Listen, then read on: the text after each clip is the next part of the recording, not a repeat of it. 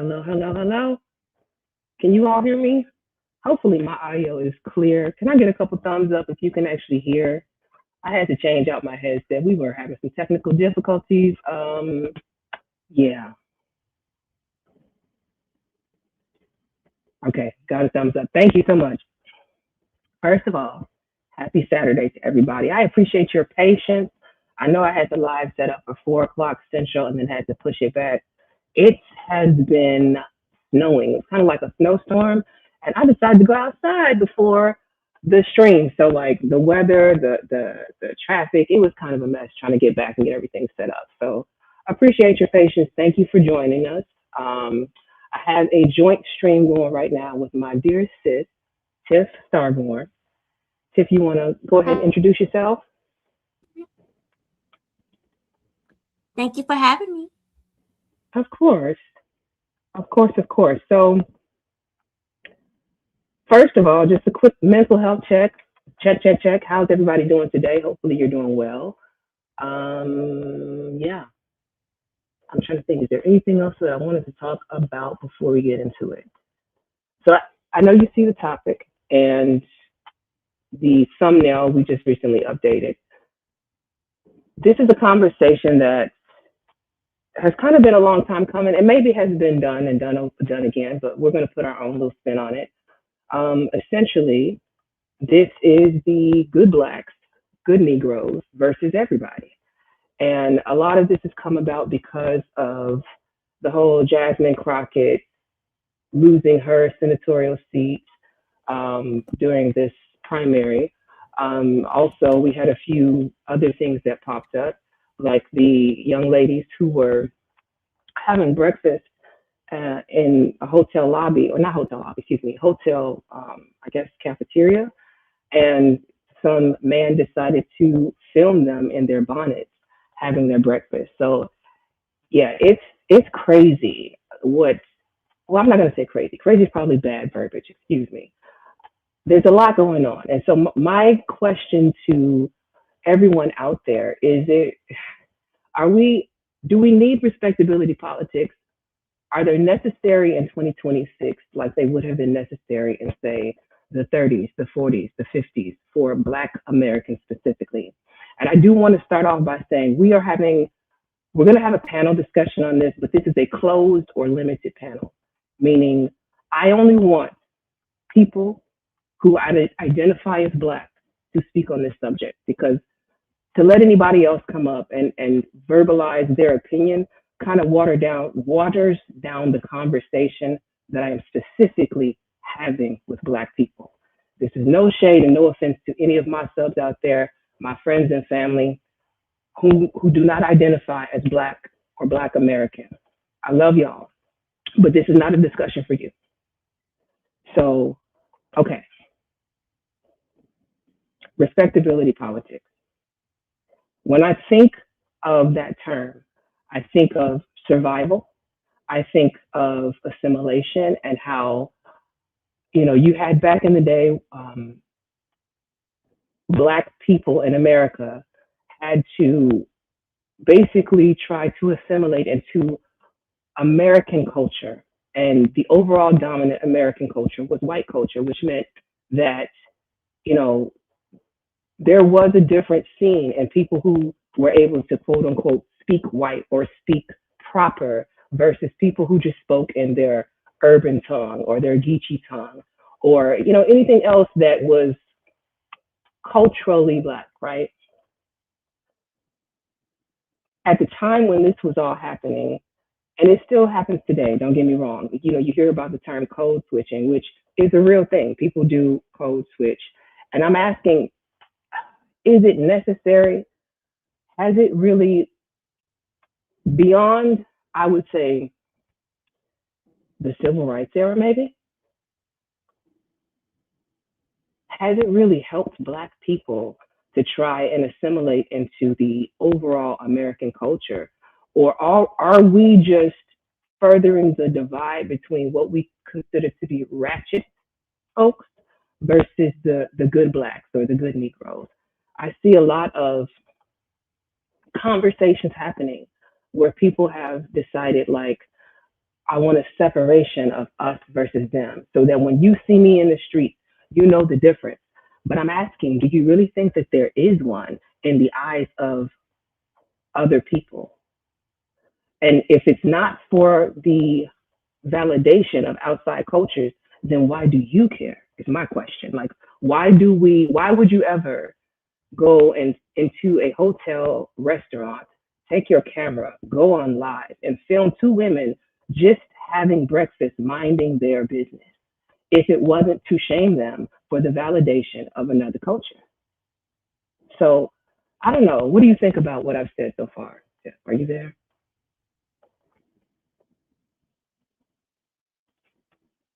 She might have stepped away. I know she has her son, so I just don't want to. I don't want to like do a lot of talking. If you want to cut in, I always want you to have the ability to cut in and say your piece. And Okay. go Am I ahead. boring? I'm sorry. I'm having connection issues. No, you're not boring at all. I hear you clearly. Uh-oh. Okay, hold on. Let me go. Let me go out and come back in, okay? Okay, while you do that, I'm going to greet everybody that's coming in because I haven't done that. Sorry to be rude, y'all, but hello, hello, welcome in. I see the cynical one is here. Zero Tats is here. Vagoda, thank you for coming through. SBK Media, thank you so much. And if you, SBK, if you can drop your link, SBK is a great content creator. He has a lot of good talks over on his channel. If you want something that's positive outside of the norm of, you know, what normally happens on some of these spaces, the Black spaces and whatnot, not to shame our people, but I'm just saying, like, I am somebody who likes the mess, but I don't like to stress over it. I'm going to go and indulge, but then I also want to find something calmer, more like intellectual, educational. I support it all is what I'm trying to say. Well-rounded. I support the ratchet and the non-ratchet, all right? Let me see who else we have. We have, of course, Tiff, who's on the panel with me right now. We have Young Reyes. Thank you so much for coming through, Reyes. And then we have, did I get everybody? Cynical One, Zero Ted, Reyes. I Said What I Said is another content creator. I would love for you to drop your link as well. I see that she does some political content. And if you're into that, I'm sure she's got some good information. And she's funny. She's a very funny lady as well. So, yes. And then I think I have gotten everybody. Thank you so much for coming through. Hit the like button if you can. And then, Twin, I'm going to go ahead and give you the chance to respond to some of the things that I said already. Okay, how I sound? You sound good. Okay, good. I could not hear you on my end, so I don't know if you can hear me. So that's why I said, let me just go out and come back. Oh, you didn't. So did you hear anything? I heard you all the way up to the part where you would ask me did I have thoughts, and it started boiling real bad. So I said, oh, it's something going on with me. I did want to add on to when you was talking about the clip of the guy walking up to those two Black women. Mm-hmm. Now it'd be different, like if they was at like an event, if they was at something where there was a certain dress code, but they're literally at a hotel in the breakfast area having breakfast, right? And the question you asked, was it about, about outside validation from non-Black people? Are we placating to whites and other races for respectability? Is basically my absolutely. Because remember, if you remember the clip, he was like, "Look at this white man," and he turned the camera to the white man and said, "Look at him. He don't got no button on." It's like he's over there chilling, having breakfast. He's not even caring. He probably enjoying the view, right? Now, what I thought was funny was he said all these white people in here, and then he panned and it was one random white guy. Oh, what the hell? What are you doing? What are we doing here?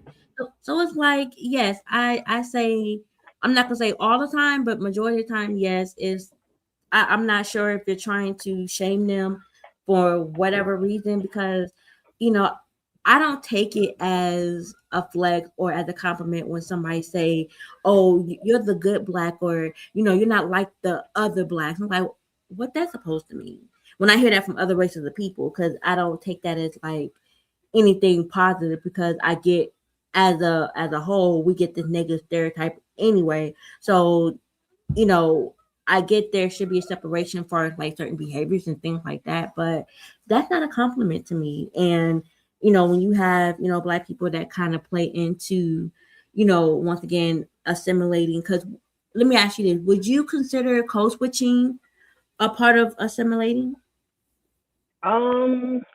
Yes, because you're not okay, yes and no. I probably would, because when I'm at work, I feel like I speak a little bit on the professional side anyway, Mm-hmm. which is why when people seem to be shocked when they hear me curse, I'm like, I got the mouth of a sailor, y'all. Y'all just don't know. But I try not to. I try not to put too many curse words on the internet, and I try not to. When I'm at work, especially, I don't curse. Now, whether that's code switching or not depends on how you look at it. It could just be me presenting a more conservative side of myself, but the conservative side is still me, if that makes any sense. When I think of code switching, I think of kind of putting on a mask and not being yourself. So I don't know how you want to define that or how you look at that. That's definitely one of the ways I look at it, and another way, because I've been seeing it here, kind of a lot, like on TikTok, where you'll have parents go like, because it's like this content where they're going up to their kids like that was raised in the suburbs and asking them to square up, and they're like, huh?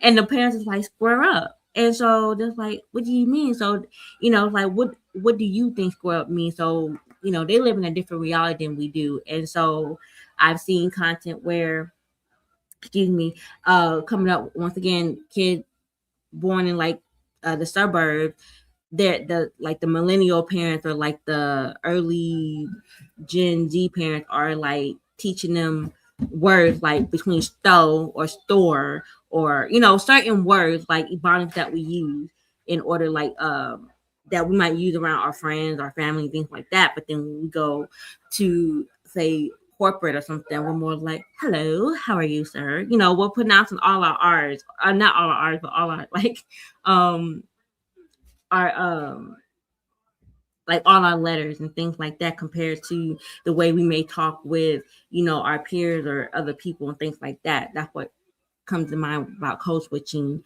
Like you said, pin on a mask and being something kind of other than what you are, in order to present a certain way. But then even once again, if we talk about the community, in the community, that's like speaking proper. They'll say, oh, you talk proper, you trying to sound white. And it's like, so talking proper means that I'm trying to sound white, or I'm just speaking quote unquote proper English. Like, I'm confused here.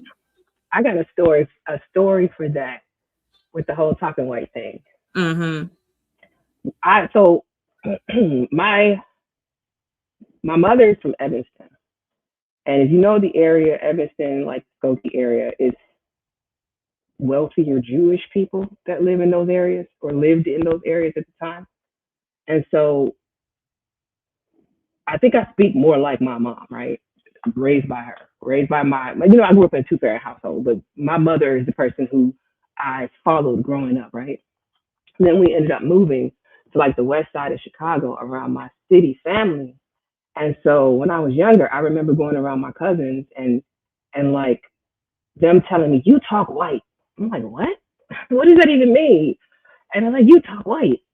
Like, oh, I can't listen to you. And that was the first time I had ever experienced somebody trying to make a differentiation between what blackness was to them.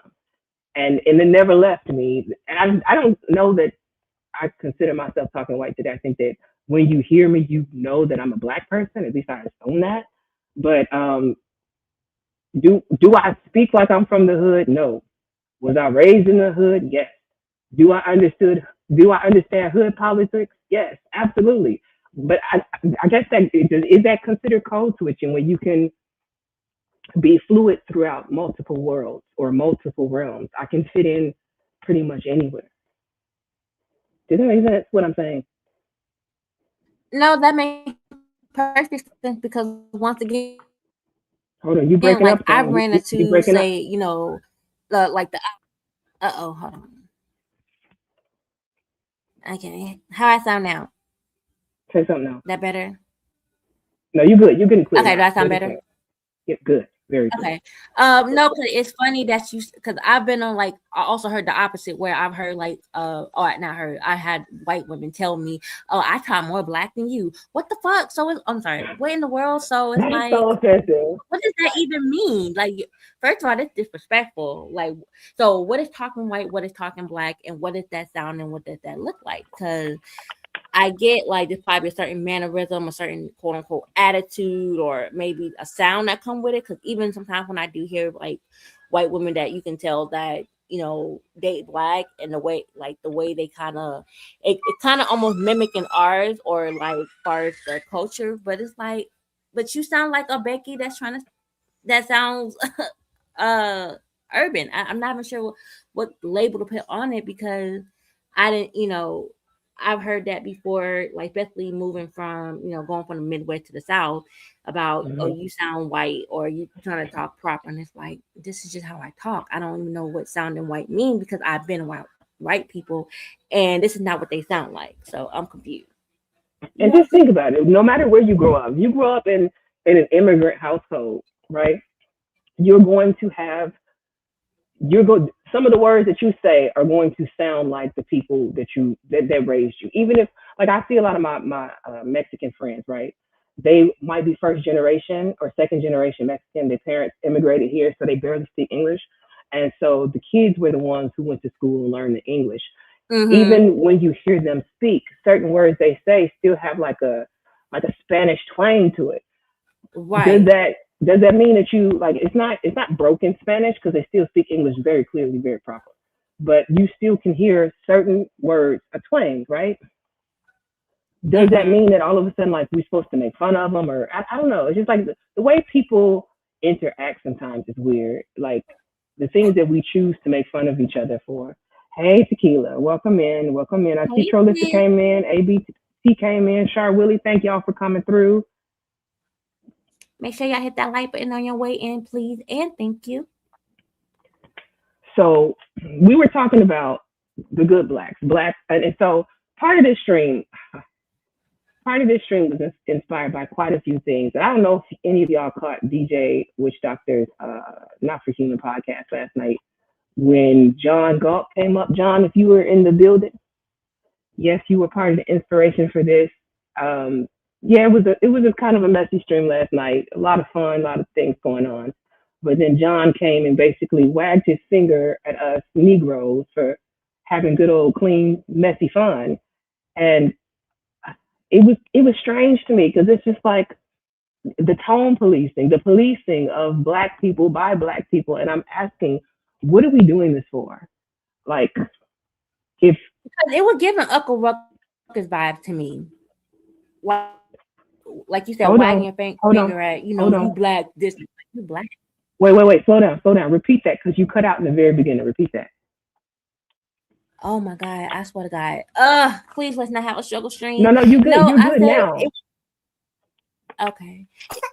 It was giving Uncle Ruckus. And like that's the vibe I was getting from him, because it was like you over here wagging your finger like you said, and you black this and you black that, and it's like, are you prejudiced or no? Because I'm looking at you and you're clearly black yourself. And then the stupid, like I feel like he was rage baiting, because some of the things he was saying, like, well, I know if, like, for example, white people don't got the rent, they got family members that will help. And it's like, so you think all black people don't have like a village or people around that's willing to, you know, like help out when needed be? Like you just act like we're all just. I'm not sure what he thinks, but once again, I feel like it's for race baiting as well. He may not believe it I himself. He think you may should be. just be doing it for content, because ain't no way. I don't know, twin. I think when people rage bait, for the most part, at some point the mask drops. Like, some way, somehow, they are not always able to stay in character. I believe that John, everything that he says, he believes. I have yet to hear, and I've only really heard him through third parties. I've never actually gone to his channel to, like, listen to the things that he said. When I have seen him talk, when I've seen him speak, it's been on someone else's review of his streams, but it's been consistent. Well, listen, you know, a good actor, you know, once they get into character, sometimes you can't tell the difference. So I'm you know, put my little hands together and say, let's hope he was. That's who he is, because you know I'd rather people show me who they are so I can just move accordingly. But you know, does he? From what I've seen, he go to panel, you know, spreading his rhetoric, and it's like, okay, so what do you get out of it? Like, do you get a nice little kiss from? Let me not do it. Let me not do it, because when Well, I start talking if about you math stuff like that, it makes me like feel like we're going back in time, and it's nothing like that. think about it though, like here's something to think about, which was said in a video that we're going to review later. Um, Black people have been code switching, respectability politicking, being the good Black person for since we got out of chains, pretty much, right? And we've been trying to assimilate into America and be the Americans that we were born as since our people were removed from chains. And what has it stopped? We still had hoses on us. We still Yeah. had dogs released on us. We were still separated into colored versus white in, Mm. the water fountains. Like these things that we talk about, everybody acts like, oh my God, that was so long ago. It didn't happen to you. You're right. I was not born into it. But you know who was? My grandmother, who was alive. You know who Mm-hmm. was? My mother, who was alive. So like not to play victim. That's not why I bring these things up.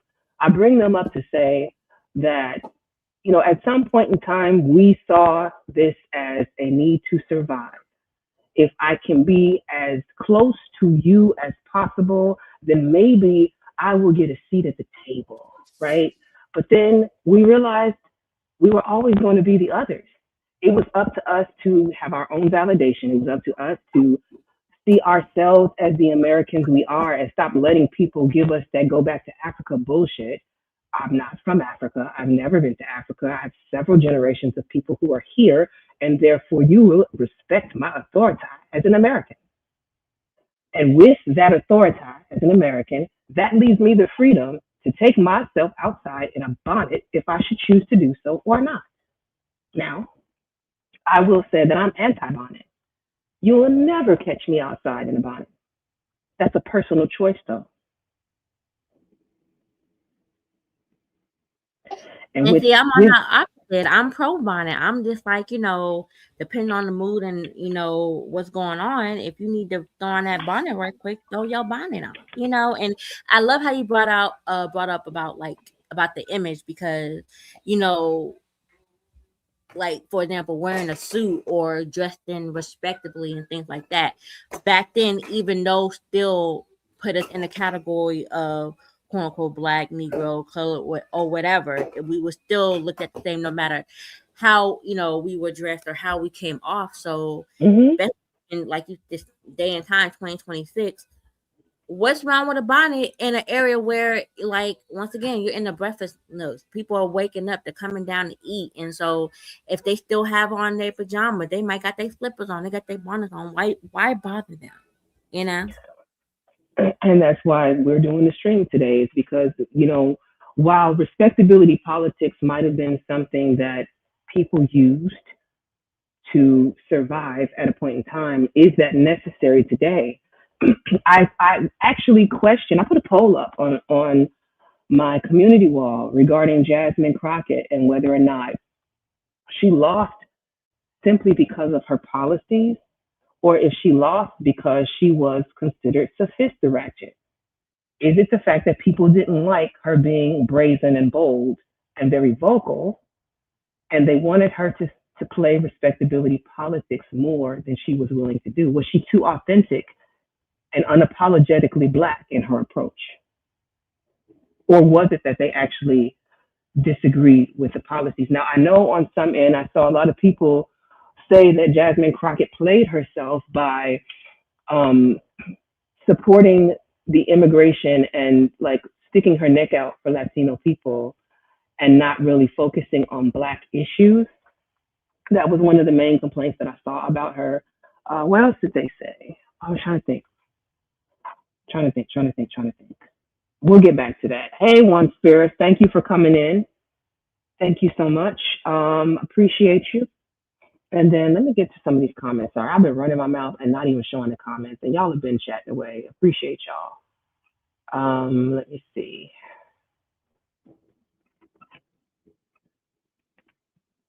And Pagoda asked that I said that there were Jews in the city that I was raised in or grew up in. I don't know what you mean by what kind of Jews exactly. I didn't really get involved with Jewish culture. I'm just telling you of what I know of the people who were living there and I believe still live there for the most part. Um, who cares what people think of us?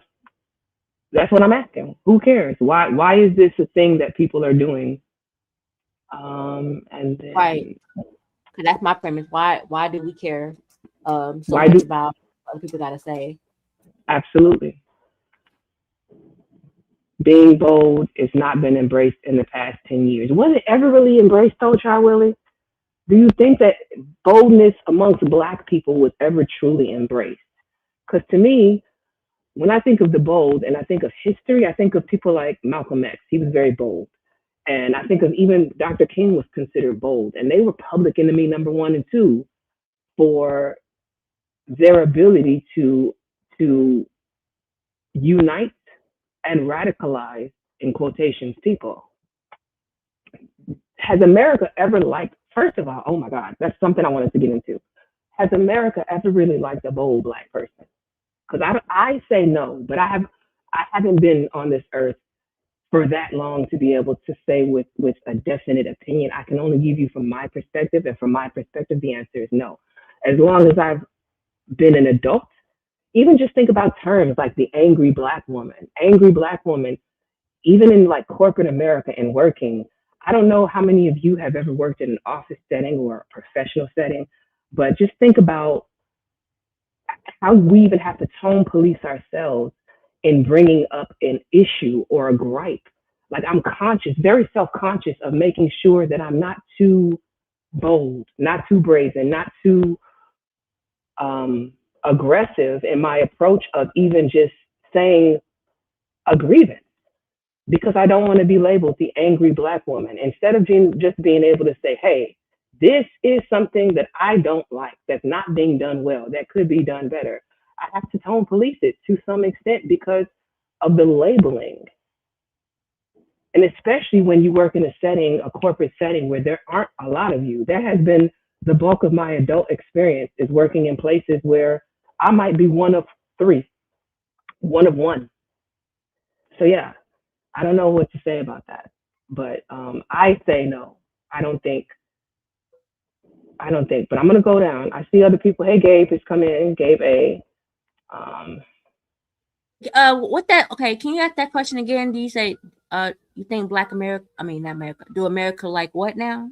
I know you does has landed. America ever has? So she said being bold has not been embraced in the past 10 years. My question is, has boldness ever been embraced for Black people? Do you think that if we had a Black version of Donald Trump in all of his Trumpness, that America would have embraced him the way that they did champion Donald Trump? Oh, absolutely not.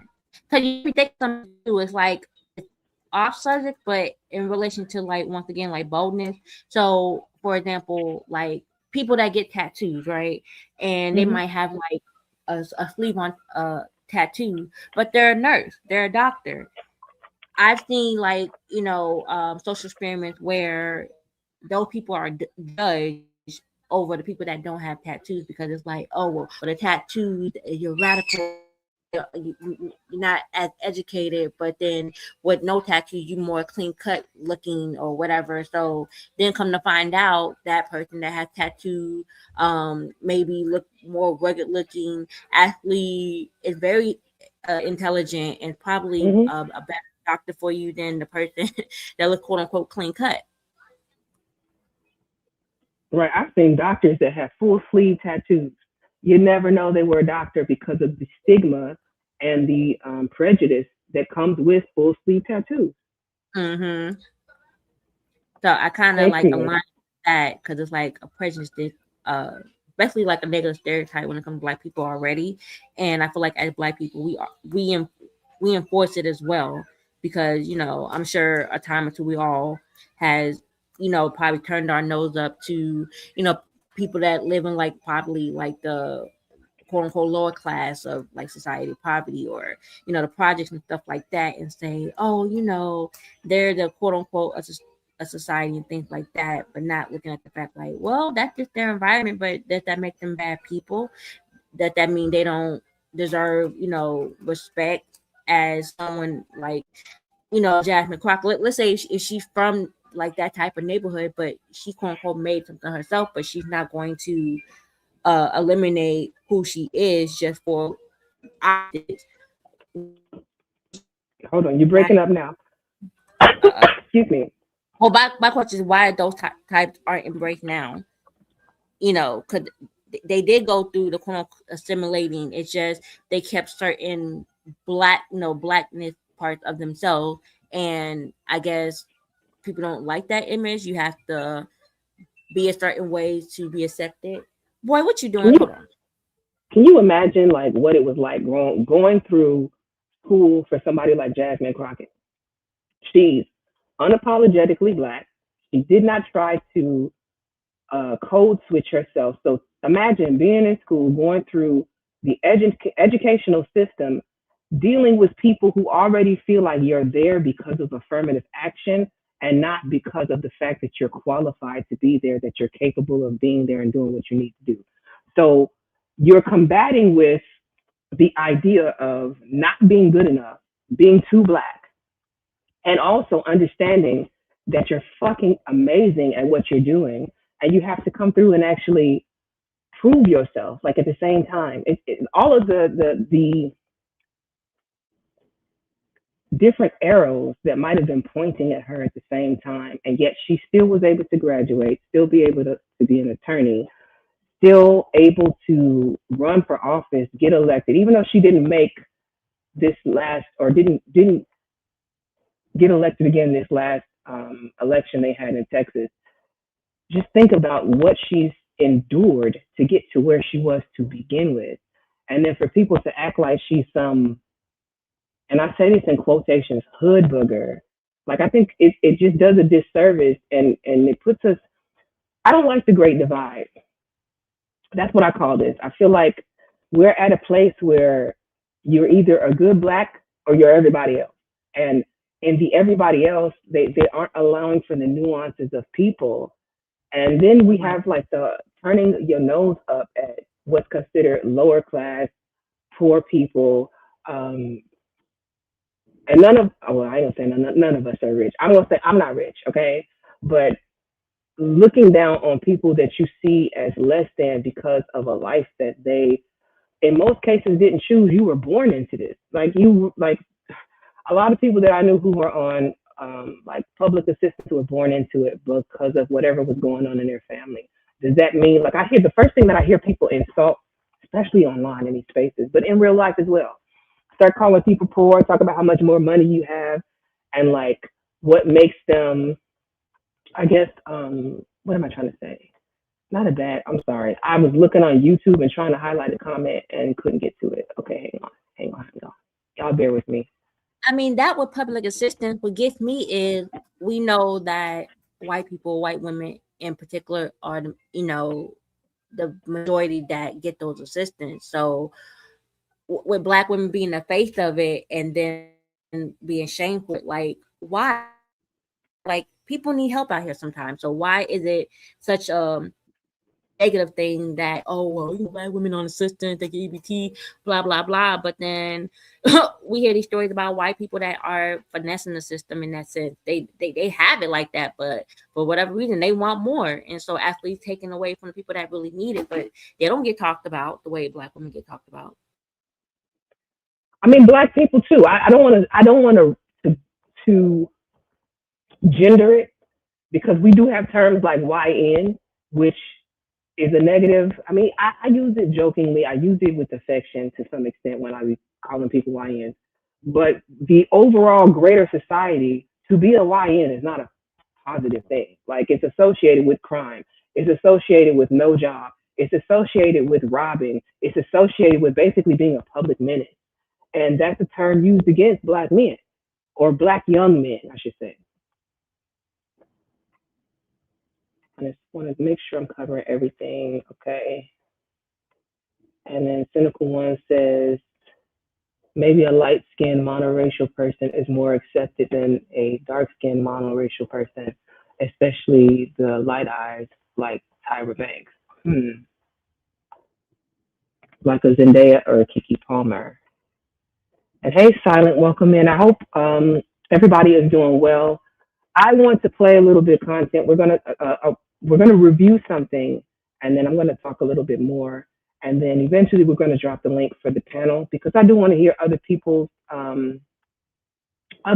opinions on this. Like, I just want you to keep in mind some of the questions that I've been asking, especially in regards to respectability politics and the necessity to have them for Black people in the year 2026. Have we earned our freedom papers to just be ourselves, or are we tricking ourselves in believing that you can be authentically Black? Is your authenticity, excuse me, y'all gotta bear with me, these words sometimes, is your authenticity going to cost you in the long run, or are we finally in a place when you can just be Black? That's what I want to know. Okay, so let me think. Do you think we should go with Monique first or the bonnet clip first? Since the bonnet clip was one of the inspirations. Well, I think Monique. What you think, Twin? I think so, and then it's probably shorter than the clip that you want to review, so we can. Let me share my screen. And make sure everybody that's coming in, please hit the like button. And if you want to, support, hey, they go to handle. Okay.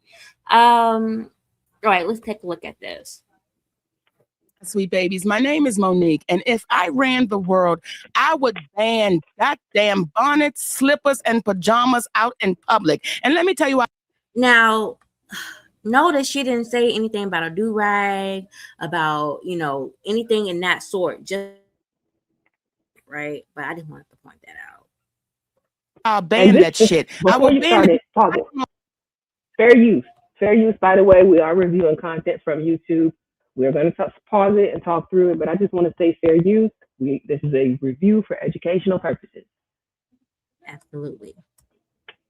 If you washed your ass or not. I've got to assume if you clean. I've got to assume if you've brushed your teeth. I'm not saying bonnets are bad. Bonnets are for home. And they're not even really goddamn bonnets. They shower caps. They can make us buy any damn thing. A bonnet is from Little House on the Prairie where they tied it around their damn throat. But that damn bonnet outside with the whole Halloween costume, you can wear that only on Halloween day. The bonnet, the pajamas, and the slippers.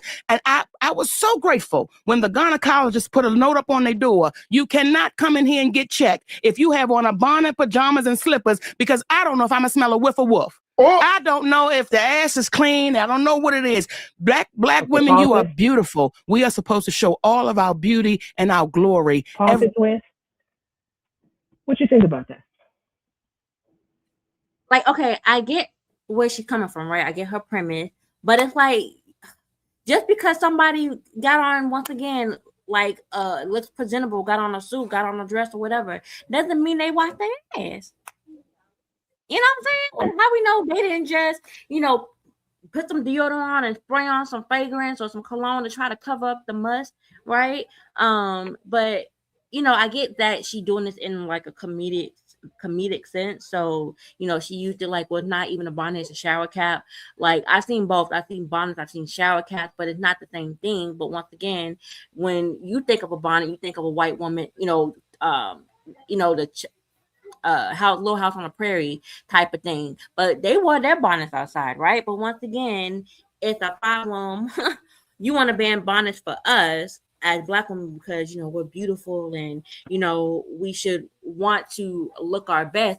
But some days, like, if you just run into the store right quick and you don't feel like getting dressed up, dolled up, or even quote unquote look like, because one thing about it, sometimes you just want to run out, get something, come right back. And sometimes, just throwing on something to make yourself presentable, that may take time. And you may time that just to run out and get something right quick. So I'm just like, once again, I'm not sure why bonnets are such a villain in the Black community. I don't get it. Well, here's the So thing. she E- ain't about even no do rag. even outside of us, right? You act like the greater society doesn't have people like. If you've been in any of these suburban areas, especially around white suburban people, I've seen them walk with no shoes on outside. I have seen them Mm-hmm. absolutely go into the schools with what looks like pajamas, like they rolled out of bed, hair matted, all greasy. Like the politicking and policing we seem to do for ourselves, but they don't do it. I don't see them really like going in on their own people in the way that we tend to do. And so, Mm-hmm. yeah, I understand there was like the gynecologist who said that people were coming into office unwashed, but she never specified that was a black thing. She said, "Wash your ass before you come lay on my table." That's a Right. given. Like that goes across the board universally. So I don't know how she made the correlation to say no bonnet, no service. Like I have to go back and actually see that for myself, or just to see if Monique added that in. But I just feel like I don't know. I'm gonna let her play some more. Let it talk. And like I agree with Brownie. She said if you have on PJ, people will assume you didn't wash. And I understand that. It's like, but once again, like if you're not worried about what people are assuming and you're just going to do whatever you need to do, then what they think don't matter in that moment. Because like I did see something here, I think it was this morning, and went off her kid at school. Now she had on a pajama where it was like up the crack of her ass, right? And it looked like that was not appropriate to, let alone be trying to like wear outside, but drop your kid off in, right? So like stuff like that I get, but just people minding their business in a sense, like like why are we so gun ho on policing each other, but like other cultures or races is not that gun hold on checking them about what they're doing in that moment, because once again you don't know what people got going on, you don't know where they're going, and how, like, even with the whole wearing bonnets at the airport, my thing is like they get on an airplane, we don't know how long their flight is, maybe they want to be comfortable, so you're telling me if they throw on one of those fuzzy little pajama pants and they bonnet, that is like a disgrace for the image of black people? I'm trying to understand. Or black women. See, Brian said I barely wear a bonnet in bed, and girl, I keep my bonnet on in bed because one of the, I was kind of raised is that it protects our hair, or at least have a satin pillow. But to me, like I slip and slide too much on the satin pillow, so even though sometimes the bonnet do slip off, I'm going to sleep with my bonnet. But it's all about, like, once again, I don't know if it's like a cultural visual, because I've seen my mom wear scarves. She'll tie a scarf on around her head, especially if she got her hair rolled and she got to go to the store right quick. Oh, she's putting that scarf on, go to the store, get whatever she needs to make for dinner, and she's coming back home, right? She ain't going out nowhere to impress nobody or anything, just minding her business, doing what she needs to do, and going home. And then, like Cynical said here, this comment: there were black women on the internet who defended the use of bonnets during a meeting. That's overkill. I agree. In an actual professional setting, wearing a bonnet to work, absolutely not. I would not expect you to do that. But in a relaxed, we're talking bonnets, but I don't want this to go over y'all's head. I hope everybody's following me. This is not just defense of the bonnets. This is not the Black Women's Bonnet Defense Force. No, that's not what we're doing. We're talking culture, right? And Black people being able to be Black without being policed. The bonnet is a symbol. Follow me along, all right? So when you go to work in your professional work setting, depending on where you work, no, you wouldn't wear a bonnet. Some people have to wear hairnets because they work around food. That's what they put on their head. Other people might wear a hat because they're a coach at a basketball game, or a coach at a football game, or a coach at a baseball game. You see what I'm saying? Like, so it would change the headdress that you wear. Now, when I go to an office, I'm not wearing either of those things. I'm wearing my hair as it is. And we'll get to the office hair politics in a bit too, because that ties into this whole respectability conversation. And then Brownie And I'm said, definitely not condoning that, because I believe also there's a time and place for everything, and a bonnet or whatever in a meeting is definitely not one of those times. So I agree with that. So trying to defend that, yeah, that's definitely overkill. and she said she keeps her head wrap in her bag when she's catching flights and traveling. Yes, makes sense. Mhm. Can't wear a bonnet or any indoor clothes outside. And now, see, I was raised the same way, man. I was raised the same way, and I agree with Brownie. She said the same thing. She was just raised not to wear a bonnet outside, and so I don't. But does that mean that you police other people's ability to have the free will to wear the bonnet when they choose to? Right. And then let me see. Zero says there's a time and place for everything. I agree with that. Comfy sweatpants versus are greater than the fuzzy pajama pants. I agree with that.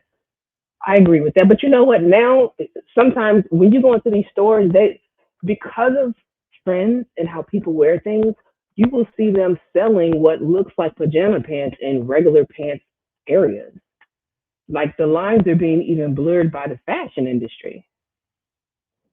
And King Picks, welcome in. I see that you've come through. If y'all could hit the like button for us, I would greatly appreciate it. I'm gonna let her go ahead and play the rest of this Monique stream. Every time we step out our houses. So think about the little girls coming behind you when you're in the store in your Halloween costume. My name is Monique. But and literally think about the girls behind. Yeah. Hold the French toast. Is that T.S. Madison? I didn't even realize that she was Yeah. talking to T.S. I just Okay, saw well, that this is like getting interesting. Okay, I didn't mean to pause That's there, a but I'm just whole layered conversation right now. That just happened. Just right now, explaining to T.S. Madison about what Black women. Okay, moving along. That's a topic for another day. yeah, we're moving along. Good girl. Yes, please. With a woof. It's unfair. You bet. Oh, shit. Hey, my sweet babies. My name is Monique. And if I ran the world. Okay, that was the end of that. So that was a pretty short clip. So, okay, so I want to go past it, but just to kind of add that in. So now, how do you feel about her? Cause I get, she's probably on her platform and probably just, she's being interviewed or having a conversation. But how do you feel about her talking to T.A. Madison and all people about Black women in bonnets? I don't want to touch that right now. No, I want to skip right past that altogether. Yeah. That again, that's a whole nother topic for another day on if So let's play the bonnet clip. So since you all have had the opportunity to see Monique and her stance and what some people are saying, now I understand saying that you look at these people and you wonder if they stink or not. I can kind of understand the point of that, but why are you even focused on that? If you're not dealing with these people that you see in these bonnets directly, if they have no impact on your life, if this lady walks past in her pajama pants and her bonnet and never crosses a direct path with you, what does it even matter? Why does it bother you so much? Because to me, I'm wondering, is part of this some internalized hate? Are we home policing so much because we got to wag our fingers at somebody and you're going to look down on the people that you see as less than you, which is Miss Bonnet minding her business, probably on her way to Miami.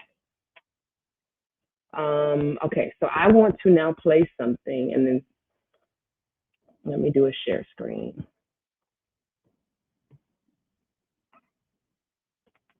And then King Pick says his thing is that his parents never let him outside with a bonnet or a do-rag. Mine didn't either.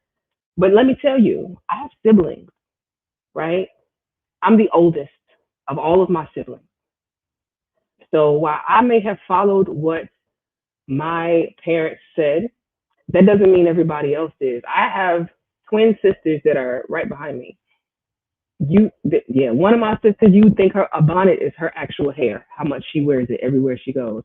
And I tried to say, hey, you know, we weren't raised to wear this. Like, what are you doing? Why are you not wearing your hair out? And she basically told me to mind my business. What can I say to that? Like, at the end of the day, I can try and pull you back in as well, but she's grown. She can absolutely do what she wants to do. So let me see. Share screen. And we're going to share audio.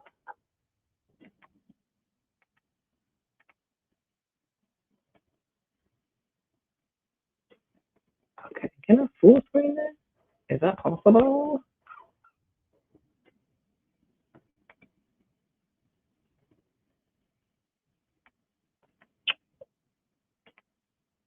And I see Tay Tay has come in. Hey, Taylor. And DJ Naff, welcome in. Welcome in. Appreciate you both for joining us. Hopefully you hit the like button on your way in. We're talking good blacks and respectability politics, okay? And you said it's not internalized hate. Representation matters. All right. When I drop the link, Taylor, I hope you have some time to come up because I do want to hear your opinion on this as well. I did say that this is going to be a limited panel, meaning I only want people who identify as black to come and speak on this matter. It's just one of those issues that everybody is welcome to listen to if you are here, and I appreciate you being here, but the only voices that actually matter in a conversation like this are the black voices. Amen. Okay, hold on, I'll take this on mute. I might have to refresh it. Let's see.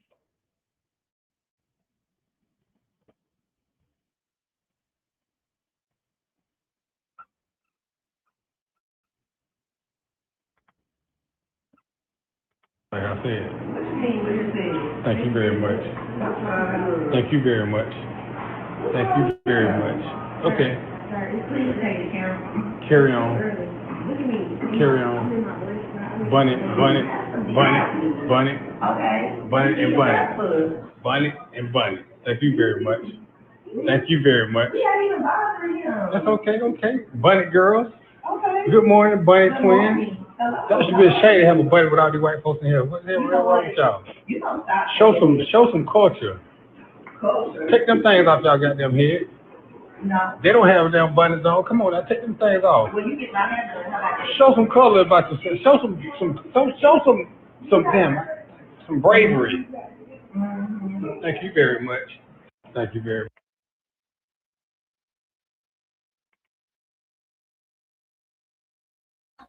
Now, see, that's some weirdo shit.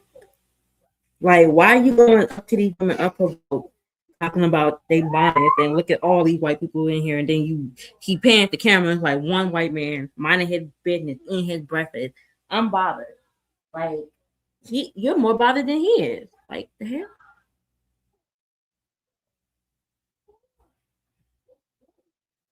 hell? Candy? Oh, she went on mute. Oh, my bad. I'm running my mouth. See, you know what? That was the universe slowing me down. Okay. That was the universe catching me and slowing me down. I appreciate that. Good looking out. Okay. What I was saying was, he panned over to that one white random person in there who was minding his business with his back turned, not paying any of them attention because he was doing what? Eating his breakfast. The same thing you could have sat down and done instead of pulling out your phone, going live and streaming two people minding their business eating breakfast, right? Now, granted, watching this, I couldn't tell. I have to be honest here, moment of transparency. I could not tell whether or not this was a skit or whether or not this was real, to be honest with you. I didn't see the origin video. I've seen it uploaded several times over, but I don't know where it actually came from. What makes me question whether or not this was a skit for content was the young lady with the black bonnet. Like, her response to him wasn't as heated as I think it probably naturally would have been. Like, even in the, well, you gonna pay for my hair? And like, I don't know. It seemed like, I'm gonna be honest, if you filmed me in public without my permission, I wouldn't have been so nice. Nah. I'm about to say, because like, he was real bold to just go up to two random women and start recording them without their permission. Like, I'm surprised, you know, they didn't get as irate as, you know, a little bit more irate than that, because I'm sorry, my mouth would have got the flowing. Ain't no way. Well, here's the And thing. How do you shame them for wearing their bonnet and pajamas in public, and then you turn around and make that content for the entire internet? Now they're in public over the internet. Like, make that make sense. mhm. And it definitely was, because that's what I mentioned before, Keyshawn. It would give an Uncle Ruckus vibe, because it's like, look at these black women here in they bonnets. Look at the white man. Look, white man, these women in they bonnets. You see what we got to deal with type of energy. Like, sir, if you don't go get your little muffin and your banana and your orange juice and go sit down somewhere and eat. And that's the question. That was my thing. Why is he performing for whites? The white man wasn't concerned. That man just wanted to have his coffee so he could have his morning. Like, listen, it was just crazy to me. Look at all these white people in here, and there's one dude with his back turned to you, Literally. unbothered.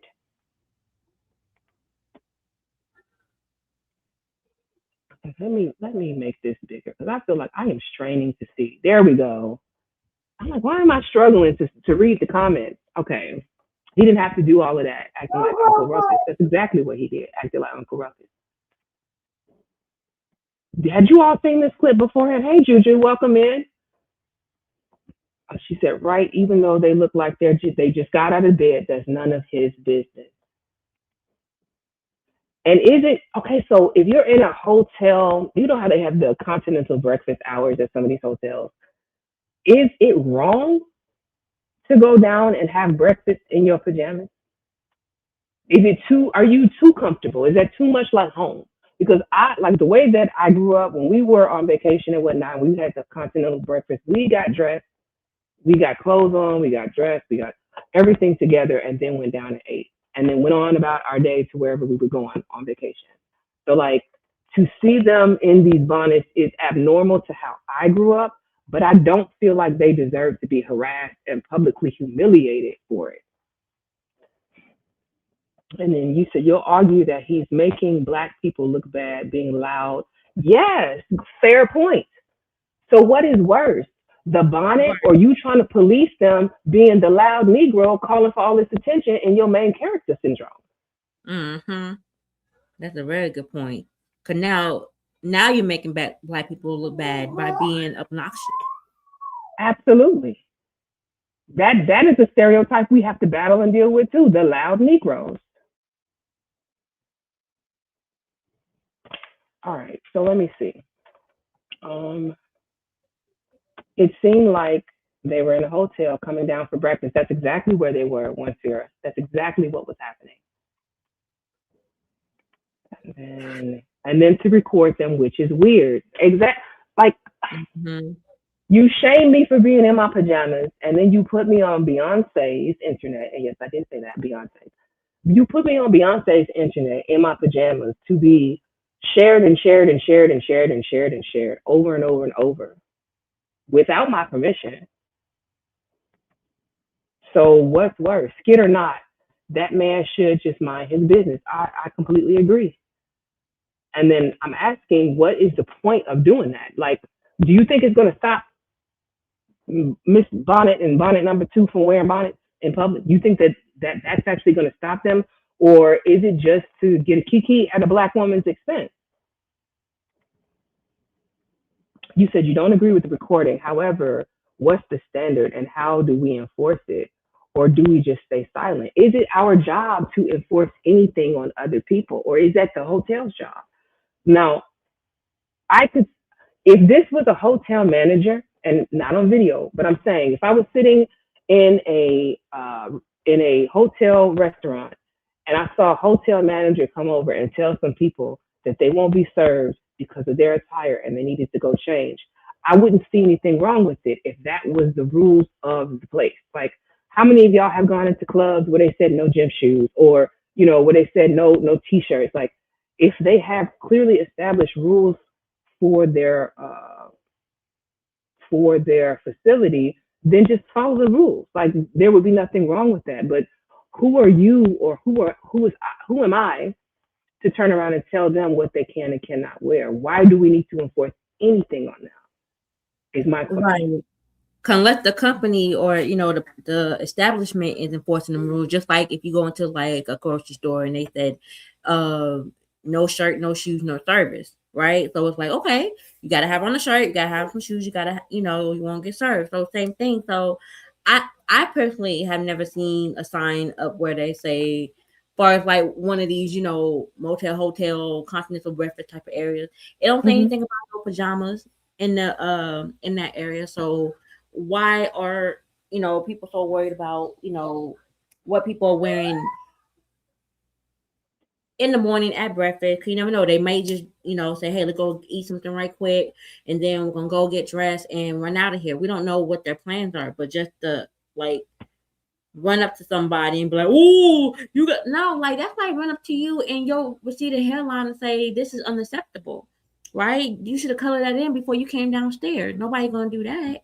You feel offensive if somebody came and do that to you. So, and to me, when I would think about bonnets, I look at it also as sometimes maybe a form of protection, because you never know. Somebody might get their hair did up nice or whatever, and they don't want to, they don't want to get it messed up or something going out right quick, or even the opposite. Their hair might be looking tore up from the flow up. They might need to get it done. So instead of, because they might not wear wigs, so they might just throw on something right quick to cover their hair. We don't know, but it's just far as the standard.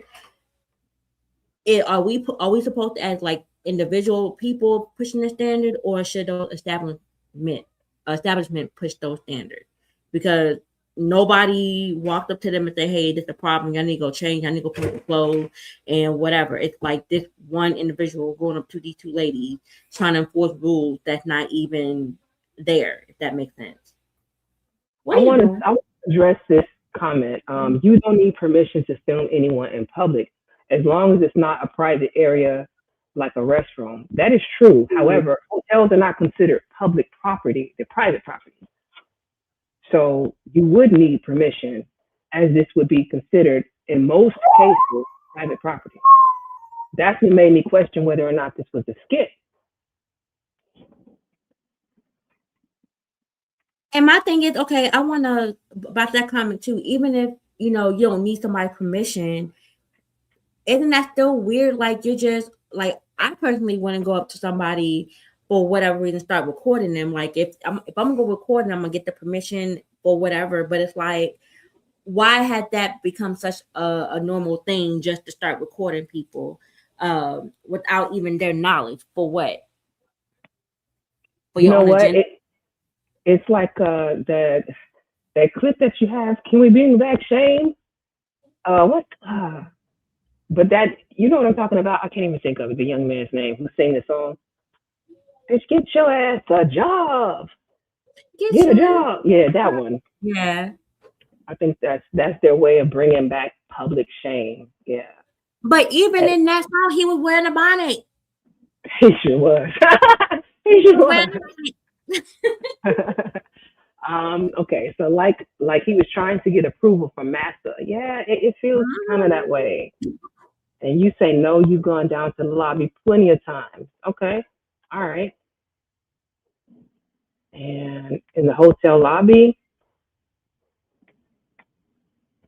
you think he's either a yag, or you think he only dates white women? That's an interesting take on it. I would like to know why you say that. Why do you think that that's his MO, Silent? When we drop the link, I definitely want you to hit the link and tell us why you think that's the motivation for doing that. And we want to keep saying mind our business until we want or expect other people to get involved on our behalf. You can't have it both ways. Okay, now, I definitely want to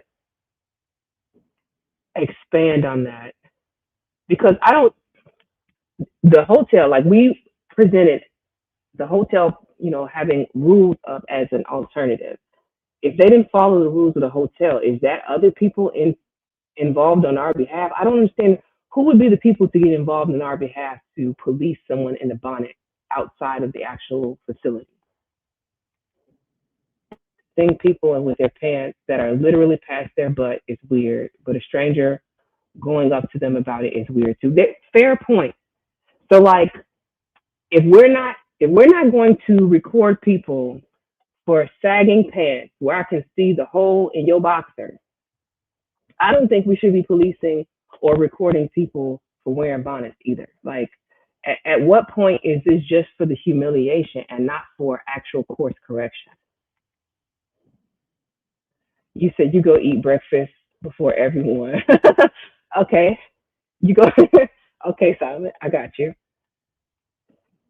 It's more the norm now to go enjoy a continental breakfast in loungewear. Okay.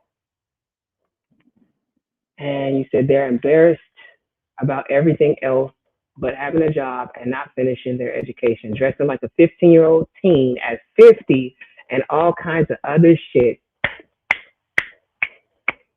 Snaps, all right? You said, what's wrong with making that noise? Everyone here does that. I don't know what you mean, that noise. I might be behind. He was out of pocket for recording them. I think we all agree there. Yeah, recording, like, just don't do it. Just don't do it. You think, I am thinking, mind your business. Unless it's a dress code, keep it moving. Yeah, okay. Y'all bear with me. I'm trying to get caught up on the comments. I appreciate you all being here. If you wouldn't mind hitting the like button for us, if you want to share out the stream, we definitely want to get into the algorithm, get some eyes on this topic.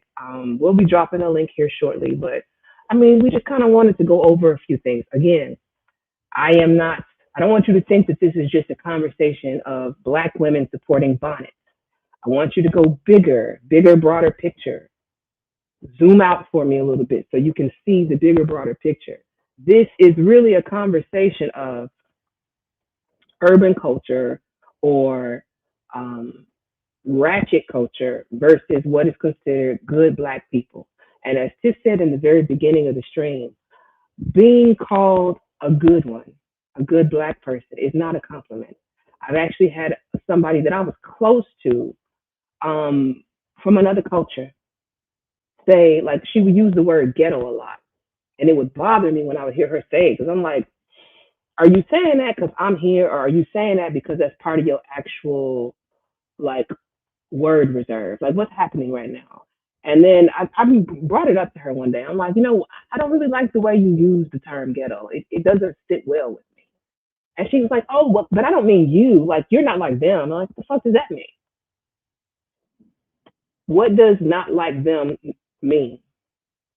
Because to me, you're trying to other me and make me a token, and I ain't nobody's token.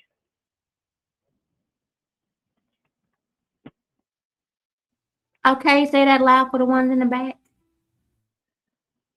He said, if a stranger's like that with me, I'd question their mental state, because people who are sane don't act like that. Very true. When did we get so comfortable going out in public with our PJs? But that's my thing now. It's not just us. If you look around, everybody is outside in their PJs. That seems to be what has happened with modern society. Look back, just think about it. I told you all the story probably some streams ago of going through my great grandmother's photo albums and looking at the clothes that they wore back in the day. My biggest regret, outside of the fact that I never got to meet this particular grandmother, this woman, was the fact that she had a banging ass wardrobe. Everything that I saw her in pictures in was like, man, do y'all still got this? Does anybody have this? Y'all didn't keep her closet? How did you do that to me? I feel robbed. But people back in those days wore different attire. It was not uncommon for men to wear suits on a regular basis. Are y'all wearing suits today? No. Not unless you go into some specific situation that calls for it. Exactly. You said he just be saying anything at times, okay? Or could you say red pill and have been influenced by these dudes on YouTube? No, I mean, I'm not going to say anybody who says that what those women are doing is wrong is red pill or influenced by YouTube. It could just be the way that they were raised. Like I said, I am anti-bonnet in public. Personally, though, I would never walk up to another black woman and shame her and tell her what she should and shouldn't be doing. First of all, I would expect to get cussed out because I would cuss you out if you came up to me all in my business like that. No. Society is made up of several groups of people, white, black, brown. How a group is perceived by a small few can affect the entire group. I don't disagree with you there, Nav. I don't. I do believe representation matters, but I believe also in being the change that you want to see. You be the representation, right? Like the small, I don't know. I feel like we look at ratchet culture, urban culture, these people who are unapologetically black, and we associate all of the negativity that we can think of to these folks. And those are still our people. Like those are our cousins, or they're our family members. Hell, in some situations and cases, they were us at one point in time before you might have got a little money, right? So I just feel like I don't even know how to say what I'm trying to say. I'm gonna come back to that though. So basically, I'm getting out of that I need to start going up to these men and questioning why they're not wearing suits. Excuse me, sir. Why are you wearing slacks? We need suits. Wait. Say it again. Why they're not wearing what? Wearing suits. I'm gonna start going up to black men that's wearing jeans, slacks. If they're not wearing professional attire, I'm gonna have to get a reason why they're not dressed up to code, right? So if you're in the grocery store and you're wearing some jeans, I'm gonna walk up to you and be like, "Why you don't got on a suit, bro?" Like, imagine how that's gonna look.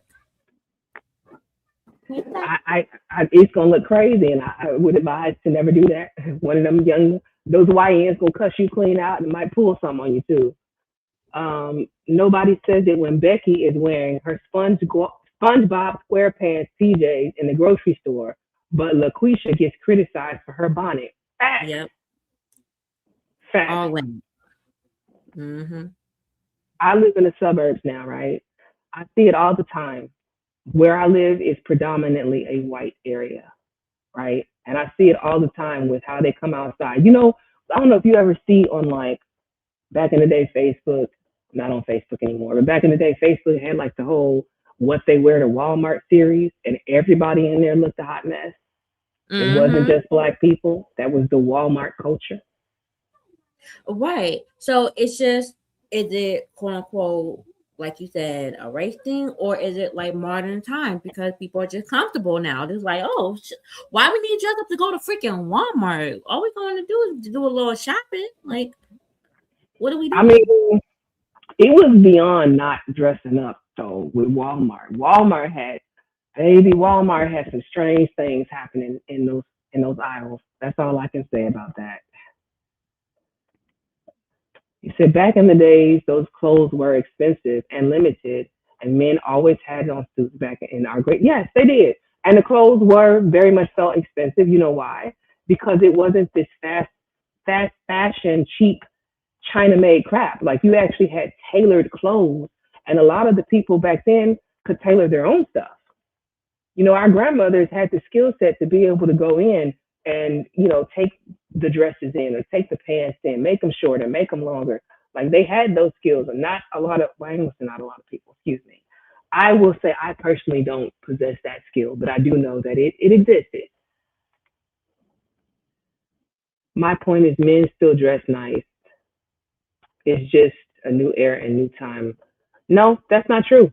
Because if we're going to, okay, I'm not going to say all men, of course. I'm never all anything on this channel. But I will say, if we're going to point out the minority of people who think it's okay to wear bonnets in public, then we also have to point out the minority of people who don't feel like sagging their pants is a problem at 40 and 50 years old. Really, it's a problem in your 20s too, because I don't want to see your drawers. I don't care that they're Calvin Klein. Right. And I don't think the point is, or we're denying that men don't dress nice, or nobody dress nice any days. I think the question raised here is, should we be policing people that's not quote unquote dressing nice in public, doing regular things? Because you know it's so crazy. Okay, if we're going back and forth on when it comes to Becky and LaQuisha. So there was at one point like videos popping up of this white girl, and she's dressed in nice. She had on like she's always dressed in like a nice dress and always wear heels. And I guess basically she's showing us that people judging her. So it's like there's a camera on her, but then of course you're looking around and people just staring at her, giving her look. And It's of course, because she was dressed up. Is that what you're saying? she was dressed up, right? And people like, and it was a mixture. Some people would just dress regular. They had on like jean t-shirts, or they quote unquote would dress nice, but not like how she would dress nice. Or you had people that just dress however, but she was getting like this stank face, like, oh, who she thinks she is? She got on heels and she got on this like little dress and just minding her business. But the look that she was getting, once again, if it's about images, everything, why is quote unquote her own people looking her up and down? Like, why is she out here in the mall dressed like that? Right, a place where you go, you're walking and you're going to in and out of stores. So you would think you want some comfortable shoes on, but no, she said, I'm about to wear these heels and I'm gonna look nice. But the look they were giving her, maybe I can go find that right quick to kind of just show you the difference in like reaction that that she was getting. And then here's a fair point that Silent made. He said he needs to go up to some YNs and tell them to pull up their pants and see what happens. There you go. Why are you bothering these black women? If you had seen some YNs in there getting their breakfast with their pants sagging, would you have done the same thing? My guess is no. I would say no. You walk right past them and let them live. And then May says, I prefer to be in orderly, decent places. If I see stuff that bothers me, I just realize I need to move around and likely check myself, step up my game. Water seeks its own level. And there's nothing wrong with that, man. If you decide when you're in a place like that that you don't belong, again, Walmart. I gave that as an example a little bit ago. I don't shop at Walmart. I don't go through Walmart. I do have a Sam's Club card. I will go through Sam's Club. Now, granted, they're different, but kind of the same. But you don't see streams of people in Sam's Club, or at least I haven't seen any streams of the chaos that comes through Sam's Club, because you got to pay for that membership. And the folks that are walking through Walmart with the things that I've seen are not paying for Sam's Club memberships. Nav says y'all have no idea what those white dudes be saying to or about those white women. That conversation has nothing to do with us. I mean, I don't care what those white dudes say about white women. That's the point. It's not for, like, those women should have the ability to wear what they want to wear. If those are not your cup of tea women, don't focus on them. Move around to the ones like May, who says she's going to go somewhere else. Go somewhere else with her.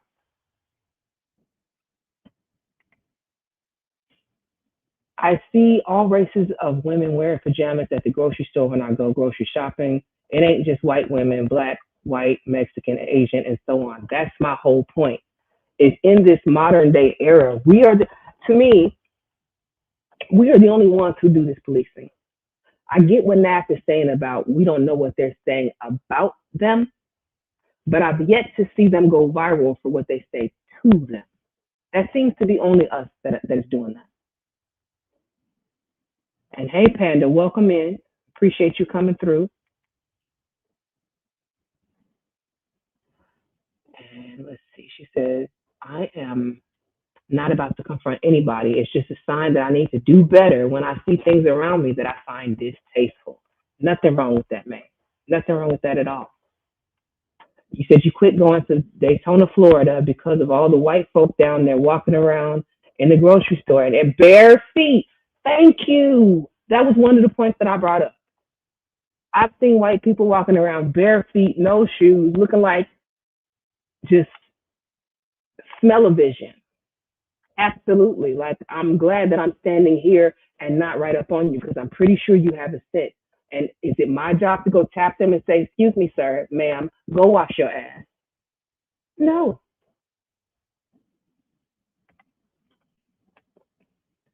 And that's where the term dirty foot comes from. If we're going to be honest, man, I know you've heard that. I've seen these women at work who dress real nice versus the ones who threw something on. They look at her like a problem. Yes. And here's the thing though. From personal experience, I can say if that woman continues to do what she does and people see her grow and the response that the company has with her being dressed nice, those women might be influenced. Oh,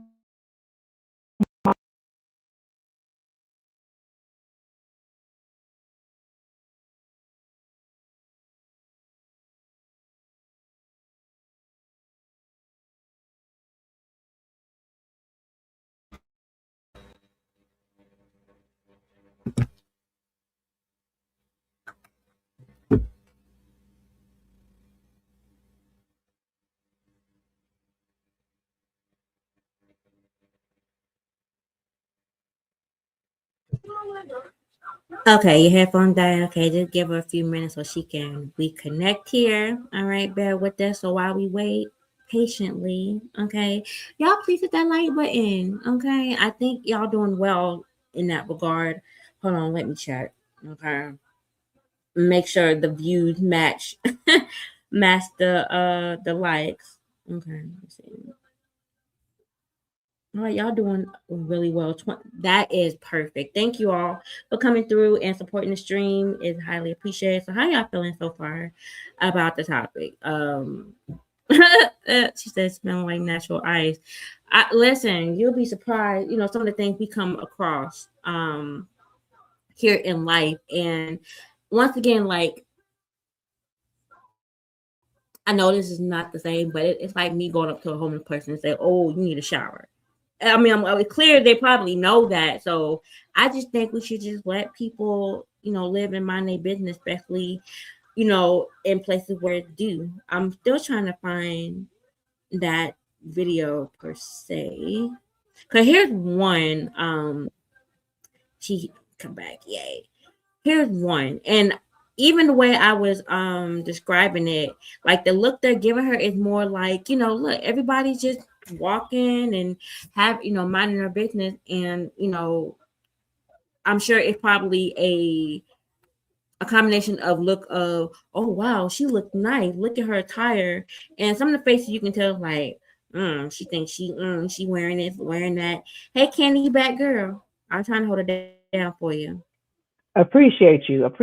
My AirPod died, and so therefore, I use an AirPod with a Windows computer. AirPod tells you it's dying as it's dying. That's one of the things I hate about it. But my other earbuds broke. The ones that I normally use to stream, so I have to get some new ones. That's long story short.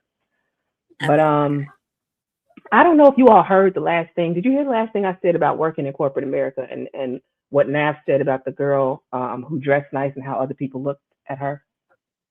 I heard you, but I wasn't sure if you were done or like you got cut out. It sounded like you got cut out toward the end.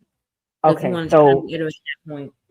What I was basically saying to Nav's point is that yes, I have actually personally experienced being in an office setting where you're the one dressed up, right? Like you're the one kind of coming in there looking the way that you look, and other people were relaxed.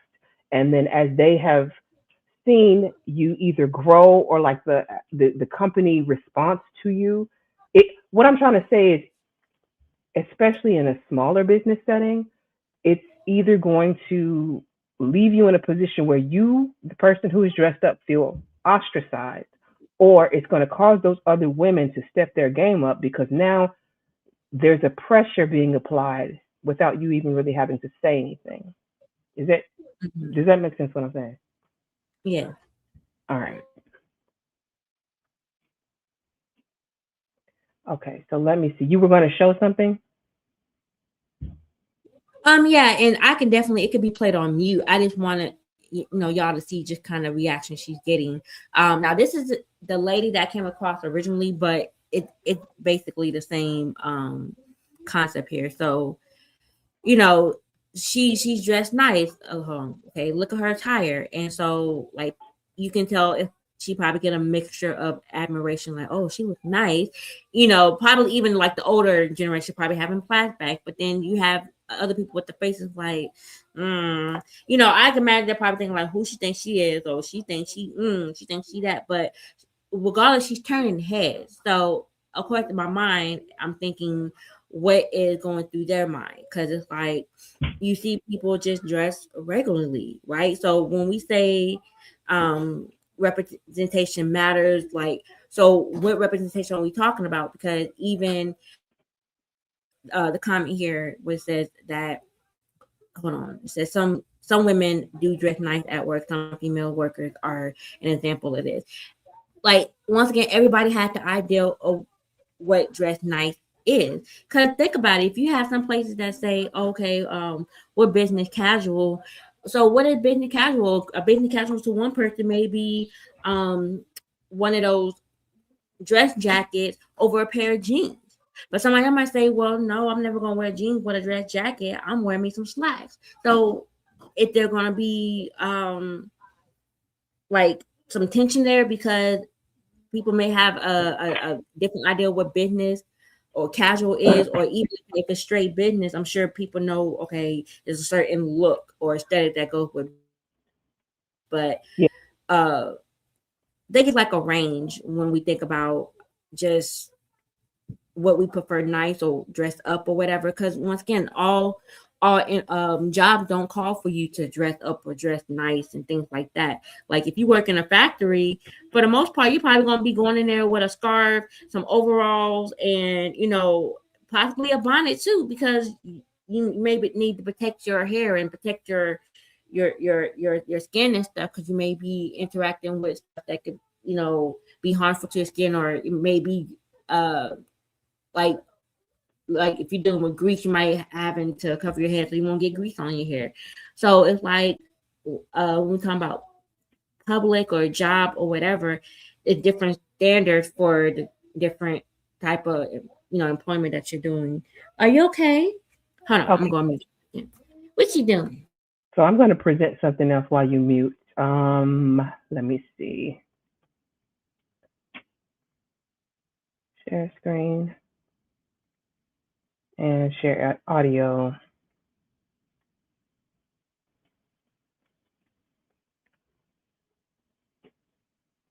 And she showed that comment. My bad. I'm trying to get caught up, y'all. Again, my headphone died, so I had to go ahead and reset and reconnect everything real quick. You said, how do we build a community without common goals and standards that everyone is just minding their business? That is a good question. And I would like you to pin that. And when I drop the link, ask that on the channel or on the panel, because I would like to get other opinions on it as well. I'm gonna have to think on that answer. So are we talking about community overall in general, or just for the community we live in? Because once again, one community may be okay with a certain look and another community may not. You know what I mean? Because to me, when you ask a question this way, it almost makes us monolithic. It makes us sound monolithic. And I know we all, as Black people, understand that that is just not the case. Everyone within the culture is not part of the culture, because there's subcultures and everything's different. What's going on in Texas, in Houston, is not the same as what's going on up here in Chicago. It's not the same as what might be going over in Cali. It's not the same as what might be going on in Atlanta. You know, everything's different. We may have a lot of similar traits because people travel, and so culture travels and it catches on in different places, like with the whole line dancing thing, right? That was that everybody with the fans down south, and then the fans made their way up here, and then the fans made their way to the east and the west. But that doesn't mean that we are a monolith. Okay, let me see. He said he learned that early in his career as in the military. And you said she's giving I'm rich and better than you need to cross the street type of vibes. I mean, I thought the video Tiff showed, the lady, like, I'd have turned heads looking at her too. I thought that outfit was stunning. But would I have worn that just walking down the street? Probably not. That would have been something like for a specific type of event, but I mean, kudos to her if she can do Mhm. that. I mean, I didn't look. Yeah, that Right. was cold. I see outfits like that. I'm one of those people like on Instagram. I use my Instagram for a lot of things, mainly like to laugh because I find a lot of things Mhm. funny, and then I use it for like workouts and like eating right. Like my whole thing is health focused. But then what I actually consume is content on there. I like a lot of these well dressed women. I ain't gonna hold you, stunning. Let me see. Right. Absolutely gorgeous. But like me, just put it on that. Just like I said, depending on what's going on. Like if I'm going somewhere where it causes me like dress nice, yeah. But if I'm just going out and about, that's not gonna be my tire type of thing. Yeah, I would. Let me just put it like this: if you ask me to a Bulls game, that's not what I'm showing up in. You know what I'm saying? A time and a place for everything. As great as I think she looked in that, that wouldn't be what I'm going to wear. No. May says, DJ Nash, believe you can. Some believe you can create your tribe rather than assuming everyone the same race owes us something. I agree with that part, May. Create your tribe. Okay, they're both are business casual. Only when people start trying to bend the rules to change the standard, and that's why they have. That's why most jobs do have a handbook and rules. They outline what they consider to be business casual, and you're supposed to operate within the realms of whatever they have outlined for you. Unfortunately, with human beings, people are always going to press the envelope. They're always going to test boundaries. It's up to these facilities to start studying them in downtown Chicago. Some of these areas now, like is it STK? STK. I think that's the name of the restaurant. They have really good crab cakes, by the way. Let me see. Not typing. Why is them not moving? Yeah, STK Chicago. They did kind of the same thing that the Carnival Cruise Line did, which is where they came out with a dress code that kind of seemed to attack urban wear. Like they don't want you coming in there anymore with certain attire on. Now people like it was an uproar. People had like a lot of discussions surrounding it, like are they targeting black people, blah blah blah. The question is not just are they targeting black people, but is it just that they just don't want a certain demographic within their restaurant, and is that a right thing for them to do? Like I don't know. Yeah, it just depends. I don't know. That's something you're gonna have to think about because people were pissed at Carnival for the rules that they enforced, but I, I don't believe in no boundaries. That's not what I'm saying. I'm saying that it's up to the facility to set them and not for us to personally police. That's just my personal opinion on it. General questions. Has there ever been a bottom line, no question standard? You think there has been a bottom line though? A standard? I don't know. I don't know about that, Nav. I don't know that I agree with that part. Okay, let me go ahead and play this video. I'm going to take this down.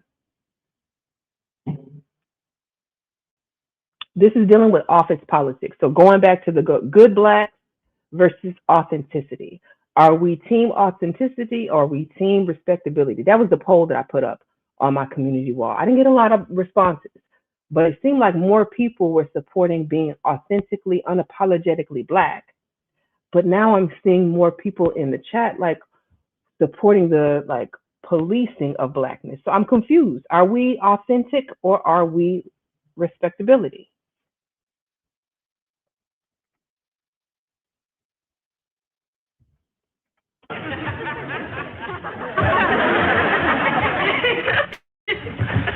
How long is Cal going to keep us waiting? First he calls a special meeting and then he's late. He's learning.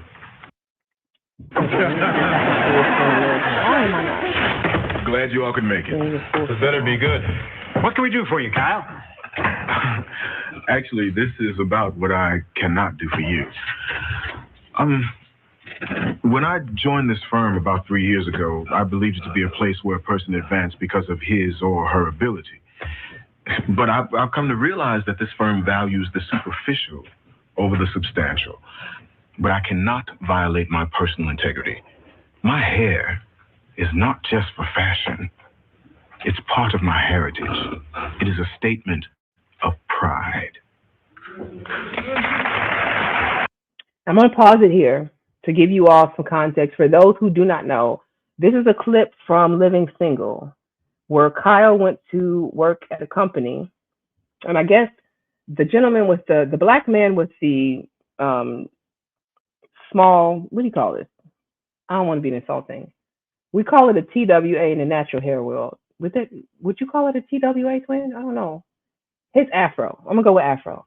So the black man with the afro, clean cut, no locks, basically told Kyle that he was going to need to change his hair in order to fit in at this company. And so Kyle was deliberating whether or not he actually wanted to stay or work at this company because of the fact that it seemed to him that they were not accepting fully of who he was. Are you hiring me because of the hair, or are you hiring me because I'm an asset to your company? Especially when the rest of him is like professional. As you can see, he's wearing a suit, he's wearing the attire. He has a bit of his own flair, his own style. It was the 90s. But yeah, I'm going to play a little bit more of this unless you want to tap in, twin. A statement, by the way, which could show our clients that this firm is not only progressive when investing its money, but also progressive when investing in its people. So, gentlemen, whether you decide to promote me or not, I will not change my hair.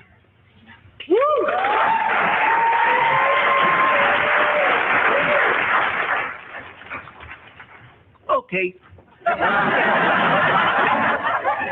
That's it? Kyle, we resolved the hair issue this morning. When Lawrence brought it up, we were concerned, but after some discussion, we came to the conclusion that you have just so eloquently stated. If we'd wanted to bring it up to you, Kyle, we would have.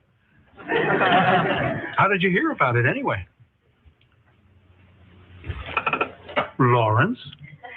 Well, you know, I feel it's not in keeping with the company image. You really need to loosen up. We were going to save this for the board meeting, Kyle, but we're going to go ahead with the project and promote you to funds manager. All right, so this clip is exactly what today's discussion is about. You had the good black, Lawrence, setting Kyle up so that he trims his hair, gets rid of his locks, and assimilates to what Lawrence has determined is the proper way to be a black amongst the whites. And here in this clip, it showed you that they're like, nah, we're okay with you being yourself. We were going to promote you anyway. And Lawrence didn't even go back and tell Kyle, they're not tripping over the hair. You can do what you want. So then that's why I asked the question, is some of this respectability politics that we push onto each other, is this a form of hating? Right, because it feels like he almost is not saying sabotaging Kyle, but forcing him to feel like what he felt like he had to do to blend in with the company and their image.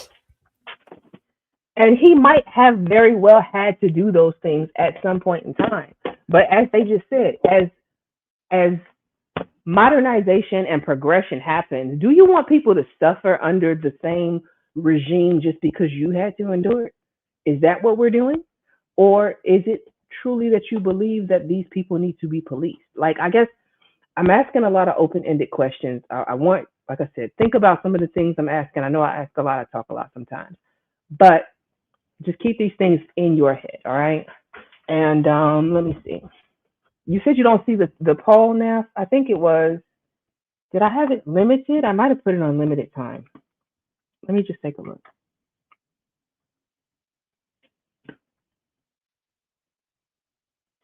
Post.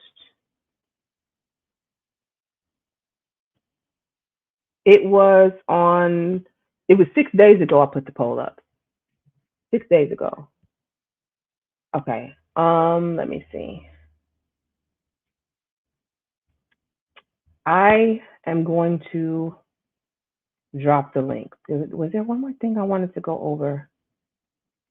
I want to talk about the Jasmine Crockett thing. I don't have anything. Oh, okay. There is one more thing that I do want to play, but I'm going to drop the link and we can do this as a panel discussion. All right, because we're already an hour, almost 2 hours into it. So 1 second.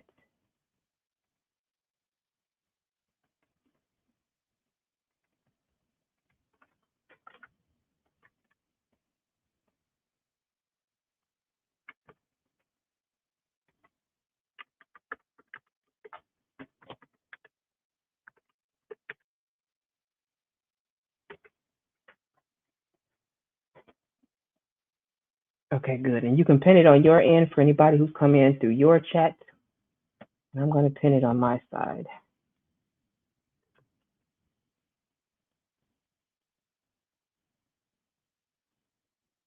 Oops. And I accidentally hit the link trying to pin it. Give me just a second because I'm not coming in StreamYard twice. You know what? Let me just do it from the computer. Because clearly I'm fumbling that. Okay. Where did I do with it? Okay, let me stop sharing. Actually, no, it's fine. Where's the link?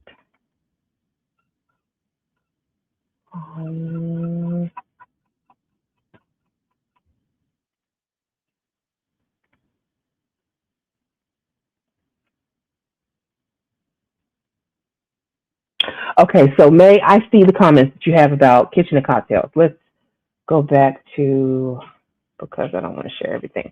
Where is it? Kitchen and cocktails, was it? And you say you want to play the video of the chef getting sisters that twerked on his table, getting cussed out by them. Now, okay, that is different to me. Twerking on someone's table while people are trying to eat is not the same thing to me as wearing bonnets, although I understand somewhat of the correlation there. That's just disrespectful to begin with. You wouldn't go into somebody's house, stand on their furniture, and just start twerking. Why would you do that in a restaurant where people are trying to eat? I could understand if it was like a combination bar grill where they actually have music playing, because I've been to places like that where they have a dance floor to one side and then like people are actually eating to one side. If you're over there dancing, that's one thing. But to turn around and just start twerking on somebody's like tables and chairs and turn it up in that way, that was way too much. But I will definitely play some of that. I don't want your cheeks clapping by my waffle. Like, what we doing? Yeah, I don't want your cheeks anywhere near my waffles at all. Nah. Okay. And welcome in, Nav. Can you hear me okay? Can we get a sound check from you? Yeah, how y'all doing? Good. How are you? I'm all right. Appreciate you having me. No problem. No problem at all. Okay, let me just go through a few more comments here, and then I'm going to let you go ahead and speak, and then we'll kind of review the video. Let me see. You said it's called self-hate and selling out. You're going to say it. We must be true to ourselves and culture. And then YouTube. Can I grab that link from you, May? I can't do through StreamYard. Okay, I'll try and play it another way when we get to it, but let me just start that. Okay, go ahead, Nap. And hey, Irby, welcome in. Appreciate you coming through. Hey. So you say you want to know about when do we police? When do we have accountability amongst selves, right? I'm trying to tread lightly here because I agree with you too. We're not a monolith, right? Mm-hmm. But I do think collectively, as far as any group in society is concerned, that there is a bottom line standard that's like non-negotiable. Now, what that looks like, I think is going to vary per group. But first, we have to acknowledge that Black people are a part of society, period. As much as we like to, see ourselves as some people might think we're above, or like how white people do. And even like all white people, there is no white society like that to me, right? Because a lot of people identify as German or Irish or whatever their nationality is, if they say anything outside of America, depending on what's going on politically, right? They'd be like, oh yeah, you know, I'm American, but I'm such and such American. You know what I'm saying? You see it with the Asians, the Indians, whatever. I don't want to get too deep into that, but all of that stuff matters, right? African Americans are the only ones that really can't do that. Unless you know you're from Nigeria or Haiti or somewhere else like that, you can trace your roots back. We are American, period. Full stop. So whatever our culture looks like is what it looks like. And I think our biggest problem is for African Americans specifically, we're still trying to identify that. And it's a constantly evolving thing. And then you have some that have been very successful, right? Going to white collar and accomplish great things, inventors, and you could trace that all the way back. And then you got some that go into entertainment and they, you know, Michael Jackson and all the other stuff, right? So it's like, I think we're still trying to find our identity, but in my opinion, the average African American does not want to be associated with the foolishness that's often projected. You know what I'm saying? Whether it's twerking next to the waffles or, you know, selling dope, shooting, killing each other, et cetera, et cetera. So that's why I'm always asking, like, okay, yeah, we're not a monolith, but what is the standard, right? People talk about we need to be a community, black community this, black community that. But it's like, if I'm an educated brother, I don't necessarily have anything in common with somebody to think it's okay to go out here and rob people because he's down bad. I'm like, bro, you couldn't find no other way. Like, so it's such a complicated conversation to have. But I think to start would be to acknowledge that there has to be a standard before you can have any conversation about a community, period. You know what I mean? And if we just want to say, well, you need to mind your business, you need to mind your business. Okay, so then when these young niggas out here are robbing you, hey, I'm gonna just mind my business, right? So are we comparing people getting robbed to women wearing bonnets? Of course not, but it's a whole holistic conversation. It's not just one little thing, right? When we're talking about it, because all this stuff comes together at one particular form. Like we like to say, like, okay, the fact that somebody can come downstairs in their PJs and bonnets and eat at a hotel shouldn't affect how everybody else looks at you. But the reality is it does, right? Because these are the same people, if you get in trouble with law enforcement and you're dressed like that, they automatically gonna look at it like, well, this person obviously doesn't have any self-respect for themselves. So why should I respect them? And then if you add in there seems to be a lack of respect for authority. Can't nobody tell you nothing. They can't tell you that you need to put clothes on to come down and get something to eat. And now you end up arguing with the cops. So like, I look at it from a different view. I'm not trying to pick on anybody or nothing like that. I just see a bigger picture and how all these little things, you know what I'm saying? The dude that don't want to pull his pants up, you know what I mean? That thinks that's cool. All of this stuff comes together and it makes the collective look bad. I'm not saying it's right. That's just what it is. So it's like, well, first you have to be able to acknowledge that this is a problem. And then how do you address it, right? We can't expect somebody that's hateful or racist or whatever to change. But it's like, well, what can I do to make sure that, you know what I'm saying, I'm not going to make myself an easy target to that. You know what I'm saying? My question would be like, who is it a problem for? Because I think trying to compare the two is kind of disingenuous because, like, you talked about people that's been to jail and they got that, stigma attached to them. But it's like, why should they have that stigma attached to them? Because, we know there's, a lot of people that may go to jail for little to no offense. And now they got this label attached to them. So it may be hard for them to get an apartment or it may be hard for them to get a job.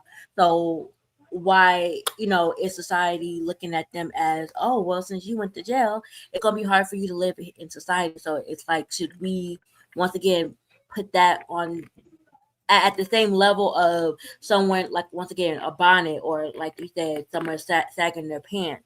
I think it's more about, just when we talk about American culture, that American culture is a melting pot. So everybody, like, the standard is going to be different for each subculture that's within American culture. I will interject and say one thing that I do agree with Naf on, something I've said myself, about how you step outside does, in my personal opinion, I look at you, at how you treat you, and I've told my sisters, I said, people are going to judge you by how you present yourself and how you treat yourself. And they're going to determine the level of respect that they give you based off of that. So if you walk outside looking like nobody loves you, who, what, when, why, and what for, don't be surprised when the people you encounter outside treat you the way that you look. I hope that makes sense what I'm saying to y'all. Like, Yeah. if you walk outside and I can't tell the difference between you and a homeless person, don't be surprised when you get treatment as a homeless person. Right. No, that makes perfect sense. But then I use that at the same as, oh, well, like, let's say a janitor. People may look down on a janitor because he, because of what he's wearing or his job title. So he don't, a person that's in janitorial type of work, they shouldn't get the same respect because they don't dress nice or they don't have the quote unquote title or the standard of what people think success should look like, or what, how people, because everybody got the idea of what success too. And so maybe being a janitor to them, so should they not get the basic decent respect based off just their job titles and how they look? I don't know if it's just me. She cutting it out though. Yeah, we're listening, twin, but some of that cut out on us. Candy, you still there? I'm here. You can't hear me? Check. Can you hear me? I can hear you. Nav, okay, so Tiff can hear me. Nav, you can't hear me at all? I can hear you. Cutting it out. I don't know if it's. He might have to drop and come back. Can y'all hear me? Was I going in and out? I'm sorry. You cut out a little bit, Tiff. And 18th, I hear you just fine. Y'all both cutting in and out. I think. Okay, in the chat, can y'all tell us, are we breaking up, or is it specific people that are breaking up? Can y'all let me know? You sound fine. I don't know how I sound. Okay. I don't know. That's crazy. Can y'all hear me okay? I hear you fine now. You were breaking up for a bit now, a bit before, but now you sound fine. Okay, good.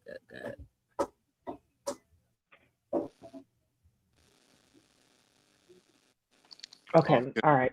Can I chime in? I'm sorry. Yes, 18, you can. Go right ahead. Because I wanted to say, And do you want me to play this video before you chime in, or is this something for after? I'm back. Can y'all hear me? Yeah. What up? We can hear you now. What video is it again? The link that you sent me in the private chat. You can play it. You can play it now. You want to play it before you start? Yeah. Okay. We'll come back to the video that I have queued up.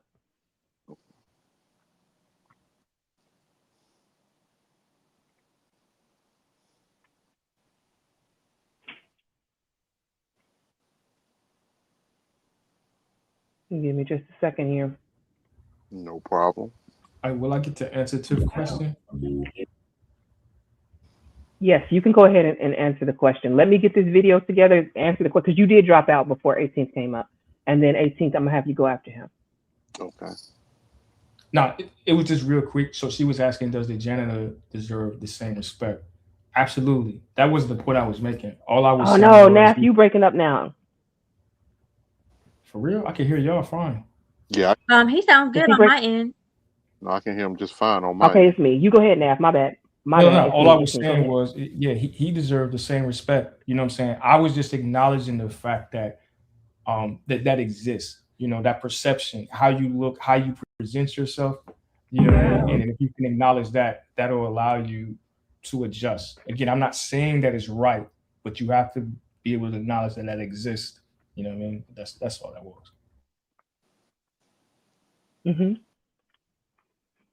I'm going to play this video. It looks similar to the one that Tiff sent over.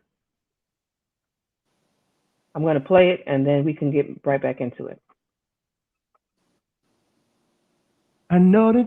Hold on. Girl, you are so beautiful to me. I hope you see. Hey there, little brown girl, can you do one last thing for me? Walk with grace, claim your space, don't you ever be ashamed, and you'll shine, and you're gonna be.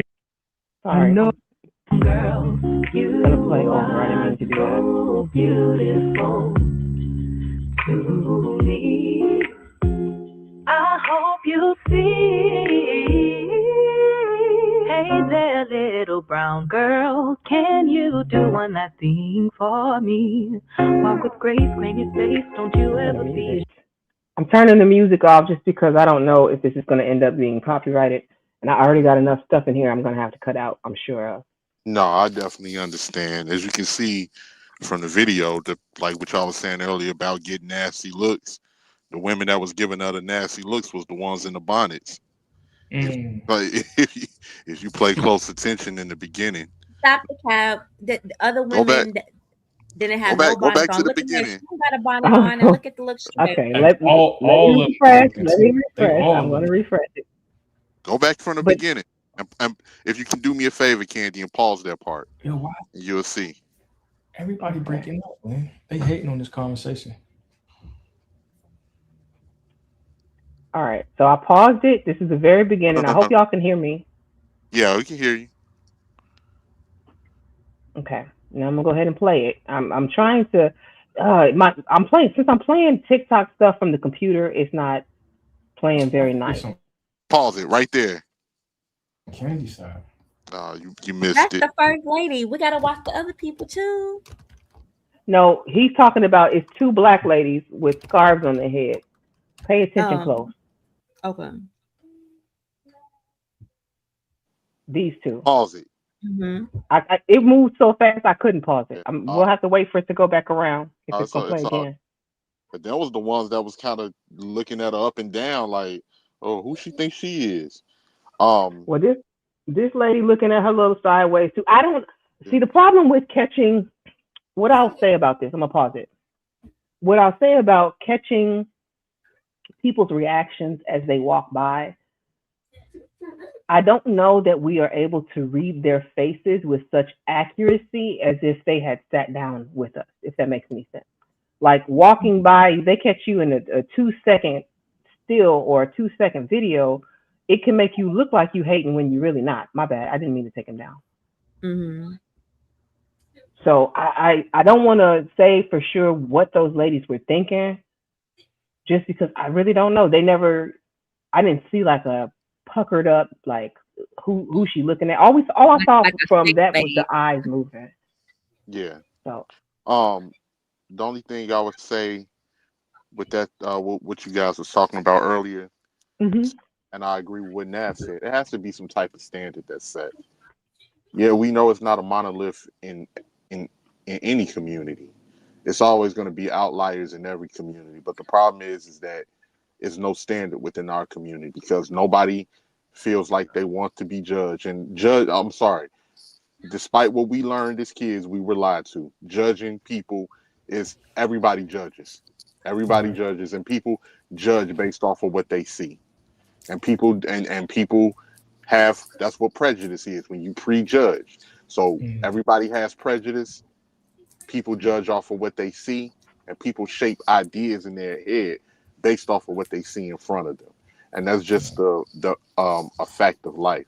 And I think too many of us feel comfortable not having a standard, because when you don't have a standard, everybody can meet that qualification.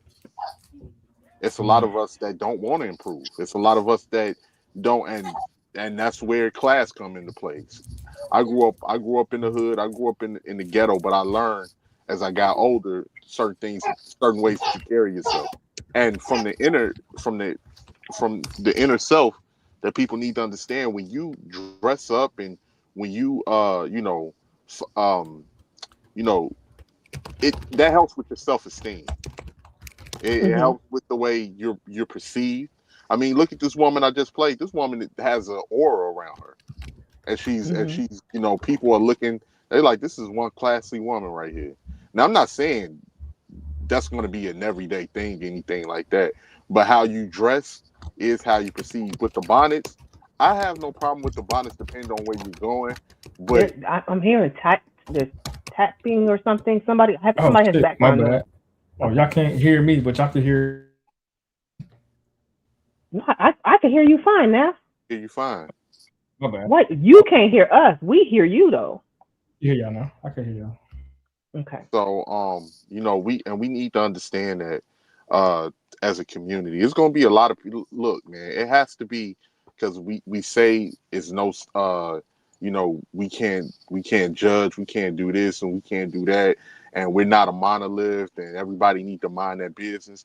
And that if that's the case, then there's no community, because a community moves as a unified front based off of a standard on what's to be upheld and what's to be what things are to be set that people have to go by, and if we don't have any of that, then it's not a community. So we can forget we talk, because that's we just dealing with a bunch of individuals that's bunched around each other because they have no other place to go. Hey, can y'all see my comment in the back chat? I'm sorry. You put in the private chat? Yes. Okay. Do your thing, but just know that that's there. So. Okay. That is a fair question. I'm going to bring that up. That is a fair question. Okay. I'm going to play some of this video. This is from a content creator named Antonio Speaks. I've shared a few of his videos on my community wall. I agree with a lot of his takes. I think, first of all, I think he's Gen Z, if I'm not mistaken. Very young, but very bright individual. And I'm going to share this video. We're not going to review the whole thing, but I do want to go over some parts of it.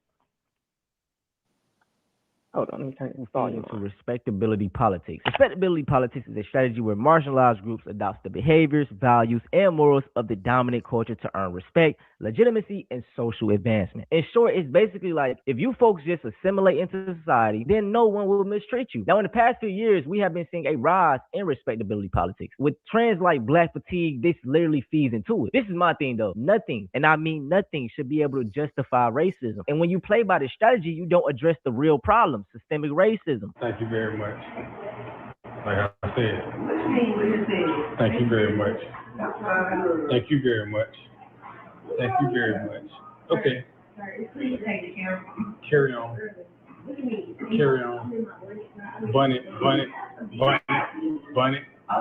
Bun it and bun it. Bun it and bun it. Thank you very much. Twin, can you pause it right quick? So my question would be, first, just real concern is, so if the bonnet is not, is the problem not necessarily the attire, because he's more going in about bonnet, but even what they're wearing. So is that okay? If they would have just not had the bonnet on and just what they have wearing? I would guess no. You ain't gonna tell them to take their PJs off in the middle of the lobby or in the restaurant. I think he used bonnet to cover the full attire, but because you're not like Candy. Hey, Candy, I'm sorry, I mean to interrupt. Doesn't it look like that they are in the whole? It looked like they're in one of them breakfast places in the hotel. They are. It looked like it looked like they might have just came from. I don't know, man. I don't know if I'm really tripping on that like that, but I don't know. And that was my point as well. Right. So the premise of this video that he's reviewing, I showed it a little bit earlier. Basically, what happened was this man that we can't see behind the camera is making these ladies go viral because he's filming them and essentially harassing them in this hotel restaurant as they're eating breakfast. And they're like, wait a minute, you're having a problem with us sitting here in our bonnets, but all we're doing is eating breakfast in a hotel room. Like, excuse me, the hotel. I keep wanting to call it lobby. It's not a lobby. It's like the hotel bar or restaurant, whatever you want to call it. I didn't see much of a problem with this either. I said it's not like she's sitting in a boardroom. She's in a place where she's probably coming to grab a quick breakfast and go back up to her room. That's okay. Bunny girls. Okay. Good morning, bunny twins. That should be a shame to have a bunny without these white folks in here. What the hell wrong with y'all? Show some culture. Take them things off y'all goddamn head. They don't have them. And even in saying that, take them things off your goddamn head. Sir, who are you? Yeah, he definitely doing a lot in my opinion, because once Uncle again they mind Charles their was not business. having it. He, Uncle they Tom eating wasn't having it. breakfast. That white man over there minding his business eating breakfast. So, like, what's the point of calling them out and say, "Well, look at these white people. They ain't doing okay. Good for them. I'm happy. Yay." You know, what's the point of calling them out and trying to make them look bad in front of white folk? Man, Tom didn't want no smoke. He had his whole head. He didn't even turn around. He's like, I'm invisible. I'm part of this wall. Don't involve me in y'all bullshit. I just want to eat my banana. It do like he want to like just disappear to the wall. And I want to welcome to the stage May the Alchemist. Welcome, May. Thank you. Hey, everybody. Hey, May. What's up, man? Did you want to chime in before I continue on with the video? No, go ahead. Okay. But again, this is, let me make sure I got his name right. I think it's Antonio Talks. If you're not following him, I think you should. Yes, it is Antonio Talks. I'm going to share his channel. I'll share it after the video. Let's get through the video. But I'm going to share your video. Please don't strike me. Fair use. We're using this for educational purposes. Bunny, though. Come on, now take them things off. Show some color about yourself. Show some bravery.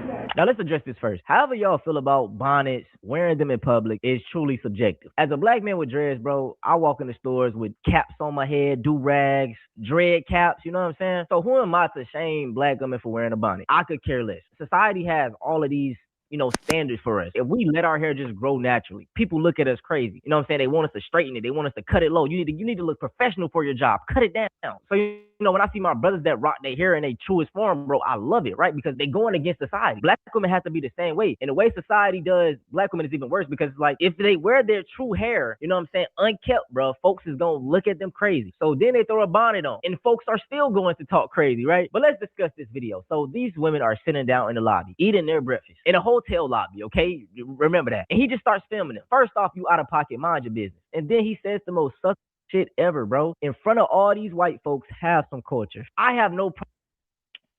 And here's the crazy part to me. In front of all these white people, like, I'm sorry, I'm going to keep harping on that. One random white Tom sitting there minding his business, and then just like, ew, that was so ew of him to say in front of these white people, as if it was, look here, master, I caught some. What do y'all think? Yeah, it definitely was given that. I wouldn't. I think it was one more behind the counter too, though. But that don't matter. It was a couple. It was a few. But I will say to what Nat was saying in the comments. Yeah, I would say y'all throw some jogging pants on or something. I wouldn't. Don't come down here in just your pajamas. But I would say the bonnets I wasn't really tripping on, especially it's early in the morning.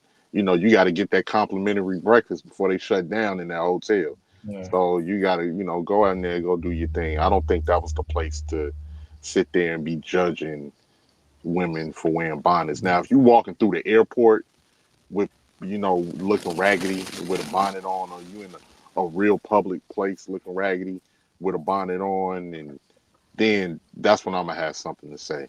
But something like this, knowing that it's early in the morning and we're at a hotel and they serve complimentary breakfast, is usually over. How you know they're not at a hotel near the airport and they're about to get on a plane? And we know that being on a plane, you want to be comfortable as possible. So if they're wearing a bonnet on a plane, there's no excuse to be walking through. Yeah, walking through an airport with pajamas and a bonnet on. Well, mind the pajamas. Let's forget the pajamas, because I think wearing pajamas in public is like, yeah, definitely. I'm not wearing pajamas in public. We can get passes, but let's go back. They had on, because you got pajama pants. One of them had on silk. The other joint, she had like a pajama short set on. Right. Where they ain't had no drawers on, no bras on. So you literally just got out of bed, came downstairs, you know what I'm saying, to get something to eat. So it's just, it's like that's what I'm saying. At what level? If they had to just do some sweatpants on, at least I wouldn't be tripping over the bonnets. But you literally out here like you just got out the bed, came down, and was like, "We gonna get some of you, girl." Like you know what I'm saying? Like almost naked. Like Can we be honest that there is an element of society, especially now that's spreading, where it's just kind of like there's no standards, anything yes. goes. I'm grown. I want to do whatever I want to do. If I Mm-hmm. want to come out here naked, like leave me alone. I don't have any standards, and you better not say nothing to me. And I think that that's a failure in society Mm-hmm. where we just want to have no standards. And somebody said earlier that some people don't like the standards because they can't meet them. Mm. You know, so that may be why some people want everybody to be the same. We all gonna be degenerate, and we all gonna just do whatever. So that way we all feel the same. Wait, so I wearing a think bonnet is being degenerate now? Like, I'm confused.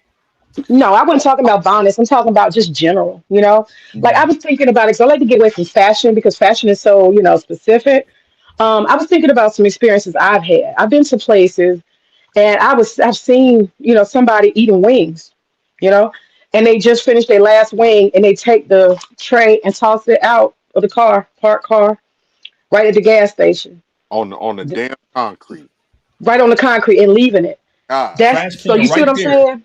Get out, Huh? walk to the trash. I seen that nasty shit too. I'm sorry. And like when you see people driving and they just throw their trash out of the window. Just throw it out of the window into the street. Mm. Right. So it's behaviors. It's behaviors. You don't have any sense of decency for common good. Maybe I should dress decently because there are other children and there may be a pastor. There's other people around me who might want me to appear decent. You know what I'm saying? It's not all Mm. about me, me, me. That's that me culture of I won't call it Satanism, but I would call it like, what is it? Just do whatever. Do whatever. It's all Mm-hmm. acceptable. But see what you were saying right there, what we was talking about earlier, when I said bottom line, right? There's rules to society. Society does not work if we don't have rules. Absolutely. Period. So that's part of it. We can disagree and agree on stuff, but we understand if you throw some shit out the window, come on, man, what are you doing, bro? Like we understand collectively that that's not really acceptable, right? Because what if everybody does that? It's just okay to throw now.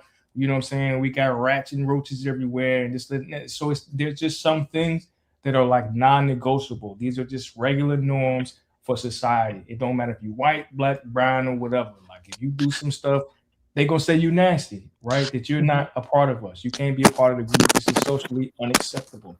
So that's all. We just have to acknowledge that exists. And can I add something to that really quickly to what Mhm. Naf was saying, right? When we live in a place, because like I say, it's not when it gets to the point where people that are the intelligent people within our community, if they are trying to say, look, we need to do this or this is a certain standard that need to be met on this, and if they're met with such aggression to the point where people say, oh, mind your business and people can do what they want and we're all individuals, what happens is that's going to make the best of our people leave. Mm. They're going to be like, you know what? Exactly. I don't want to do. And then Hey, you're that's experiencing a that's my brain man. drain.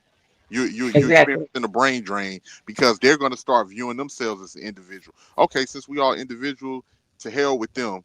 I don't care. I'm gonna do what's best for me and mine, and we're gonna Mm. get up out of here.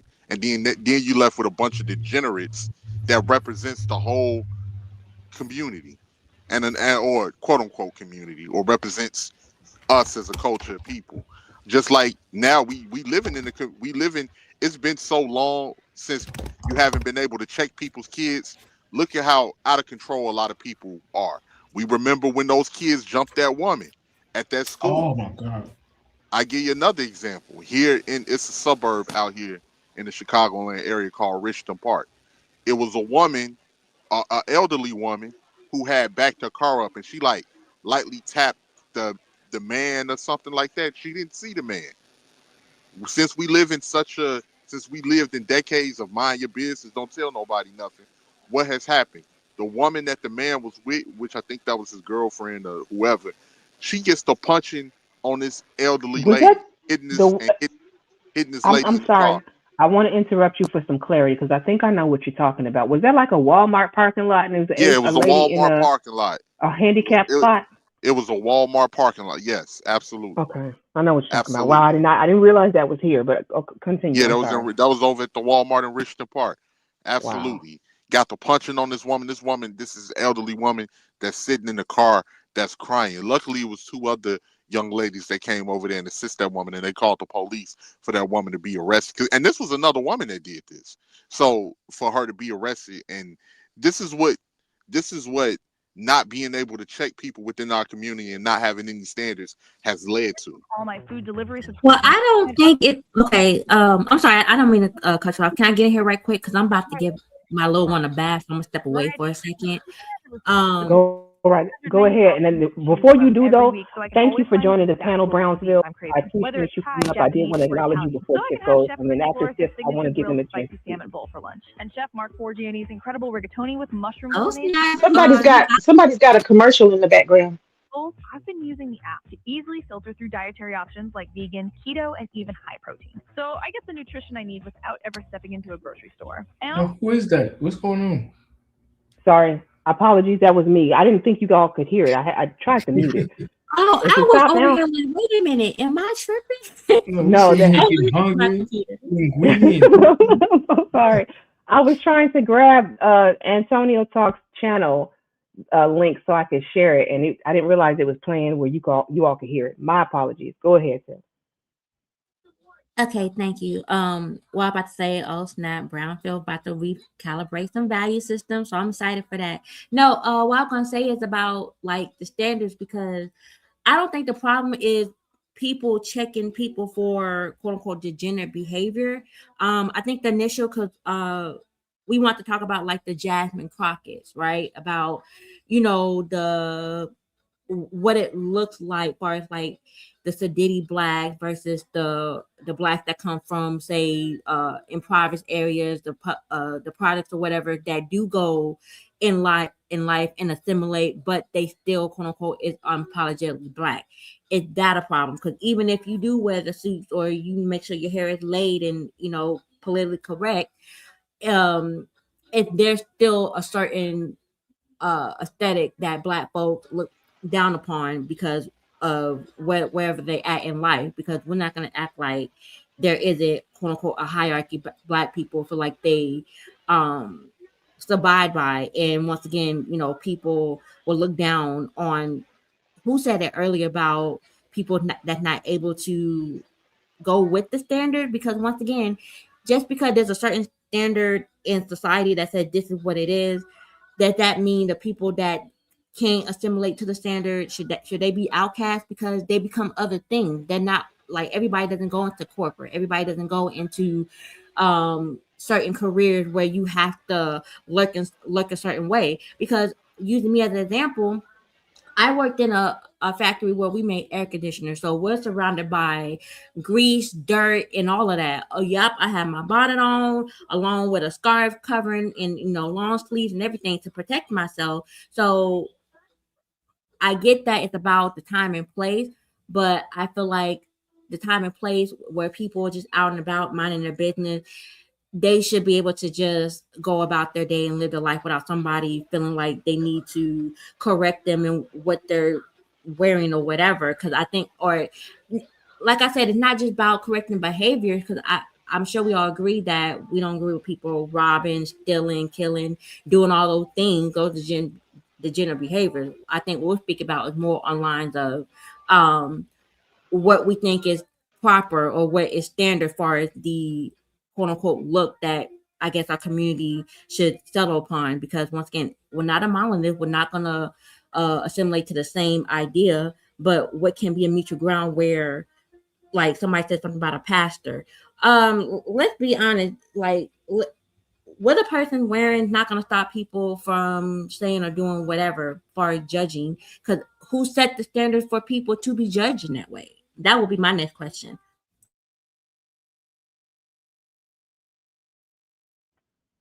Welcome in, Brownsville. Did you want to jump in and say something here?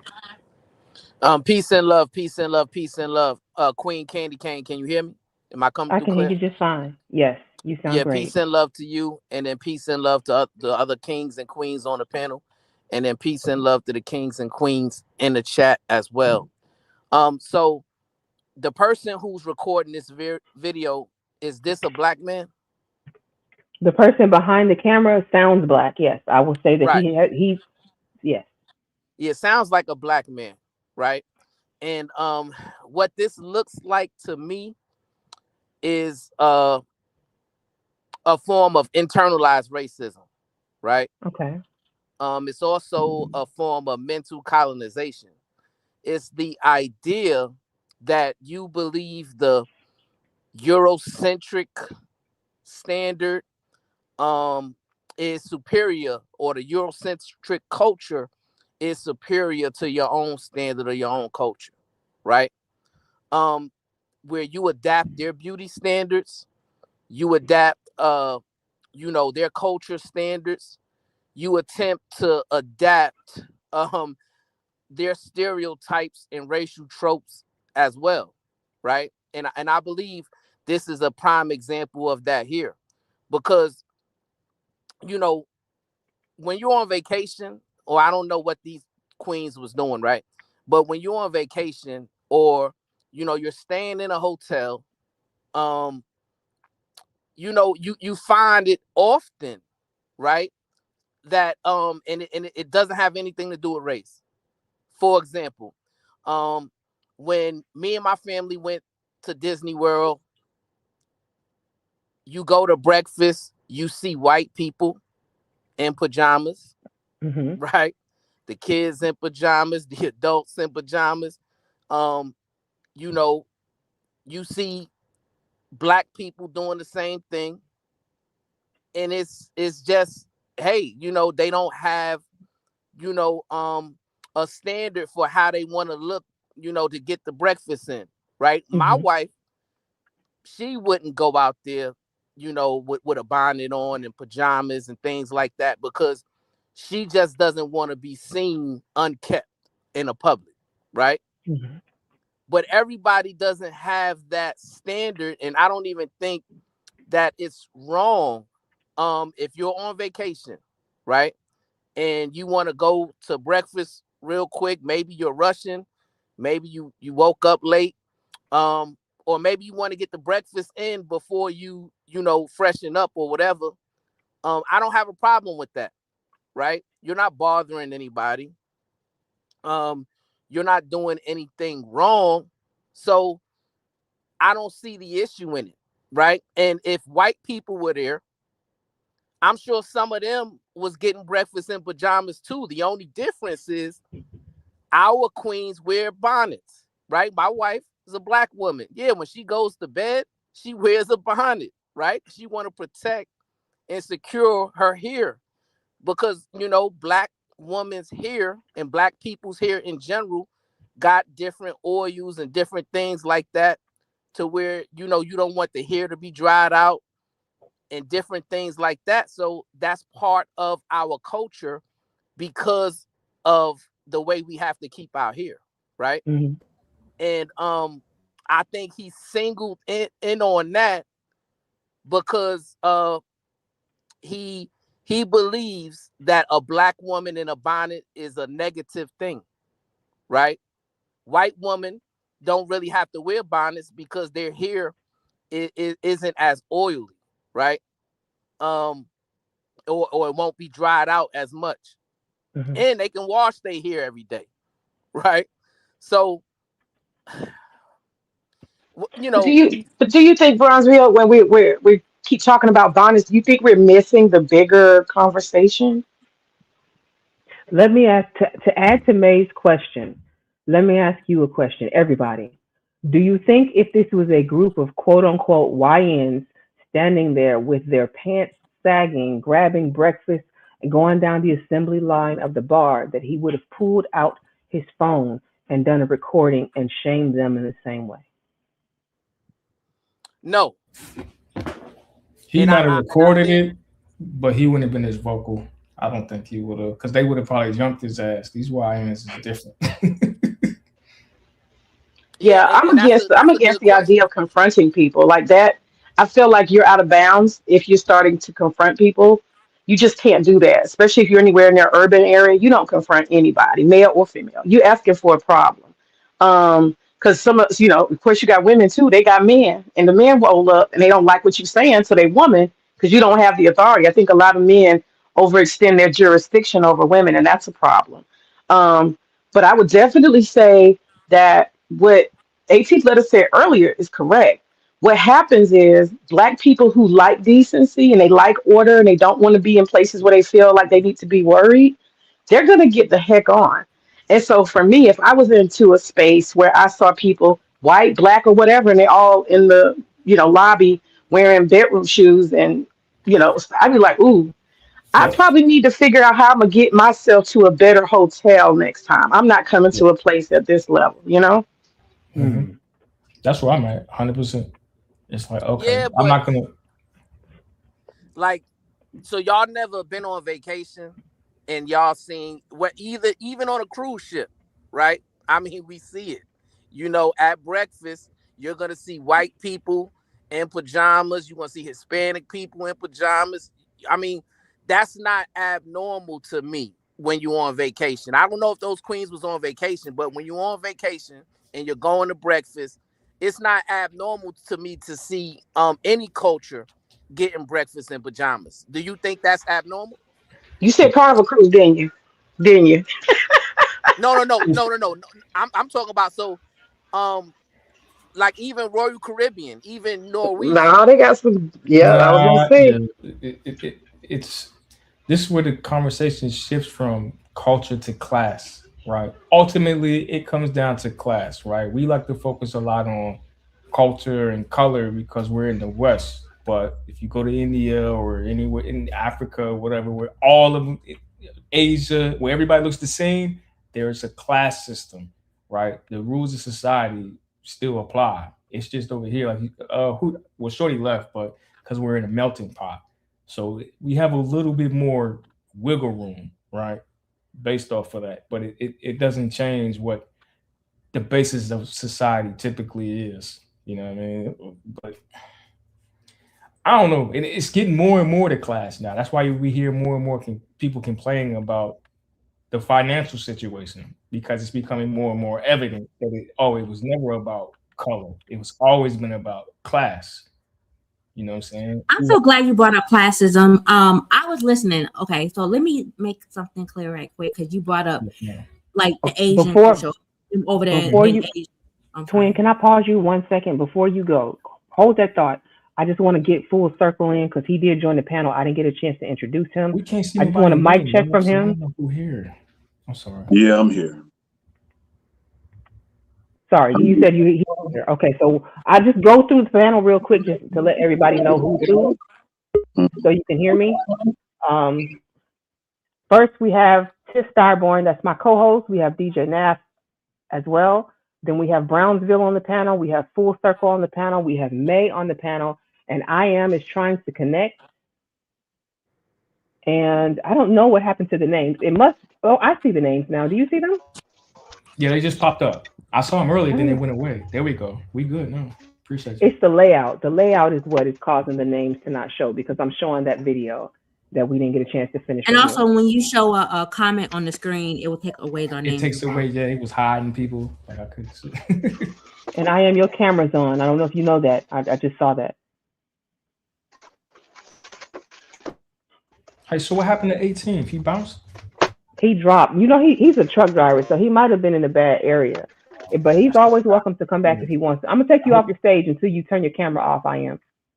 Let me know when I see the cameras off. I'll bring you back up. I don't want you to be on cam if you don't want to. But I'm sorry, Tiff. Go ahead. Go ahead with what you were saying.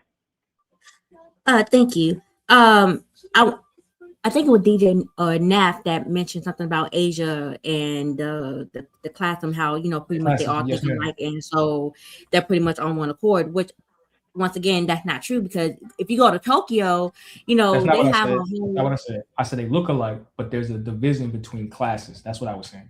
Go ahead. Okay, well, you brought up classes, which is like what I'm hearing is giving classism because I think it was May that mentioned something about if I go to a place and they're wearing their slippers and their whatever house shoes and stuff, I'm probably gonna go find a place that's better than that. But understand maybe that's all that they have access to. Maybe that's all they can afford. So it's given kind of sedity, as if, I'm too good of a person to hang around that type of environment. But these are just people minding their business, going to breakfast, right, eating something right quick and going about their day. Nobody and I get y'all want to bring back shame and judgment should be a thing, but in those scenarios, why are we so quick to judge other people based off just how they're looking and not the fact they're just minding their business, doing whatever. Now if they causing a ruckus, acting degenerate, okay, cool. But we're just literally talking about people in a certain attire or a certain look and thinking we're better because they over here wearing their bonnets and I'm over here wearing a brooch in my hair. Tiff, why do you think it means better? I mean, that's the vibe it was getting, because you said that, I might need to go somewhere that's better because you said if you see somebody walking around with slippers on, next time I might need to put myself in a better, environment. Isn't that what you said? Can I be fair? Yeah, a better environment for me. That doesn't mean I'm better than the people. I simply have to find my space where I'm comfortable. And I respect people who like certain environments. That's them, but that's not me. And I think that, we were talking about authentically Black. I'll just say this real quick. We can be, what was the word you guys said? Team respectability or it's team possible authenticity. have respectability and be authentically Black. And respectability, I live in Atlanta. We don't have no white folks to impress, honestly. So anything that a lot of Black folks do is their own standard. It ain't because they're living for white folks and what white folks think. That guy who's talking, I think he is some kind of Black MAGA and he's trying to make a point. But I don't think any Black people should be thinking about. That's double consciousness, which is what W.E.B. Du Bois talked about, worrying about what white people think and how they see you. That's useless. That's self-hate. But I do believe that Black people, we individually in different classes, we have in our own class, we have our own standards. And we just need to separate ourselves from people who don't share those standards. We don't need to confront or try to change. They are who they are. And all classes are valuable. That's my thought. When you say he was Black MAGA, you were talking about the guy actually recording these two women? Is that what you meant, May? I just wanted for clarification, please. May, you muted if you're talking. Maybe she stepped away. You talking about the guy that recording or the video we're reviewing? I think she's talking about the guy recording the video, not the actual Antonio Speaks guy. Were you talking to me? Yes, I was asking you, who were you saying was Black MAGA? Are you talking about the guy who's harassing these two women? Oh, no. She might be having the same issue I was having. May, you might have to drop and read. Can somebody tell her? Can somebody tell her to drop? She may not be able to hear me. Yeah. May, you might need to drop and come back. Okay, look like she did. Yeah, Streamlord had been acting kind of janky for me the last few days. All right, just quickly to Tiff's point, and I know we got other people we trying to get in here. To be full disclosure, that's something that I struggle with as well, right? You're minding your business. You're not causing a ruckus. You're not out here twerking and acting a fool. But I have been guilty of that, right? Flying, and then I'm like dressed, quote unquote, business casual to go catch my little flight. And I see a joint in pajamas, a sister, or whatever. And I'm like, man, here they go, making all of us look bad. That's some self-conscious shit on me. But at the same time, I do understand that it's a reflection amongst the group, right? And being a Black man, don't nobody get more smoke, I don't think, than us. Criminals, drug dealers, et cetera, et cetera. I get questions anytime if I'm sitting in first class or whatever. So I get it about people judging, et cetera. So, but you're right, though. It doesn't mean that you are less than, or I should look and think that I'm better than you or anybody else. You know what I'm saying? But I'm being honest, but that's just kind of how I looked at it, because I be looking at it like y'all making it more difficult for me. Or for people like me. Yeah, that goes back to how they making it more difficult for you. Well, because again, I understand if y'all study sociology, it's society, it exists. It doesn't matter how you feel. That's just what it is. How you present yourself, you represent not just yourself. If you work for a company, if you work for a brand, if you work for anything, we all represent ourselves first, and then whatever else you represent. That's why your family names would be important. You go out here cutting a fool in these neighborhoods, schools and all that. They be like, oh yeah, that's the such and such family. They out here doing this, that, and the other. I hear that, but I'm just asking, how does a Black person wearing pajamas and a bonnet in public, how that makes it harder for you though, brother? Because we represent each other. We can't take the How wins and though? ignore the losses, right? We can't say, okay, we celebrate the success of the Obamas, but then like we want to ignore or we don't. No, I hear you in theory. I'm just saying, what does it make it harder for you to do? To people are gonna look at all of us. They look at all of us. Brother, do they already not Black people negatively stereotype hold on, Black Mulatto. Americans? Huh? Tiff is trying I'm to get asking, in do your other next. races already not negatively stereotype Black Americans? Other races stereotype everybody negatively. Like we Okay, all. brother. So you think the pajamas is why other races look at you in a negative way? I'm not gonna talk because this is the checkmate dude. Yo, I'm not doing that with you. Yeah, just the logical guy. You're Am I not. talking to another logical guy? Or are you the illogical guy? I'm asking. With all due respect, is it a Black person wearing pajamas and a bonnet? Is that why these other races look down on Black Americans? That's all I'm asking. Even when The Well, our I answer is ancestors think wore no, it's my church brother. rude. clothes, Hold on. I these think it's rude whites that and these you just Latinos look down on our ancestors. If you look at the footage from the civil rights movement, our ancestors had church clothes on Hello, can and you they hear was getting me? watered Hello. down with water hoses and dog Mulatto, sick. Tiff is trying to get your attention. I didn't want She's to do trying to that, right? But she's my trying to thing slow is you that down because you Oh, I did can't hit jump the hose. in. I'm gonna drive down and come back. It's StreamYard. Okay. okay. He Maybe he didn't probably hear when me. May dropped, that's why he couldn't hear you. Yeah, that makes sense. Okay, good. So No, 'cause I was before anybody saying else you goes, just let him in. You ho- didn't invite him in. hold You on. just threw him in there. Before anybody else goes, and you're right, he did jump in. I didn't even get a chance to slow him down. Before anybody else jumps in, I just want to let you all know there is an issue with StreamYard in case you are unaware of it, where if you are on an iPhone or don't have the app, if somebody drops, it will cause the people who have iPhones to lose sound. You may be able to hear certain people on the panel. You may not be able to hear me. If somebody drops, you're just going to have to drop and come back. Just a fair warning to anybody who hits the panel. Not me, it's StreamYard. Can you hear me, Queen? Yes, I hear you just fine, Brownfield. Yeah, so I think Mulatto had a pretty good point, right? And that brings me back to the mental colonization, right? Because it doesn't really even have anything to do with class, right? The last time me and my family went to Disney World, this was like 4 years ago, and we was staying at the Grand Floridian, right? That's the most expensive resort on Disney World. And when we went to breakfast, guess what we saw? White people in pajamas, Indian people, Middle Eastern people in pajamas, Asian people in pajamas, right? So it's not even a cultural race thing. It's just that people, when they're on vacation, however they feel comfortable to eat, that's how they're going to carry themselves, right?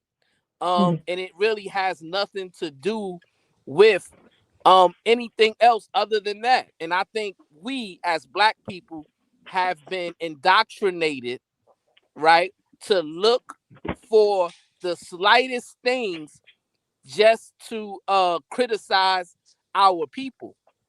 And I think we got to get out of that mindset. But peace and love. Right, I agree Appreciate with And that, I want the you. Brownfield. brother to. I'm sorry. Just let me know when I could go to the host. With all due respect, can I get it now? Yeah, go ahead, Mulatto. You can continue with your Thank you. question. It'll be brief. And to the brother that I was just going back and forth with, for the record, this is not going to be a contentious discussion, but I want you to respond to that point. When our ancestors had church clothes on, the white man was still sicking dogs on them and spraying them down with water hose and not wanting our daughters to go to school with them. And our ancestors was literally dressed top notch. So I'm asking, brother, how can you attribute the goddamn pajamas and bonnets to why these other races are looking down on us? Actually, anybody can answer that question. I know May, you feel strongly too against dressing a certain way in public. So that was one of the things we brought up in the beginning of the video, or before we even started playing videos, but in the beginning of the stream, was that during the 50s and 60s and 70s, when people, did dress more appropriate, more of a standard of dress prior to the 70s, I'll say, like they were still getting hoes, they were still getting dogs, they were still a separation, they were still looked down on. So, like, how much did respectability politics help us? How much did it actually benefit us? Yeah, that's the question I have. Is respectability politics, just so I'm clear, is that really about making sure that white people like you? Is that what this is connected to? That No, was the that's what the brother definition. said. That's what the brother said. That's why I'm I asked him sorry, the what'd you question say? Hold directly. on one second. Let the sister answer because I want to hear what she has her intention where it's trained. But was your intention to talk about what white people think about us with respectability, sis? Well, no. It's not what white people think. So, to give Nobody you the ever. premise of to give you the premise of the stream itself, my question is to Black people solely independent of anybody else. This is for us and us alone. FUBU. Okay. My question is, why do we keep up respectability politics today? And I'll show you the definition in just a moment. Why do we keep up respectability politics today? Is it necessary in 2026? I understand the need for our parents and our grandparents' generation to play the game the way that they felt they needed to assimilate into the greater overall culture, right? But in today's society, is that necessary for Black people to do that, to code switch, to play the game, to become more palatable to the masses? Or can we just be organically Black? Oh, okay, gotcha. And I was asking the brother in particular that because he's the one that brought up the white man. He said that the blacks that wear bonnets and pajamas make it harder for him. So I was asking him that direct question. Are you able to answer that, brother? Nath, I think he's talking to you. Are you still not going to respond to him? Absolutely not. Okay. He's not going to respond to you, It's Mulatto. all I right. His think. pussy hurt, but that's the point. Black men got to stand up and Oh be men. my. Let's not do that. Let's not Yeah, but it's the talk I down truth to punched him in though. his anybody. face, bro. It's the Like truth that's But not. though. but It's the Mulatto, truth. I don't do the We're gonna have a clean Yeah, we panel, don't gotta do y'all. Yeah, that. but he's Good evening. being sassy though, Good evening to everybody. because we Yeah, need black men to be men, I agree. really, And But we don't because I they have want still to. to worried about what the white man hold thinks on, hold about them. on, See what I'm talking about? Mulatto. See what I'm talking Slow about? down, slow See what I'm Well, down. talking brother, about? Everybody, I was slow the one down. talking. Mr. King, can you let me know when I can jump in? I've been I'll One pass you the mic. second, Let me say one sentence, Bridge please. that. Uh, Before you go, Mulatto, think go ahead. about what you want to say. Make sure it's not gonna be offensive, please. No, I nothing I'm want to about to say. thank. I'm Think sorry. about Go what ahead. you want to say. Give me a second. I want to I thank already thought I about am it. for rejoining the panel. Appreciate you coming up. We now have Riz Dad on the panel as well. 2 new people have joined. We still have Full Circle. We haven't heard much from him. I'm going to allow you to go ahead and continue with your point, Mulatto. But I am, letting you know NAF is not going to continue the conversation with you. So No, if I another have point is nothing to say to him. It's all right. okay, cool. The point I'm making is this: black men have to be men and stop worrying about what other men think about you. These other men, the white man, the China man, the Arabian man, they don't give a goddamn what you think about them. They just come to your community and they exploit you. Really. So you got to be a man and pull your pants up. I have to agree with him. Gotta stop Riz making Dad, say, excuses. Gotta stop making excuses. Good evening to Miss Candy and everybody on the panel and everybody in the chat. Thank you for having me. mm-hmm. I agree with the brother. To be honest with you, that's one thing that they're not worried about in regards to us because we are so divided. And unfortunately, the brother shot his said something derogatory to the brother. But I think that was a really good question though, regarding the way that we look versus how they perceive us. We can have on the best clothes, they'll still hurt us. They'll still try to take advantage of us. They have shown it. But to the question that was Ms. Candy's question in regards to, I think it comes down to carrying on tradition. I think that we've always been a traditional based people. I think that we've always had things against us that's still plaguing us right now, currently, and our children in perpetuity, unfortunately. So we got to figure out what the next move is in regards to building and helping each other, Mm-hmm. as far as my opinion is concerned, and stop kind of bickering over the nonsense and kind of just shelve it for the moment and try to figure it out. Because at the end of the day, for me, I'm in my 40s, so I Mm-hmm. have children. So my perspective in the way that I move is for them. So, again, we got children, we got the youth coming up, and there's a disconnect somewhere, and it shows between us and the youth. So, in regards to, the question, that was on the panel, I would say definitely, not trying to be long-winded, but I think that we should carry on the tradition from our ancestors and our mothers and our fathers. And actually, to be honest with you, I think they stuck together more in the past than how it is now. I mean, would you agree with that? I think they didn't have a choice back then. The way that segregation and the communities were set up, we had to rely on each other. That's part of it, but we also had standards, right?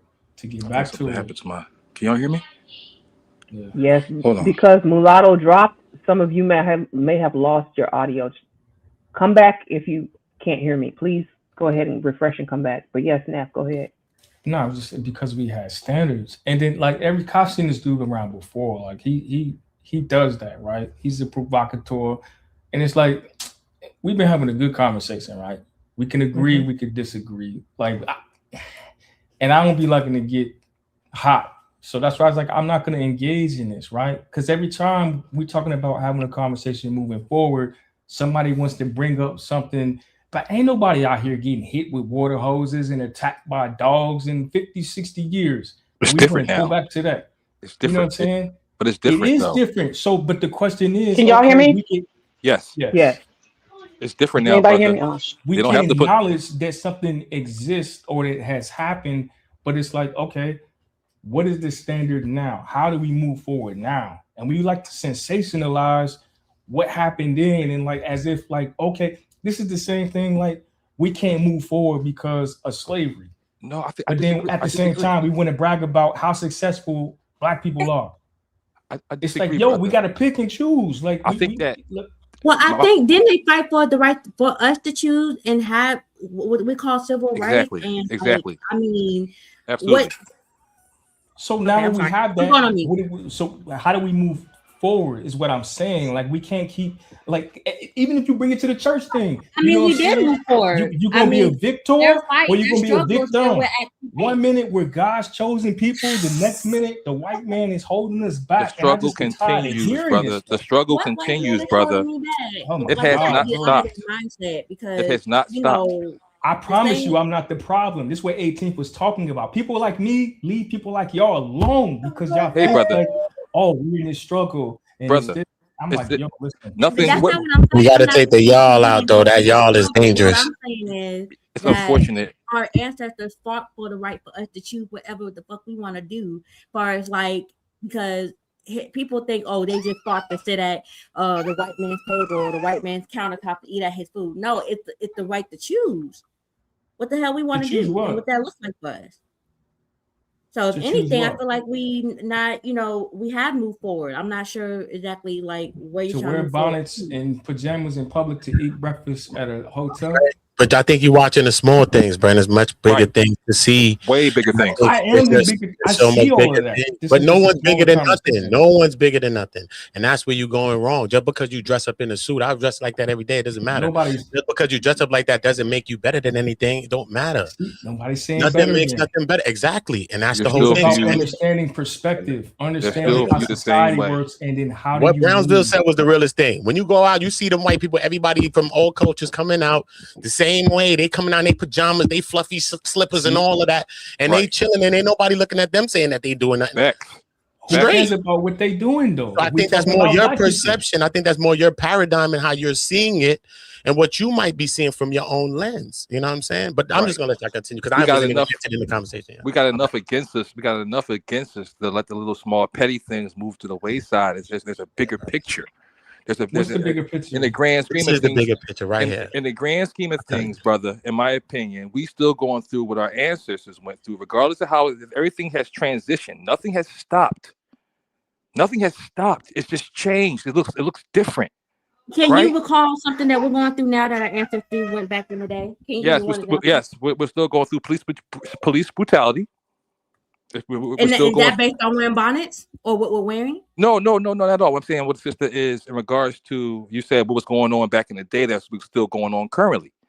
But one thing is, hold on. But police brutality so black people are just getting beat up out here by the police. But it's not just okay. but black people not only one getting beat up by police though. Like they're wilding out on everybody.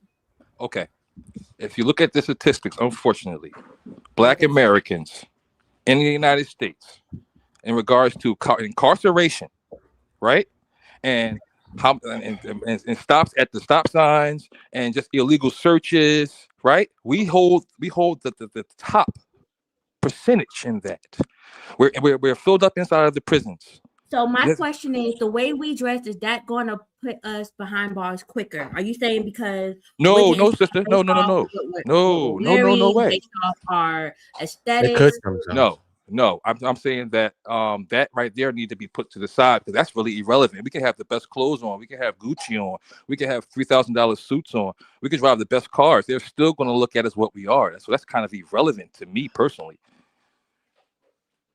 They're still going to treat us the way that how they view us, how they perceive us, how the propaganda machine and how TV and how movies have made us look over the years. It's one of the bonnet. I'm not making this a bonnet thing. What I'm saying is y'all focus on how they perceive us. So what is it we're supposed to do differently to make them perceive us differently? There's nothing that we can do, sister. There's nothing we can do. Why should we even care about what they think? And why I agree with you, sister. There you go. I think you. I agree with you. I agree with you, sister. That he was the one who came up co-signing that people should wear what they want to wear. He's agreeing. He's not against you with the bonnet. I think you missed that point. I'm sorry because I keep putting comments up, so maybe you couldn't see the names of who was speaking. No, I just came back. I was giving the little one a bath. I'm sorry. That's my no worries, sister. No worries. And I just want to say we have I Am who's on the panel. Hopefully can I get a mic check from you, I Am? I know you were having some difficulty earlier. Yeah, can you hear me? Peace I can to you, hear brother. you just fine. Yes. And we have Brownsville back, and Uda has joined us on the panel. So now we have Tiff, Starborn, Naf, Rizdad, Uda, Full Circle, Brownsville, and I Am. For everybody. Peace to everybody. Salute, man. Salute, Candy. Salute, Tiff, Naf, Riz, Full Circle, I Am. Salute to my brother Brownsville. Peace you know what I'm saying? You're my brother. And I know your heart is in the right. Hold on, let me just say one thing. Let me say one thing real quick. As black men could do this. Hold on. Salute to my brother Brownsville. You know what I'm saying? I know when you was talking to me the other day, your heart was in the right place. You know what I mean? And hopefully you can see that my heart was in the right place. Hey, come on, man. It's not the panel for that, man. Hold on, man. Hold on. That's my man. Hold on. But we could do that. I just want to say this, man. Don't say that, but I can't do this. Relax. You can't. And you should have jumped on Sharon. I don't even know what y'all talking about right now. That's what I'm saying, Kenny. Let him talk to Brownsville on somebody Let else. me finish my sentence, man. You actually wasting time, hater. You wasting time. You actually wasting time, hater. Let's not derail the I conversation. am put hater on the end of it because I am a hater. That's what you is. All Let right, him let's get get past you. Let him get it off. Let's Uda, go get ahead past and you, say what sir. you gotta say. Let's get Go ahead past and you, say what sir. Just go ahead and Get say out what of you here. gotta say to Brownsville. Brownsville You heard what I'm is saying, here. Go ahead bro? and say it. You heard what I said to you, man. Your heart was in the right place, and I know that what you was saying to me is the right thing. And my bad, bro. That's it. That's all I was saying. Let me just close out my sentence. What happened to this man? Go ahead, y'all. Y'all continue your conversation. I respect that. Okay. He I Am, apologized. thank you. I know I Am was trying to jump in. And Brownsville, whenever you want to come off after I Am, you can go next. Go ahead, I Am. No, so my question is, a lot of these people who have these issues with black women wearing bonnets have issues with black women.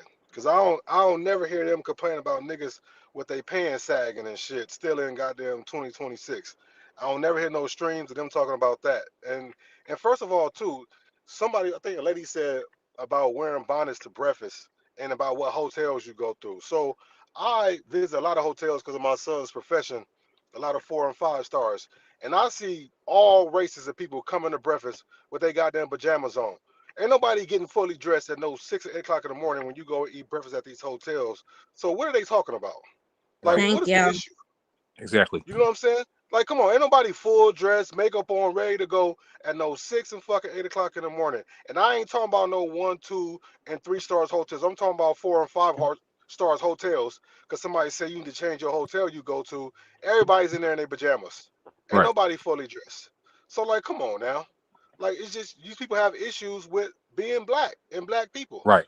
You see, unfortunately, we've been put through so much, man, and people don't want to go back to the core reason. If there's core reason why things are the way they are, in my opinion, in our communities and in our schools and just in general, there's a core reason. Like, there's been so many division scenarios, and they're still doing it today. They've been doing it then, they're doing it now, and people are just kind of like sucking this up like a vacuum. And I'm like, why people can't see the blitz? Why they can't see the game plan? They're running the same game plan they ran on our grandmoms, that they ran in our, you know what I'm saying? So it's like, for me personally, it's like, yo, you can't see what they're doing. It's the same stuff. They're trying to keep us divided. Like, you can't see that? Every little small thing, they always nitpicking. Why can't a sister go to the store with a bonnet on? If she wants to do that on a Sunday morning and go get to the store, she's entitled to do that. Why are we finding little small things that don't really matter when there's bigger things that we could be considering and should be, taken into consideration, in my opinion?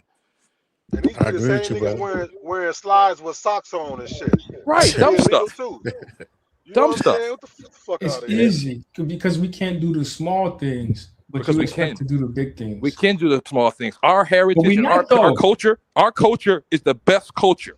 See, people try to downplay. People try to downplay our people, man. But we could talk about all those things, but we just seen an example where a black man could come and talk to a black man live, because I ain't got to call nobody. We could talk about it live, and I could say my bad live, and a man gonna come here and try to stop a black man from doing that. And I think that is a lot of the same issue that we have. And forget them damn bonnets. We just seen an example of what we need to change right here on this panel. I think we're dealing with a lot of trauma. That's what it is. And I don't care about nothing. Ain't nothing to hide. We're going to speak about it live. We're going to talk about it the same way we're doing it live. And it's real. When we could take accountability, take ownership in anything we doing, because ain't none of us perfect. Nobody's and then perfect. that's how we going to get better. Point blank, period. I agree, and we can't man. stop each other. And he was just trying to stop me from saying that. Why I can't say that? Don't matter when I'm saying it. We need to say that. If you want to bring that up, nigga, this is Saturday. That shit happened on Tuesday. I don't give a fuck when it happened, bro. That was four other streams that you could. I come from a hood where guess what? We might not make it to Sunday. Don't bring it up on her stream. Well, I come from a hood where you might not make it to Sunday, homie. So where do you come from? Bringing some shit somewhere. Y'all are taking us away from the topic, though. Y'all are taking us away from the topic. Get out of here. Again, I am hater. I'm done. Y'all better than this, brothers. Come on, man. Listen, whatever happened, I'm not sure what happened, man. But I tell you what, I don't know what they're even arguing about right now. At the end of the day, I'm sure it ain't that serious. Ain't nobody family hurt. It's not that serious, bro. Ain't nobody family hurt. Ain't nobody lose no money, right? Ain't nobody lose no. You know what I'm saying? So like, whatever it is, we can discuss. We can discuss this, men, right?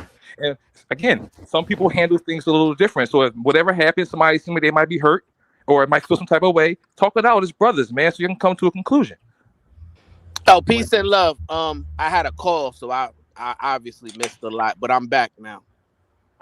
So before anybody else goes, I don't want y'all to fight over it. Just to let you know, Brownsville, Uda apologized for something that happened previously and said that you're his man. I just wanted to get that out there because he wanted you to hear that. I respect. Yeah, that's what's up. That's what's up, and that's respect. Listen, respect. we all make mistakes, man, and like he said, nobody's perfect, and nobody's ever gonna be on their best. You know what I'm saying? Behavior every time you see them, but it is honorable when we do make mistakes, and then we undergo a form of self-reflection. Mm-hmm. And then we come back and say, well, you know what? I was out of pocket. My bad. I'm sorry. And what I would like you to do, brother, is go to that queen and apologize to her. Same way. I like that. You know what I'm saying? Because that's the person that you offended, right? So you apologize publicly, but you need to also apologize personally. I agree. In my opinion. No, you're right. You're right. That's thorough. That's being the man. That's being the man. That's a fact. Now let me ask you. So I'm going to bring it back to the topic, because now I have some harder questions to answer, and y'all forgive me, bear with me. I haven't fully fleshed these out, so they're coming off the cuff, right? Mm-hmm. May says hair, fashion, and sagging pants and bonnets are not the definition of actual culture.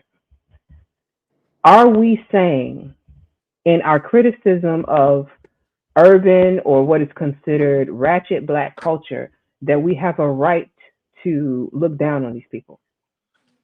No, we shouldn't look down on them. No, absolutely not. It's already enough. We got enough people already looking down on us. We don't need to be in here looking down at each other. Come on, like why add to it? Why add to it? In my opinion, I agree. What say the rest of you? Hey, baby, come here. This is the conversation that me and 18th was having earlier, right? no standards or lower standards because everybody can't meet the standard, right? That's our thing, right? And we like to. I'm going to do it again. Other cultures don't take their trash with them. You know what I'm saying? We black people, American black people, we want to take everybody. You know what I'm saying? I get it. You fucked up. You did whatever with it, but you black, I'm black, bro. You got to come with us. It's like, yo, this nigga's a killer. He's a murderer. He's a dope dealer. Like, what are you talking about? And he's supposed to be grouped in with the cats that made better decisions or other decisions simply because he's black, right? Wait, who's I'm not doing that saying though? we got to treat him wrong or whatever, but you can disassociate yourself from them. I think you're hold on, making. but this. Oh, go ahead. I'm sorry. I think you're okay. So I want to separate. I want to slow us down for a second and separate. So I hear what you're saying about the negative parts of our culture, our society, but then you're also lumping in people who are just impoverished with that same thing. Not everybody. Wait, no. How? What do you mean how? Let me finish. I'm gonna tell you. I'm gonna explain it. I'm gonna explain it because you're saying leave the trash behind. I'm saying if we're looking at urban culture, people who wear bonnets, people who have sagging pants, people who have the urban poverty culture, however you want to define it, right? If we're looking at them all as one group, and then you're defining that group by murderers, killers, drug dealers, right? It's like saying you have. Okay, let me finish. Hear me out. It's like saying that you have a project. Y'all are familiar with the projects, right?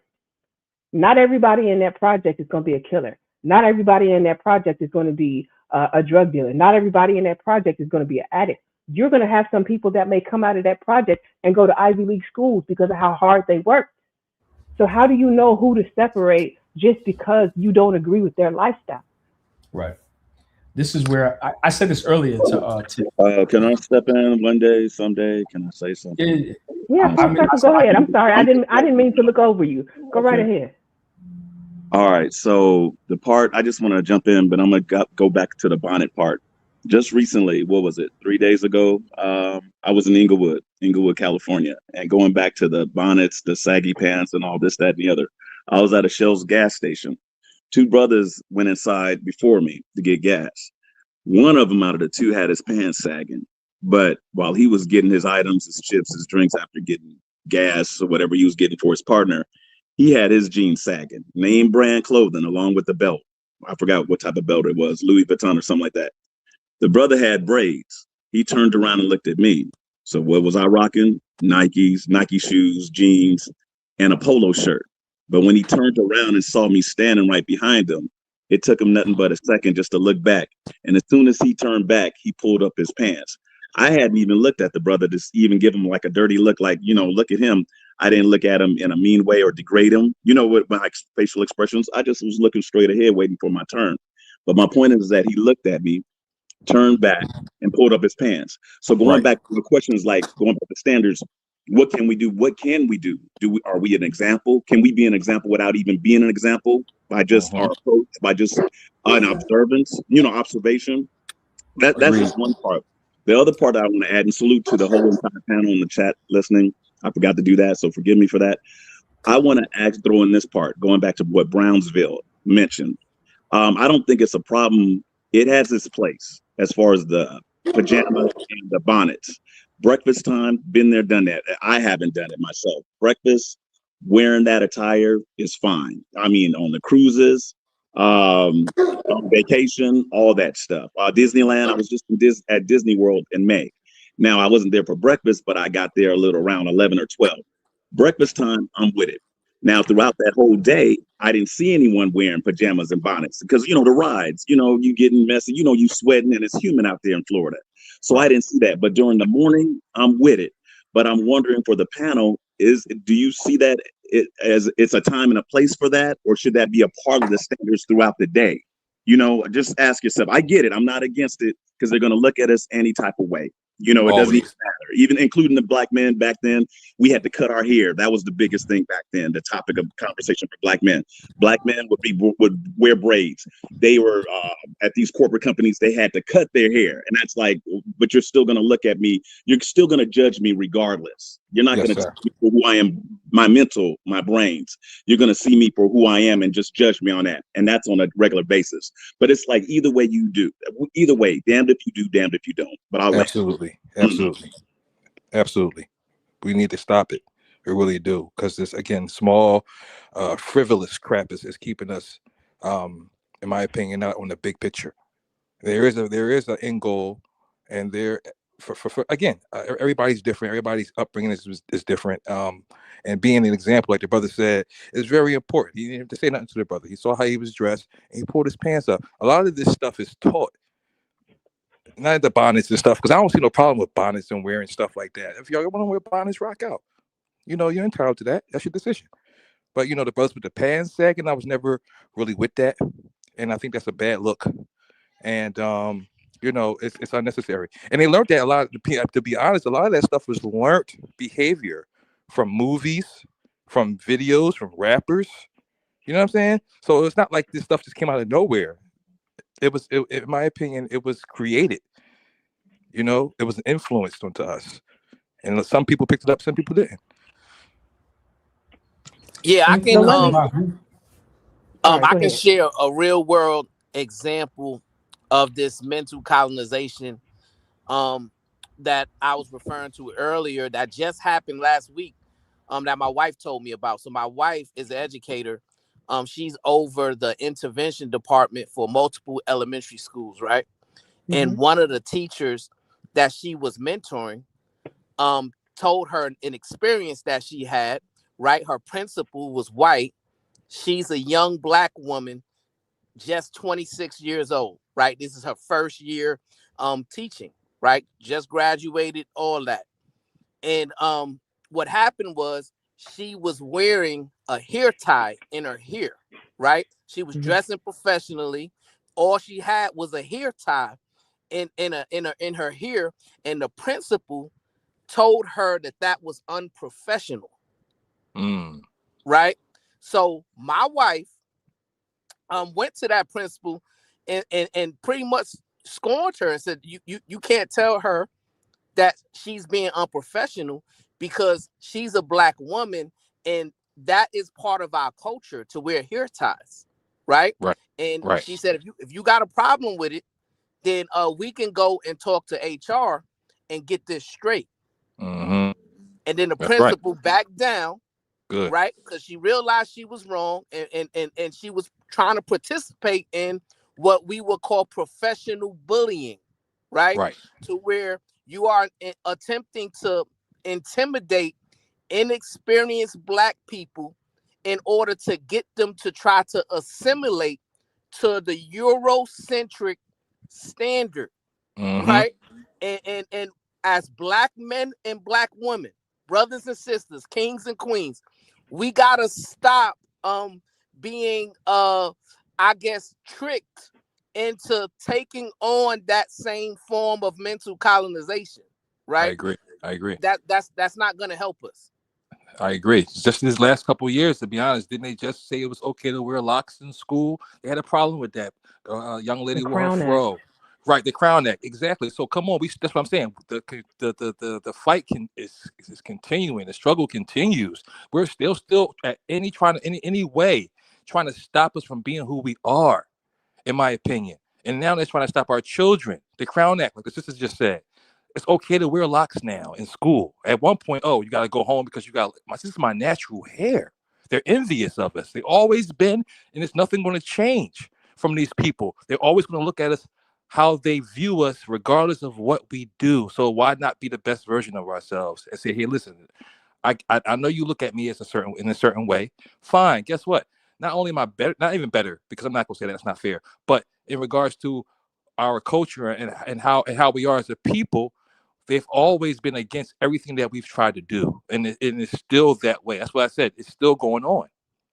To the sister earlier, she's like, "Well, go ahead, brother."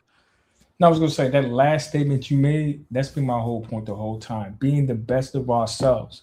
You know what I'm saying? So it has nothing to do necessarily with the bonnets and the PJs, etc. But we can't say that doesn't explain a lack of effort. And me as a Black man, I refuse to accept that, okay, going downstairs for breakfast in your PJs is the best that we can do. You know what I mean? Like I just it's just certain things where we just keep lowering and lowering what the standard is. If you get up in the morning and you get ready to start your day, that's not how you go out. You know what I mean? So, It's so like can I now, ask you a question, my brother? yeah. So That's Naf. Naf have you that's ever? talking.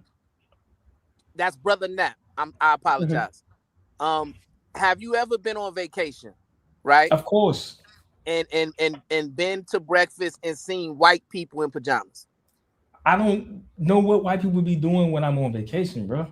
No, I just asked you, did you ever see it personally? No, I haven't seen it, but I don't like go out looking to be like, let me see what the white people is doing. Like, No, I think it y'all ain't. get it confused. But go ahead. No, but that's not the point. What's the the point? point I was trying to make is, if you have seen it, did you feel as bothered as you feel when you see black people doing it? I don't go places where I've seen black people doing it either.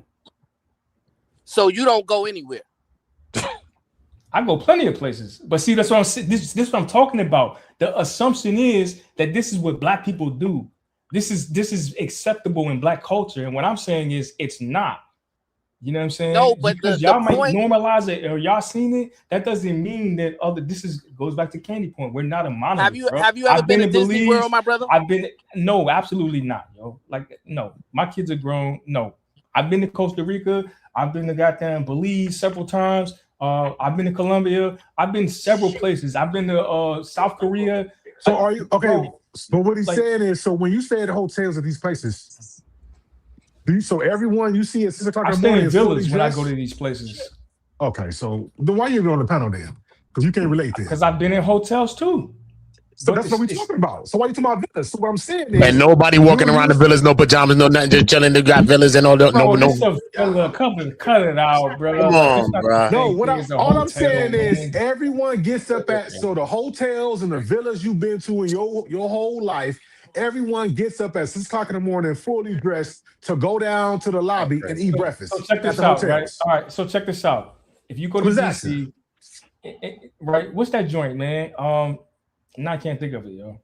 It's a hotel in DC. Really, they got a bunch of really nice hotels in DC, and there's like restaurants downstairs. You cannot check out your room or go downstairs. Now you can order room service, but you cannot go down to the restaurant in your pajamas. Like, it's just not. That's not acceptable. You're not going to be like, it's not. And I get what y'all talking about, vacation or whatever, but there's plenty of people that vacation in the city, you know, in other places, to where that's just not the norm, where you could just go downstairs and in your drawers and go get something to eat. So that's what I'm saying. I'm just like, and it's not like I'm trying to hate on black people, but I'm just saying, like, yo, I don't see this from anybody, because it's like, yo, what are you doing, bro? Like, everybody gonna look at you like you crazy. They gonna jump in the shower real quick, throw some sweatpants on and a hoodie at least. But nobody's coming down there and they still PJs and little booty shorts and all that, like straight out the bed. Like, that's just crazy to me, bro. We about to go eat. Like, what are we doing? Like, I don't understand. Like, why is this even a debate? To broaden the conversation, to move it a little bit forward, I agree with the concept that May has put here. Cardi B has lots of money. She thinks she's ratchet rich. To move it beyond, because I know some people are like, they're hearing the bonnet thing, but I want to take it off bonnets and just put it on urban culture, period. You have the long nails, you have the pink hair, blue hair, purple hair. May made a point earlier to say, and I have to try and get back to it. She said, everybody has a right to their own culture. Ratchet culture has a right to exist. Working class culture has a right to exist. Black elite culture has a right to exist. What do y'all think about that?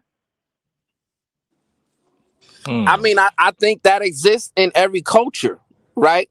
It's not necessarily just black culture that has those different categories, right? So That's if fair. those categories can exist in white culture, why can't they exist in black culture? That's fair. That's fair. And I agree with the brother, right?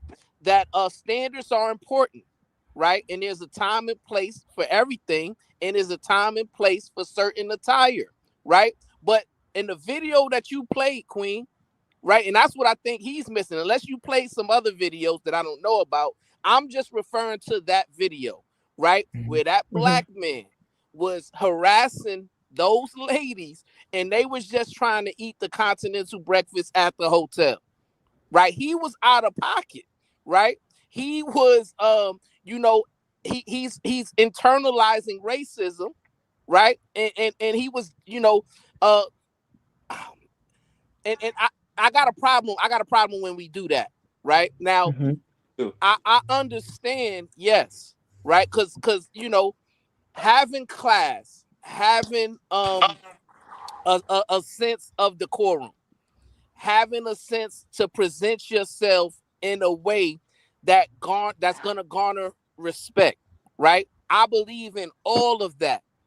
However, that particular situation don't apply to that, because across all cultures, and that's what I'm saying. I don't know where this brother been, but even if you go to the Four Seasons and you go to breakfast, you gonna see white people in pajamas. Absolutely. That's a fact. Absolutely. I've never seen that, bro. It was the I've definitely Ritz. seen it. The Ritz Me in and my wife DC and just came back. Georgetown. Go there. You're not gonna see motherfuckers in their pajamas We at just the came Ritz back, me and my Carlton. wife. Me and my wife just came back from the hotel and for the continental breakfast move, and that's all Asians, Europeans. They was not in their pajamas, Latino. bro. I promise. Hold on, brother, because I was there and you weren't there, and I was there with my wife. I be there. What do you? I used to work out there, like in. Hold on, brother. Hold on. He's hold not on. talking about the What, they Ritz, had on them fancy right? Hold on, brother. pajamas? Oh, I'm talking about the Intercontinental, all that, bro. Like, if you Hold on, come up brother. Wait, was anywhere it the downtown fancy DC, pajamas with the fur around the collar? Just for a sec. I live in Philadelphia. We live in Philly, right? I'm in Philly, so we had the Ritz Carlton, okay, upscale 4 or 5 star, whatever you want to call it. When we went downstairs for continental breakfast, the Asians, the Latinos, the Europeans that were there were in pajamas, and nobody cared. Why? Because we just was eating breakfast. That's it, brother. We was just eating Can I breakfast. say Everybody with something their right quick family. before I lose my thought? they had robes and slippers on. Yes, sir. 100%. 100%. Buying their hair, wasn't nobody tripping. Everybody was eating breakfast and having a good time. That's what I'm saying. This little frivolous crap, it burns me up. Let the sister go ahead and speak before she, go ahead, sister. I'm sorry, I didn't mean to interrupt because, okay, I can't remember who said this earlier about other races or, cultures ostracizing the degenerates, Oh, right? wait, People hold on, that are hold on. unalive. Your audio's burping. Give me 1 sec. Let me edit your mic real quick. Okay, say something else. Tiff. Okay, is that better? Much better. Go ahead. Okay, I guess it was my earbud. No, okay, I can't remember who said this earlier about other races or other, cultures of people basically ostracizing the degenerates in their community. And I'm thinking like, but why are we acting like we don't do the same? Like, we're not over here, bigging up people unaliving or, people taking advantage or doing, completely just crazy stuff to people. We're literally just talking about, I guess, image here. And I mean, I know image goes on beyond what we see, but like trying to compare people out here unaliving to what people are wearing, I think was kind of disingenuous. But I mean, I get the premise, far as like saying, oh, well, nobody else in the other culture do that, but they got whole documentaries out here of the degeneracy in the cultures. But it's like when Black people try to point out what we see, it's a problem. But I'm trying to figure out like, why do we even care? Like somebody was just saying about the Ritz Carlton, and they're out there wearing their pajamas. Why do you Right. think they don't care? Right? Because Right. they living life, they eating their breakfast, right? And it shit probably above my pay grade. You know what I'm saying? In a sense, Ritz Carlton, that sounds fancy to me. So is it a money thing? Is it an economic type of thing? I'm hearing this. I just had to jump in because, like you mentioned, the Ritz-Carlton, the Sheraton, the Hilton, all these high quality, high class hotels, like any other place. I'll just give an example, like Beverly Hills.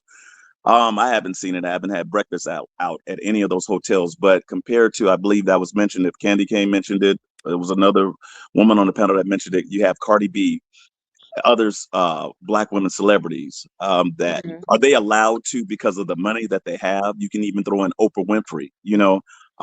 Is it about money in comparison to not having money and dressing in a Good certain question. way?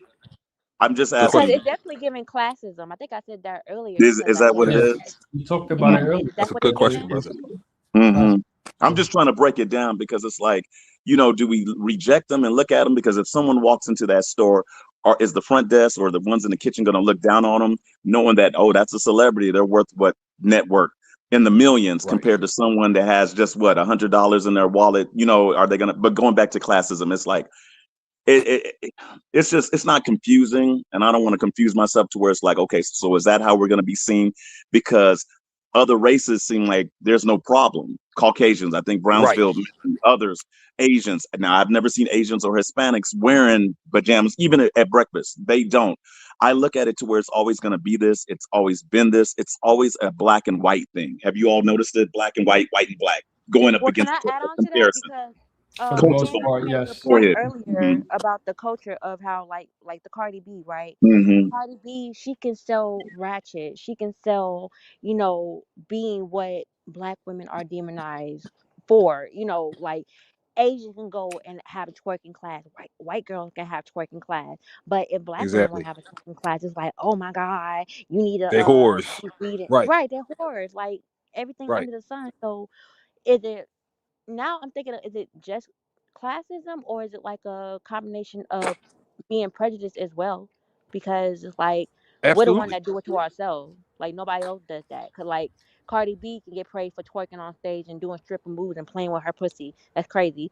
But if Megan do it, Right. it's like, oh my But God, but do you that's think it's a why. setup? I just want to ask you a question. Do you think it's a setup? For example, Cardi B just broke up with Stefan, or the football player, with the Patriots. Okay, so check this out. All right, but she's doing concerts as we speak, selling out. I don't know about selling out, but most likely selling out arenas, and they Right. applaud that. The twerking, the WAP, all of that is applauded.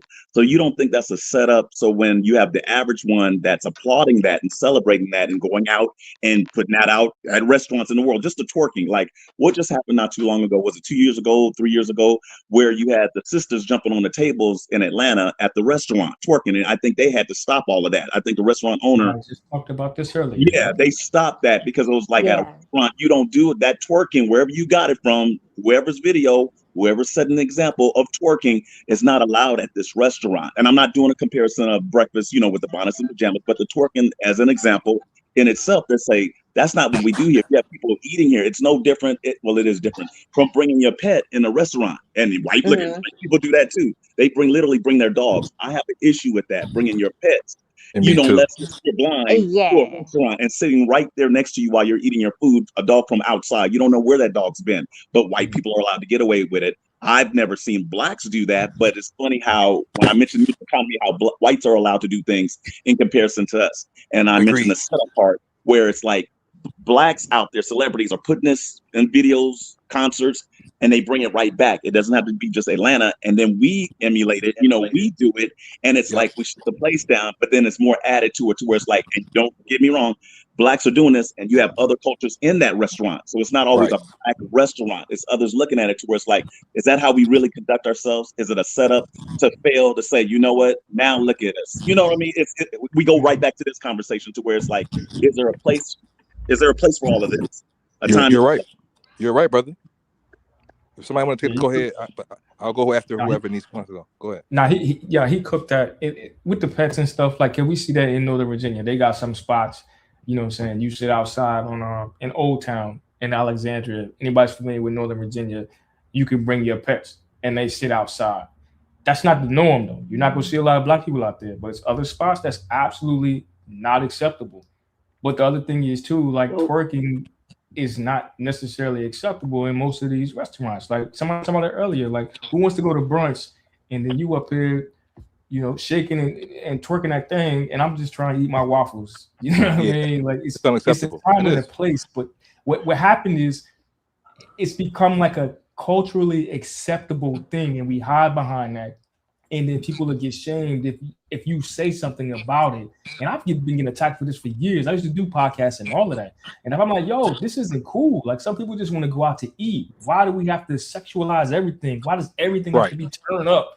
And then this is what black culture is identified as. And then we get lumped in this box. So I don't want y'all to get it misconstrued. Like I just, again, like all these different points I'll be making, It's about, and I'm wrapping it up. It's about sociology, the collective, the group. It's multifaceted. It's complex. It's not simple. You know what I'm saying? We're not a monolith. All of y'all have been made some amazing points. I just be trying to touch on every little thing and say, like, we can't just focus on this because this sounds good or this make us feel good. We have to be able to step back and look at the whole collective if we're serious about being taken seriously and moving within the society. You know what I'm saying? I agree. But that's difficult. But it takes people that think. We can't feel. We have to think about stuff and see stuff and say, okay, what is it? And again, last thing I'll say, to Tiff's point, like, I've been guilty of that. I look at motherfuckers and be like, yo, obviously they don't care about themselves. They don't respect themselves because they came out the house looking like this, pants sagging, bonnet on, this, that, and the other. But she asked the question, does that mean that I don't deserve or they don't deserve respect? You know what I'm saying? And acknowledgement the same as anybody else? They absolutely do, bro. You know what I'm saying? Yeah, but there's a Go ahead, Brunsville. there's a big difference between inappropriate behavior in public and the proper attire for breakfast. Right. Okay. So those are two totally different things. So while I would agree that yes, when you're in public, there's a certain way you should behave, especially in a restaurant where people are just trying to eat and chill with their family and friends or what have you. But once again, that isn't the conversation that from the video. From the video, it was just those two ladies eating breakfast at a hotel, continental breakfast, and they have on pajamas, right? And what I'm saying is that is not improper and that is not unusual, right? And Queen Candy Cane, can you hear me, Queen Candy Cane? I hear you just fine. Can you do me a solid, right? You can Google the Grand Floridian Hotel, right?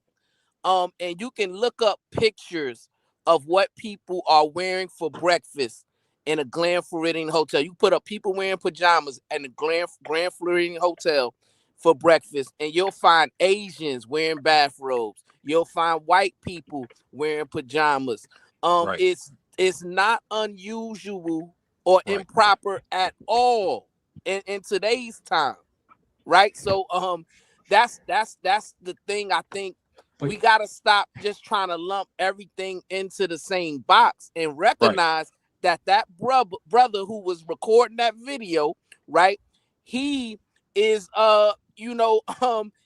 indoctrinated, yes, sir, to hate on his own people and look for the most minute things in order to slight us, in order to make it seem like we're less than. And we got to get out of that mind frame, right? Absolutely. Because if it doesn't bother you when you see white people in a nice place eating breakfast in pajamas, it shouldn't bother you when you see black people doing the same thing. This is the definition of like prosperity preaching. This isn't progressive. Like we was going somewhere and then we go back to focusing on it. This is irrelevant, brother. I think he was just making a point in regards to the situation. I know, but I thought we had moved past that like 30 minutes ago, and we went back to proving pajamas and people wearing them like it's like, okay, that's irrelevant to when we talk about the overall big picture of things moving forward. Like I think there unfortunately are people out there like that brother in the video who was doing that to them sisters. He was unfortunately he was out of pocket, number one. He shouldn't have did that. But again, by the way, that's exactly what I said too. Right. You would ask Candy. I said he has his own disdain for black people, right? We have been taught this type of thinking. I wouldn't go that far. I'm sorry. I think that again, the propaganda.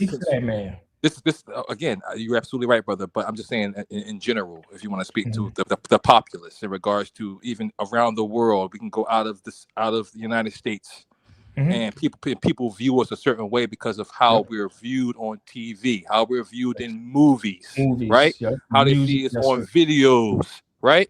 So this stuff has been done intentionally to us, in my opinion, so that people can have a certain perspective of us. So when they do engage us, oh yeah, well I see that on TV. Oh, all black people carry guns and they violent. They want to steal. They want to unalive things. They, you know what I'm saying? They're ratchet, right? So all this has been done by Hollywood and by again these type of institutions intentionally. The first movie, like for example, what's the joint that came out for what is it? Birth of a Nation, right? We can go back to that, right? And they were showing us in a certain way, and that's been that. When did that movie come out? If somebody can Google that real quick, they've been doing that, and they're still doing it today in regards to in the media, in the radio, and then some.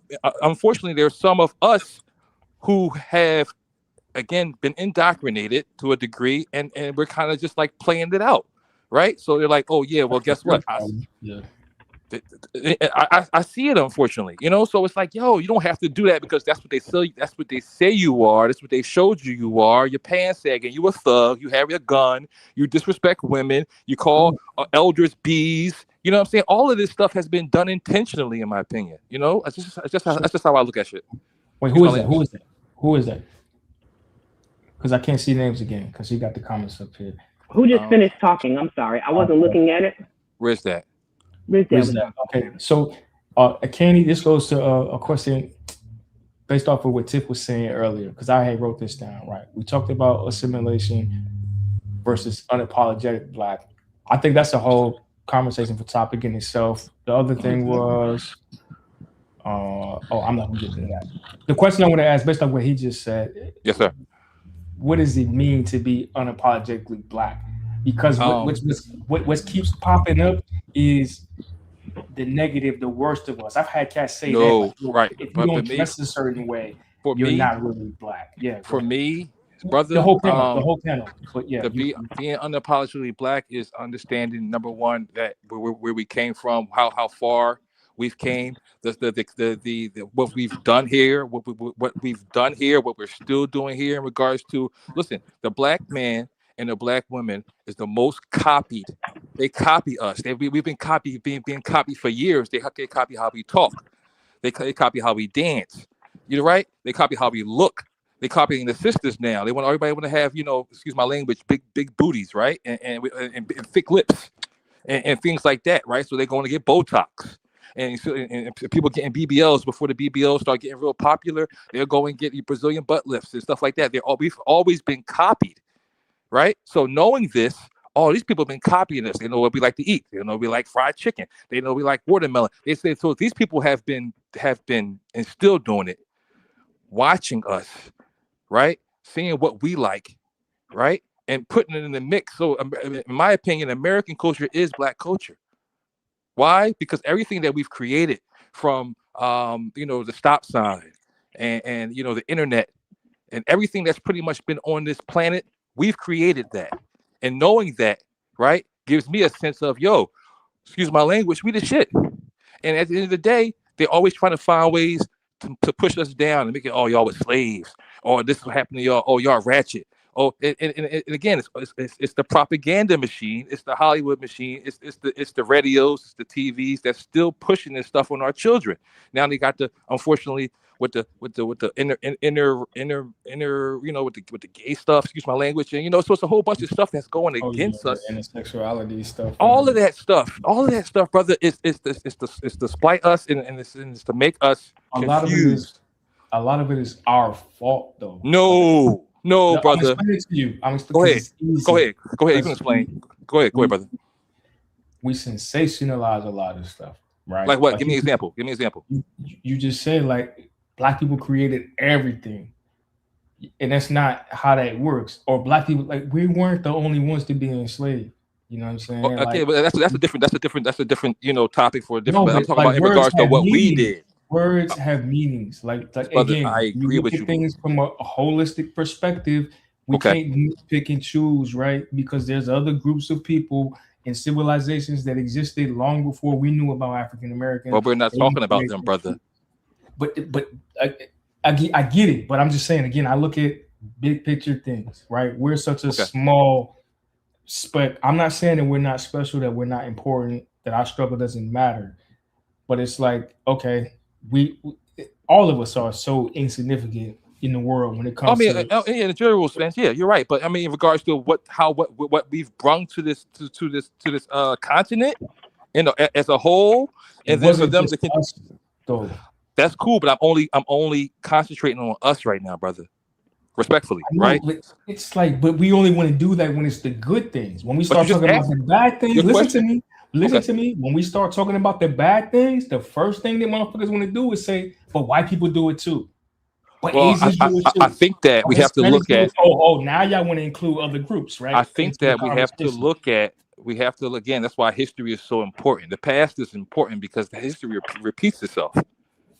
It's repeating itself now, right now, with this war and everything that's going on in Iran and everything. Guess it's repeating itself again. So again, Yeah, when y'all so get a chance, I want to jump in when y'all get. go ahead, sister.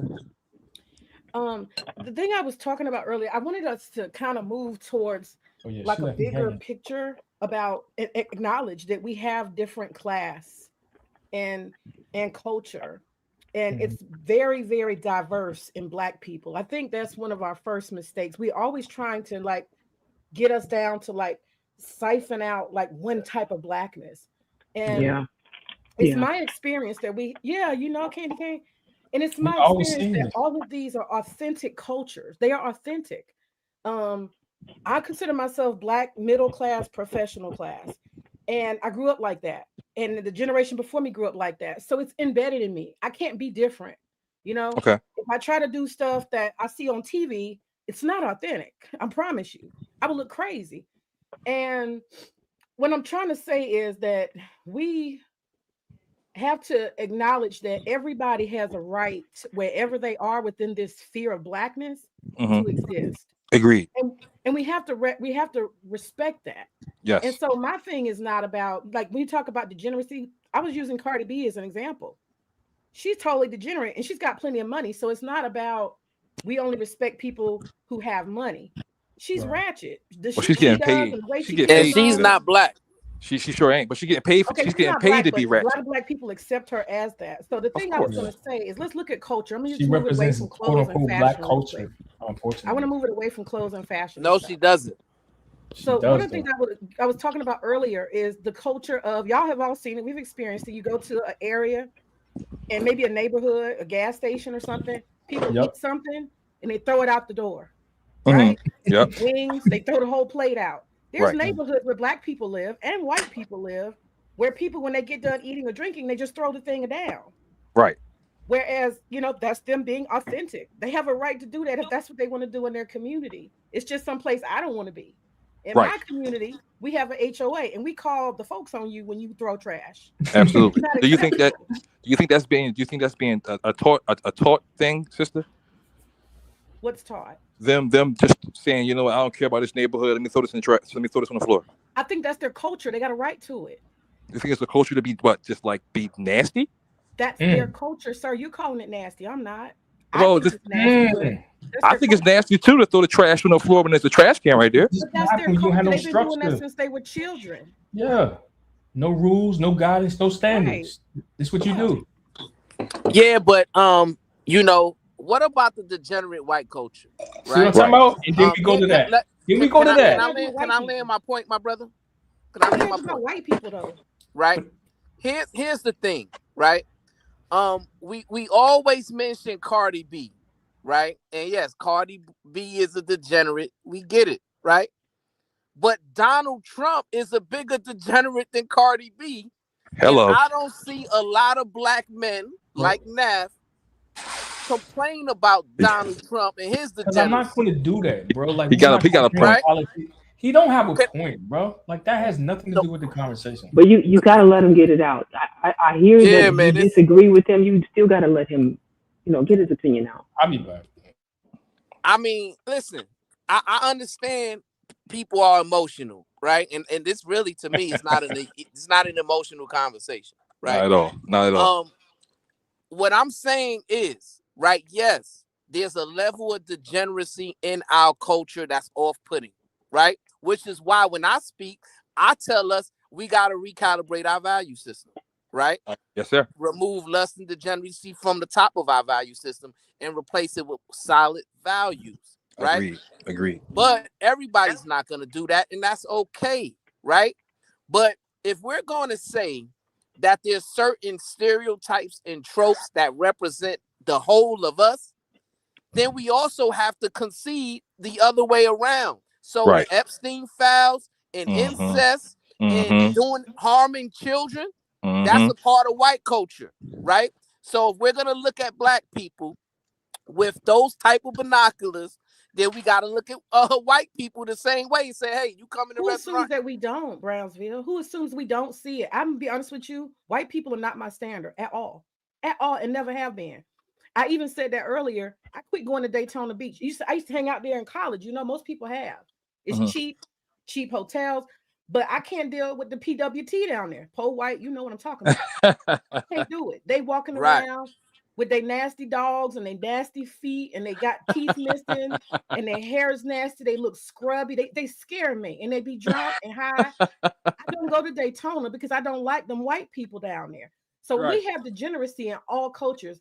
We as black people got to stop pretending they're the standard. They are not the standard. Them folks are uncivilized. Thank you, Queen. They're extremely uncivilized. Agreed. Not Agreed. the I don't care what they think. Agree, sister. Thank you. And that's the problem. But you got brothers like Nav who disagree, right? He believes that we are the standard of degeneracy, our people. And I just, I've never personally been to any restaurant and seen black people just bust out twerking. Right? That's a stereotype. That's a trope. That's something very abnormal. And it's a slim minority where it happens. I've never personally seen it though. Me neither, right? So wait, but Brownsville, I do want to cut in on you a little bit. To be fair, Naf didn't say that he didn't see white people be degenerate, except for when he was talking about with the whole hotel thing. Prior to when he was in the chat, he said he didn't care about white degeneracy. That was not his focus. Why are we focused on what white people do? He kind of agreed more so with May. So I just want to, because he's on mute right now. I know he's not. He said he was going to step away because he wasn't feeling that part of the conversation. I did want to interject with that. Yeah, I understand that, but I'm just talking about what I heard him say in regards to the other conversation, right? And that's the problem, right? When we say things that are unfair and slighted to make our people as a whole look less than or look more degenerate, that's where it becomes a form of mental colonization, right? To where we are accepting the premise that the Eurocentric culture is a higher standard than our culture. Brownsville, we just said that's not it. That's not it, brother. We talking about black people. I know that's what you said, Queen, and that's why I said thank you.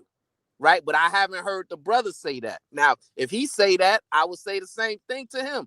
Thank you for acknowledging that. And if we're gonna acknowledge that, and then we can have the rest of the conversation as what should be our standard, then I'm all for it. But I just don't want to participate in a conversation to where we're just looking at black people and saying you need to be better, and we're not understanding that as a culture of people, black, white, Hispanic, whatever, we are moving towards the way of degeneracy at an alarming rate altogether. Altogether, perversion as well. Right. Well, I have something to say. That's not authentic. I wanted to add on. Was there somebody on the panel that mentioned entertainment? Maybe before I jumped off, I had technical difficulties. Somebody was talking about entertainment. If not, then I'll add my piece. Kind of what we talk. Yeah. Kind of. Okay. So yeah. Oh. Go ahead. Okay. No, I'm just gonna fill in the blank, but go ahead. Go ahead and get it out. I'll jump in on this. The part that I don't disagree with what Brownsville and May was speaking of or saying. The problem I have is that we always have to work. I'm going to show you where I'm going with this. 10 times harder in society. 10 times, 2 times, 10 times. We do, our children do, our ancestors. I mean, we always have had to work 10 times harder. You're right. The problem I have is the powers to be. The powers to be, let's just say like entertainment, Hollywood. I noticed in one of my favorite movies, and I just looked it up on Google, and I forgot the other sister's name. I think she passed away, but it was Holly Berry, the movie Baps. Holly Berry and the other sister. Okay, remember that. Now let me bring it forward to where in Hollywood, it seems like, okay, going back to what Brownsville mentioned about the hotel, all the different cultures wearing the bonnets and the pajamas, breakfast, it shouldn't be an issue or problem. some way, somehow, Hollywood will find a way in that one particular scene. And you know exactly what they're doing, with the whole stereotype thing, but it's to make us look worse than what it is when it's Always. accepted. And I believe that what Brownsville mentioned is true. That shouldn't even be an issue or a problem. They'll make it a way to put it in a scene to where in that one scene where we're wearing the outfits, the bonnets and the pajamas, nobody else in the restaurant, and they'll focus on that. They won't even have it to be like, oh, it's okay. It's a breakfast scene. The powers that be will make it seem, along with, depending on the scene, an attitude. It's always something thrown in the mix when it comes to our culture, to where we're looking at it, laughing at it, but the other cultures are laughing at it too. But at the same time, in the back of their minds, they're like, look at them stupid, them idiot. You know how it goes, where it's like, but wait a minute, hold on, pause the brakes. That's not really how we. And I agree with what we're speaking of today. But they'll always find a way to downplay it to make us look bad. It's not us looking bad, or to even intentionally make ourselves look bad. But they will find a way in Hollywood to make ourselves look bad, and that whole scene will be focused on that. The actor, the outfit.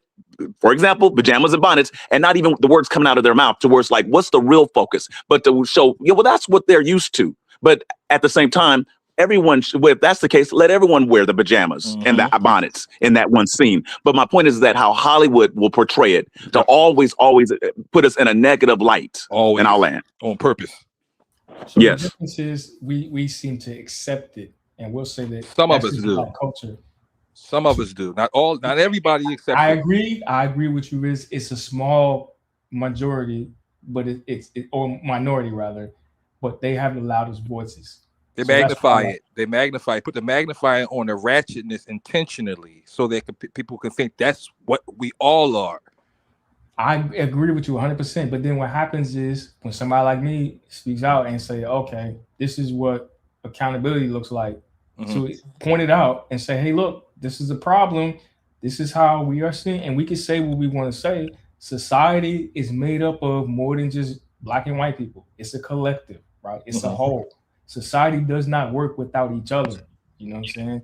So it's like, all right, if somebody don't say something and be like, hey, we don't want to be seen as this because we understand that this small pocket of people does not represent the majority of us. You're right. But when you speak out against that, you get chastised and you get attacked, and then you're like a hater and you hate black people and you're what they call it, you're a something. I'm like, what is all this foolishness? We don't control the media. We don't control the media. The media puts out whatever. Control what you do and how you present yourself. Agreed. Yes, sir. But at the same time, they don't bring it to us for approval, like a yay or nay. If you notice that, like the Sexy Reds, and that's just an example. Besides what we're speaking of, it's never brought to us. Have you noticed? Wait, hold on. Have you noticed? Once it's on the screen, big screen, it's out there.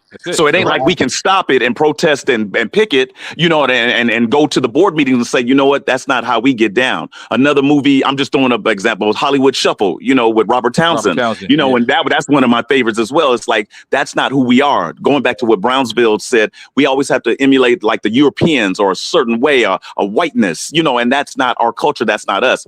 And it's usually the other way around. They're copying us, but they find a way to make fun of us and think that it's cool, and it's not cool. So like I said, once it's out there, it's out there. You can't rebuke it. You can't cut it. You can't stop it. It's there. They have that power. But go ahead. So stop right there. Do y'all see how y'all are like right now, full circle, back worrying about what they think? Fuck them people. Can we get No, it wasn't about what they think. I'm just giving an example of what they do. They're gonna do that. They've been doing that. Sister Right, like who cares about what they do? Yeah. Well, what they do affects us. Sister Candy Cane just went to it only affects you if you let it. If you allow it to affect you, then it will. Y'all can't talk over May now. Y'all got to give her a chance to finish her thought, y'all. Go ahead, May. Appreciate it. She just went to Birth of a Nation, and she's highlighted 1915. They used to use soaps and all kind of things to market black people, making us look crazy, to sell items. There's a history here, and it's not going to stop because they are who they are. And all I'm saying is we actually have to free our minds. We talk like we're free, but then we turn around and we start talking about what they say about us, how they show us. We're not in control of them. We as black people are in control of ourselves. And I think that accountability and trying to police ourselves among ourselves, I don't think so. That's not the answer. Because whether it's for white people or among ourselves, we're not respecting each other. If you ratchet, I just need to let you be ratchet and be where you at and let you be that. You know what I'm saying? Okay. And I don't need to police that. There's nothing wrong with your culture. You are who you are, who your family raised you to be, and you're gonna act how you gonna act. Who am I? But Who am I? right, but let me go back into this part. My part wasn't about, because I'm with you on that. I've never gave a dang about what they think. My point is that with them having the power, we have different individuals in the media in power, directors, producers, etc. With all of them, and regardless of their power and what they put out there, there should be a counter effect to where you have those same ones in power, black directors, male and female, but let me stop, men and women, black men and women, or as Brownsville would say, kings and queens in position in Hollywood to counter it with productive movies. So while they're putting that out there, and I do agree with you, I could care less about what they think. Honestly, I don't care. But on the other hand, I think there should be more movies produced in a different light. Because once again, I think Brownsville said it. After we're dead and gone, there will be movies put out there on Blu-ray, DVD, streaming, showing us always, after a while, let me throw this at you. I was getting tired of the slave movies. There's more to us. We can't forget our past. And this has nothing to do about what they think about us. I got tired of it. That was just an example I'm throwing in. Is there anything other than just a slave movie and what we can do other than slavery and picking cotton and everything? There's got to be other things that I know as a proud black man and the black women out there, or as Brownsville would say, kings and queens. And I'm jumping on that bandwagon. I know there's more to us because I know we're going back to someone mentioned we aren't better. I'll have to say that we are better because there's more to us than that. And the way they look at us, who cares? But I think we could do a lot more to put it out to the public, to show others out there instead of being year after year after year. What's the last movie? This is 2026. I'd like to see more movies put out with showing us of what more we can put out there to the world, what we produce. Movies. Yeah, yes, absolutely. there you Positive go. movies. That was my point. I just didn't throw that in there. For our children see Right. ratchetness, they're going to pick up ratchetness. They hear ratchet music, they're going to pick it up. I don't let my daughters listen to that stuff intentionally because I know that stuff is mind control. I know that stuff is creating in their subconscious. Hey, it's okay to sell your butt. Oh, it's okay to wear tight clothes and to be sexual in front of men. This stuff is it's a narrative being pushed on us. That's always been pushed on us, right? That's continuously happening. And again, go ahead, sister. I think whoever that. Sorry, I'm going. Yeah, she was. I was going to say it seemed like she was off mute. Okay. Go ahead. No, okay. Yeah, I just wanted to give sister a chance to interject, which is fine because this is a good conversation. But unfortunately, we have to see that there are powers that be that are against us. As soon as we realize that, in my opinion, and again, all this stuff that's happening to us is intentional. It's on purpose. They're pushing this narrative about us on purpose. So regardless if we okay, I don't care what they think, guess what? The way that the world looks at us, the way that we look at ourselves, the way that our children look at us in these movies with the gangsters and the hoes, and this is what you are, and sell yourself for sex, and So do you only watch mainstream movies? Stuff like Hotel Rwanda is one of my favorite movies. Don Chino went over there in Africa. But I do try to find things that I can be entertained, but I also want to learn from. If that makes sense. So I asked you. Yeah, go ahead. Okay, no, go ahead. Go ahead, sister. No, go. Go ahead, Tiff. She got the baby. But sometimes she has her audio cuts out, and then she has her son, so she might have started talking. Tiff, if you're still trying to get in, oh no, she's on mute. She's on mute. I have a question for y'all because I've heard a few times tonight people mention a standard, and that's if you're back, if you're listening, you can come off mute too, because I want to hear what you have to say about this. I can hear you now. Yes, I can hear you. So Just Jay put a very good question up here. What are the core elements of the standard of blackness that we're trying to set? If we're trying to get people to elevate and to do better, and we're not comparing this to white people, this is independently a black thing. What are the core elements of the standard that we're pushing for? And how do we infect the masses. Like I like that. That's a good question, sister. That's a good question. If I may, just my opinion. We need to that's look to at everybody. the people that came before us who sacrificed themselves and what they were doing. Because at the end of the day, a lot of people, unfortunately, I'm from Philadelphia. My family is a part of the MOVE movement. They bombed 58th and Osage. The police. Man, what's the standard? I'm sorry. I'm trying to get there. I apologize if I'm being long with it. I'm sorry. We need to look at those in history who set the standard, I think, if that makes sense. Who? These brothers are, for example, I'm just going to shoot off the top of the head. Malcolm X, the Black Panthers, the sister who did So give me what I'm looking for. Okay. Like, what are the core? When I say core Can I elements, answer it, Queen? Okay, I'm gonna Go ahead, give brother. you a chance. Go ahead, Brown. Go ahead, brother. So I would say faith, honor, integrity, self-discipline, and respect, just to give 5, right? And in my experience, right, I'm in the law enforcement profession. I'm also retired military, right? And the Black people that I have encountered professionally, when it comes to faith, we have a higher standard than most cultures. When it comes to honor, the same thing. When it comes to integrity, the same thing. When it comes to self-discipline, respect, the same thing, right? So I disagree that our public image is an image of degeneracy, right? Because in the spaces where I congregate, I don't see it, right? It's not there. And I think for the most part, in general, Black people are setting the standard. And it's just a small minority of us who are not. And for those people, right, if we want to actually have an impact, we got to start with the young people. So I would encourage Brother Nath and some of the queens on the panel who feel like we got to elevate our standard. I would agree. But you can help with that, right? You can go and try to help mentor at-risk youth, right? And show them a different standard. Show them what's possible for them to achieve and obtain. Show them how they can pursue education as a way to have success, right? Show them that, hey, Brownsville. You can... Go ahead, Queen. I'm sorry. I need to just ask you a question while you're going through all these. Do you think that you acting as if people need fixing is kind of policing? It's assuming that something's not right or not well. Do you think this idea that they're not okay where they are, is that not kind of, looking down on people? I think we all can be better.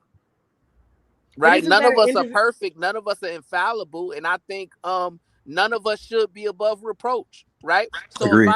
if I'm communicating for example, if I'm communicating in a way to where it's not being honorable or not with integrity, I don't have a problem with somebody saying, hey, when you said this or you did this, that wasn't the right move, right? And then that's my time to undergo self-reflection and say, you know what? Maybe that brother got a point, right? I think, that's what was good with our people back in the civil rights era. They were able to... Brownsville, question real quick. How many other cultures, and we ain't talking about no black, white stuff, but how many other cultures are walking around policing each other, trying to assume that the other one is not where they need to be and they need to be held accountable? I'm just asking. I think policing is the wrong word. They're holding each other accountable as a class, as a whole all race. Of them. And they're policing each other.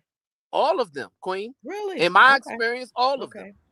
And assuming that they're not where they're supposed to be. Just to solidify a little bit of May's point, can you give me an example of maybe another culture where you've seen that occurring? Yeah. So one particular, well, it's many, but one particular time, I can give you an example when I first joined the police force, right? The person who was my training officer, right, was a white guy. And we was doing traffic, right? Making traffic stops this one particular night, right? And he stopped some white kids, right? They were goofing around, they were driving recklessly, doing different things, and he stopped them, right? He scolded them. They were young men from the ages of 16 to 19, right? He gave them a scolding. He called their parents, had their parents come to the scene. Now he could have gave them citations. He could have arrested them. He's a police officer though. He's supposed to. Okay. And I can give you other examples that has nothing to do with law enforcement, right? We're just talking about culture. Where across a complete culture do we see people saying, I got to make sure my people do better because they're not right where they should be. I'm just asking. Erica Kirk just did it, right? Erica Kirk just did it yesterday when she was encouraging a white men, right, to not listen to the people who are telling you need to be different, right? You need to be proud being a white man and educate yourselves and look to be the best person that you can be. That's just a different happened. conversation. Google that. No, that's actually the same thing. It's not. It's a different conversation. It really because, is, though. It really is. No, because the reality is, again, holistically, like, all right, we all know slavery and all that. Like, you got white dudes out here that ain't had nothing to do with slavery being told because you're born white that you should feel guilty and you ain't shit and you're less than and you're a misogynist and you hate women. And it's like, God damn, I ain't did nothing. I'm born a white dude and automatically I'm like this villainous, rapist, pedophile, like any negative thing you could say because they were born white. It's the same thing as being born as a black man. Like that's literally what it is, bro. That's literally what it is. That's why she said that shit. Cause it's like, damn. But BJ Nash, have you seen any other culture that polices the way we're talking about, telling people you're not where you need to be, picked up and you need to be fixed up and you're not where you need to be. You need to be accountable. They disown your ass. I don't excommunicado. Okay. They be like, okay, you want to be out here doing drugs or doing whatever, you're cut off from the family. Like they disown you. I agree with that point. I do agree that they do, even in other was it Greece that had the ostrakhan going? They have a way to get rid of the people. They don't fuck with you. They will not fuck with you. Period. Nothing to talk about. Unless you get yourself together. Yeah. Until you get yourself together. Yeah. Get yourself together. Right. Yeah. So let's make that a point of freedom for Black people. We do have the option to separate ourselves from people who do not meet our standards. But we don't, and that's what I'm talking about. Why? But we do. I think it's. I think you're doing your people a disservice by not trying to assist and help them. See, no, but what I'm saying is we do separate ourselves. I'm just saying. This is my opinion. That's all. This is my opinion. That's all. But that goes back to. But you know where that comes from? That comes from because Jim Crow. We had to stick together after slavery. We had to. So we are a little more like we know what it's like to be ostracizing on our own. So we're not the same as these other cultures. So in that aspect, I can agree when other African Americans be like, nah, bro, we all we got. We gotta stick together. That's it. No, what I'm saying that doesn't make us better. That doesn't make us better. No, nobody's saying about being better. No. No, it doesn't make you only can be as strong as your weakest link. So we can't progress if we continue to bring the cats to dead weight. Like, we gotta make some sacrifices. So you can't. Okay, you're right. If it's a dead cause, and you like this brother ain't changing, man. He just my personal lives. We've all had friends, family, relatives that we had to cut off. You're right. Absolutely. It's the same thing as a community. And I'm not saying it's right, wrong, and it sucks, but we have to do the hard things. You're right. Everybody can't go. You're right. Everybody can't go. It sucks. Right. But that doesn't mean that you don't try. I have a question for Brownsville when you guys get a chance, when you get a moment. I got a question for you. All right. Going back to what you're mentioning, I remember there was a time, even with YouTube in this sector, there was this whole collective talk and don't leave one behind. I get what you're saying, Brownsville, but my question to you, sir, is there a stat on the ones as far as the separation or separating the a stat on the degenerates compared to the non-degenerates? Like, is there a number? Is there like a majority, a minority of them when it comes to our people, culture? No, I don't think so. I don't know. Is there a specific number? Do you think? Yeah, Brownsville. What's your thoughts on that? There's all different forms and types of degeneracy, right? So I mean, you can look at crime data, and that's one way to but I was asking, identify who's a degenerate from not. But there's all different forms of degeneracy, right? But my point is, when the brother so I agree. So do you think? Go ahead. No, but I believe that we do separate ourselves. Like once we get a level of education, right? Once we get into a certain profession, once we, get a certain economic status, we do separate from the degenerate culture. Why we gotta call them degenerate though? Why we gotta call them that? Why we gotta call them the degenerate? money, Why can't y'all, we just is be what for they people around. Bronzeville, why do Yes, they have ma'am. to be degenerate? Why can't you just say they're not like me and I'll be around people who are like me? Like, why do we gotta call people degenerate? Look at this comment by Intellect. She just highlighted a minute ago. Y'all want to put y'all personal issues on the masses and it will never work. You will only wind up hating on the people right around you and offending people that could have been your ally. Wait, what? I believe in calling a thing, Queen. If I see you out as a grown man or even a young man, if you're out just disrespecting an elder, I consider that degenerate behavior. Absolutely. Right? So I call a thing, and I believe we gotta stop being afraid to do it. Right? You don't have to handle people with kid gloves. We can handle tough conversations, right? Because that's how we gonna get to some resolutions. Agreed. Right? I don't have a problem with seeing young men out, right, congregating and they're dressed in a certain way. I don't have a problem walking up to them and telling them, look, you need to look at the public perception of what's going on, right? Yes, sir. And see yourself from somebody else's eyes, right? We have to be willing to engage in conversations that will make us grow. Yes. That has always been part of our culture. Absolutely. I want to say this real quick. I think that what we're doing is trying to parent other people as a race. And I personally, I don't like it. I think that people were raised by their family and their culture came from their family. Their standards came from their family. And those values and whatever their family gave them, it is theirs authentically. And who are we to look in and say, you know what? You need to do better. You need to do better. That's not fair. Okay, so let me jump in on that. If you don't Once mind. you've done, okay, If go you ahead. don't mind, a sister who's raising single parent, right? Single parent that's raising a young man, for example. Just real quick, and let the brother get in, and he picks up an unfortunate amount of I guess I could say quirks, so to speak, that doesn't suit him as being a man. And if I come to him and say, young man, why you over there doing that? He's doing something he's not supposed to be doing. I'm not trying to police him. I'm just trying to help. See, I think there's a disconnect from the elders to the youth. And that's the reason why they're running around crazy right now. Go ahead, brother. You got it.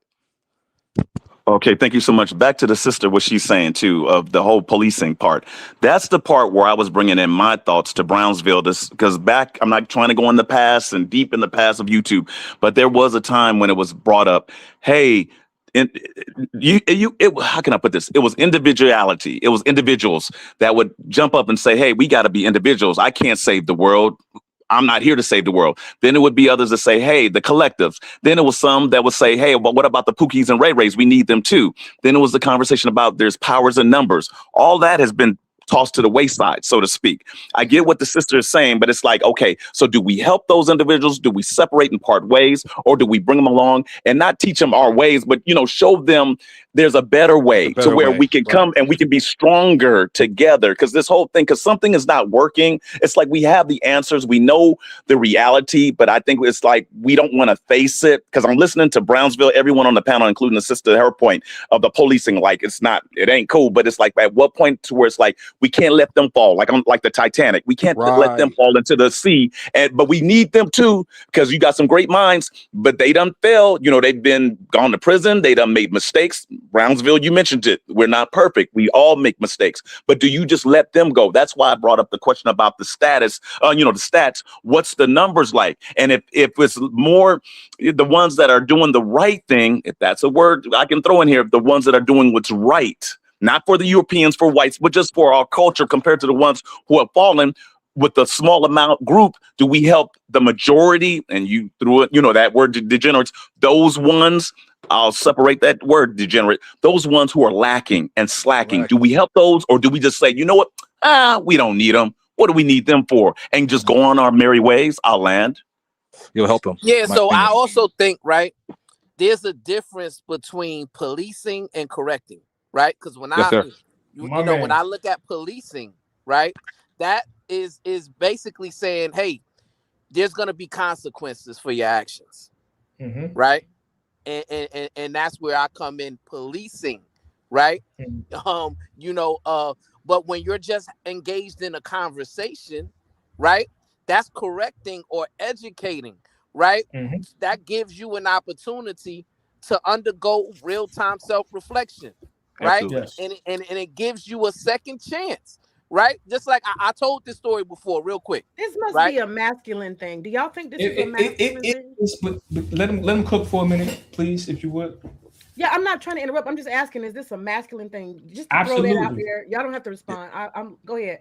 It's our jobs as men, as black men. Right. This is what leadership and all that shit looks like. Yes, sir. I stopped the brother one time, right? He was an assistant superintendent for a school district, right? And it was his birthday, right? It was a young man. I believe it was like his either 33rd or 35th birthday. He was a young man that got this prestigious position as an assistant superintendent for a school district, right? He was coming back from his own birthday party and he had been drinking, right? I stopped him because he was swerving in between the lane. That's an indicator that somebody's probably intoxicated, right? I stopped him, right? I gave him some tests, right? One of the tests I gave him was the horizontal gaze nystagmus, the HGN test, and that's really a foolproof test that determines if somebody's intoxicated above the legal limit, right? He failed that test. I communicated with him though. I talked to him. I said, hey, what's going on? He told me his story. Hey, it's my birthday. I probably had a little bit too much to drink. He was honest with me, right?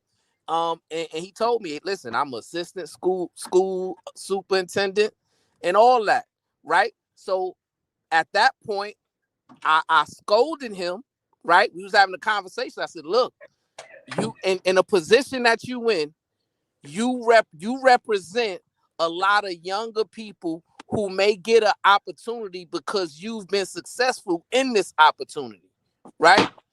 And because he was lucky that I stopped him, another black man, because I was able to have him, because we have what's called discretion, right? I was able to have him call somebody to come get him, right? I could have arrested him for DWI, did a breathalyzer, all that.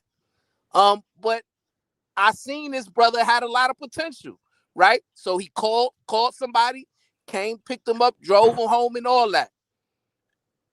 Fast forward, now he is a superintendent of a school district. Still doing very well, right? So that's what I'm saying. There's a difference between policing and correcting, right? Because policing indicates that you're going to get a harsh consequence. Correcting is maybe we got to have a tough conversation so that you can undergo self-reflection and realize your potential. You did your due diligence. Notice this, Brownsville. everything you're relating to is you in relation to policing people as a job. So I think you're a little different because you got a lot of policing background. But what I'm talking about is average, everyday people. We have our own children. We got cousins, nieces, nephews. We have a whole generation, great nieces and stuff like that, that we need to be, is our family together. See, that's the thing. The family unit is where all that energy needs to be put. If Agreed. everybody took care of their children, right, and their stepchildren and their nieces and nephews and made sure they were in order. So what we got is everybody trying to be stepdaddies to grown men and children. You know what I So mean? let's step. It's kind of Can we out of step back? order. It's kind of out of Meg, order. I think it Meg, starts in the family, but again, the community. Hey, but can I give you an example? He ain't even For is taking it care of May? his man, I'm everybody family sorry. in enough. here, man. Let me get in here a little bit, man. Go ahead. So, Go ahead, I May. just wanted something for May. I was gonna throw something to May. go Hey, ahead, May, man. but I'm sorry. I witnessed it. I witnessed it in 2018. I attended the Essence Festival. So going back to the standards, or whoever put that in the comments or asked that, what's the standards? I'm not here to speak on the policing part. I'm speaking on the example of families. Now, at the Essence Festivals, it's 10-1, either one, whatever stat, as far as the women compared to men. I saw the most beautiful black women, like people mention New York, California, you name it, right there. That's only for 3 days during that time, that moment. The most beautiful women. I don't think it stopped. I haven't been back now. I'll try to attend this year, but when I went in 2018, it was beautiful. It was the mothers, it was the black women with their daughters. Now, Essence is going back to the standards. It speaks for itself. It's excellence, and those ones who were attending, educated. Now, I didn't walk up to them to see what school they went to or which HBCU they went to, but you could just tell. And it was like nothing out of place. The women were done up. They were together. Each event was put together. Each form was put together. You have your booths and everything. And when you're a man, usually it's the husbands that attend with their wives, or the men that attend with their, with their girlfriends. But each part, along with the celebrities, was put together along with that after show, 3-day event. That's just one example of what I witnessed, as far as not trying to make anyone do anything, but when it's called to task, Essence Festival, that's it. Now, I think it's been watered down recently, but when I attended, that was top notch. Had never attended ever an Essence Festival, which, like I said, I want to see what's happened lately. Let me add this too. What's the latest? The Deltas. I got to give it to them. The AKAs and the Deltas, the HBCUs. It's a controversy about what they've gone through, the hazing and all this other stuff. With the exception of all that they've gone through, and people in the comments and speaking on it being a cult, I have to give it to them as far as the standards. And once they leave and they graduate, and now I don't know if they end up being homeless or whatever happens, but they're put to a standard. And I think they come from different backgrounds. The black women, they come from different areas of life. And once they come out, they come in one way, they come out a different way. But with the exception, as I mentioned before, of that other part, I got to hand it to them. When you see them, their performance, everything about them well put together. That's just one small example to say, you know what? I got to give it to them. I don't agree with everything, but that part itself, that changes everything to be like, now that's what I'm talking about. But They work Like together. Essence Festival. They work yeah, there together. you go. There you go. They work They're together. taught a way that it's like, whoa, and you can go there with the men, as far as the HBCUs and being a part of these sororities, where it's like, yo, is that the standard? Because if that's the standard, with the exception of all that other stuff that I don't think should be, but that's how they get down. I think that, and that's at different ages, at the age of 18, 19, whenever they start college. Okay, you see that? What you just talked about is boule culture. That's a whole different culture. And that's what I was saying. We got so much diversity. And that's a normal for them. And I promise you, those people stay around people who are just like them. They're not hanging out with other black folks who not like them. And that's what everybody's trying to do. We got to fix everybody up. We got to make them like this and make them like that. And all I'm saying, let people be who they are. Let them be authentically black in their own black culture, because we got different cultures. She said it again. Candy, are you taking notes? Because we got to have a conversation on that. Listen, I was just about to say, but before we continue on, let them be authentically black in their own black culture, because black culture is not a monolith. It's multiple things that make up the totality of black culture, which includes subcultures. Mm-hmm. But can we be on that and come together? That's the I'm throwing problem. this in. We need to That's come the thing. together. There you go. That part, like the boule part, I agree with you. But I think we should all be our own individual, our style, right, from fashion to everything, our look, all of it. But can we come together and put that all? There you go. Can we just do that for a bigger purpose? Not just. I use that AKA as an example of how they do their thing. That's on that whole boule Freemason thing. I'm not even on that. It's how they work together to where it's like. Because once they separate, they'll probably be sisters and brothers, but they got their own lives. They're going to have families and everything. We can still have our own self-identity, but can we come together without just leaving ones behind to say, you know what? You got yourself, you got your way, but we can still come together. I think that's the missing part. Go ahead. You know how you do that, and you know why? This goes back to the original conversation. There's a standard within these organizations. In order to participate in the society or the culture, we have to agree on. Now, what that looks like, I don't know, but there is a standard, right? And that's what's missing. Common ground. Let's simplify. We don't have that if we got people and we say, okay, this is the standard right here. But then we have somebody say, well, I think I should be able to do, or I feel, because that's usually how that goes. Come on, man, you've been rocking. Come on. No, I'm just saying, throw the bonnet in there. I want to wear my bonnet. You can wear your bonnet, sister. You can wear your bonnet, sister. You can't wear your bonnet. No, she can wear. She can wear her. She can wear her bonnet. Yo, she can wear her bonnet, and she is comfortable with it. That's cool, sister. As long as we all together, it don't matter. But the point is, we're not going to leave you behind for wearing your bonnet and your pajamas. We're not going to leave you behind. We're not going to look down on you for that. Right? Yes. Of course. Wait a minute, y'all not hearing May. Y'all not hearing May. She just said we absolutely should. Oh, okay. She's I don't mean the standard. Brother, the boule you were just talking about, certain stuff like that, they're policing, they're judging, they're discerning. I promise you. Well, they're hazing too. Oh, of course. I agree with you. I know they are. Oh, yes. Friends like that. You don't ride the right car, you live in the right neighborhood, you're not part of it. You just I agree.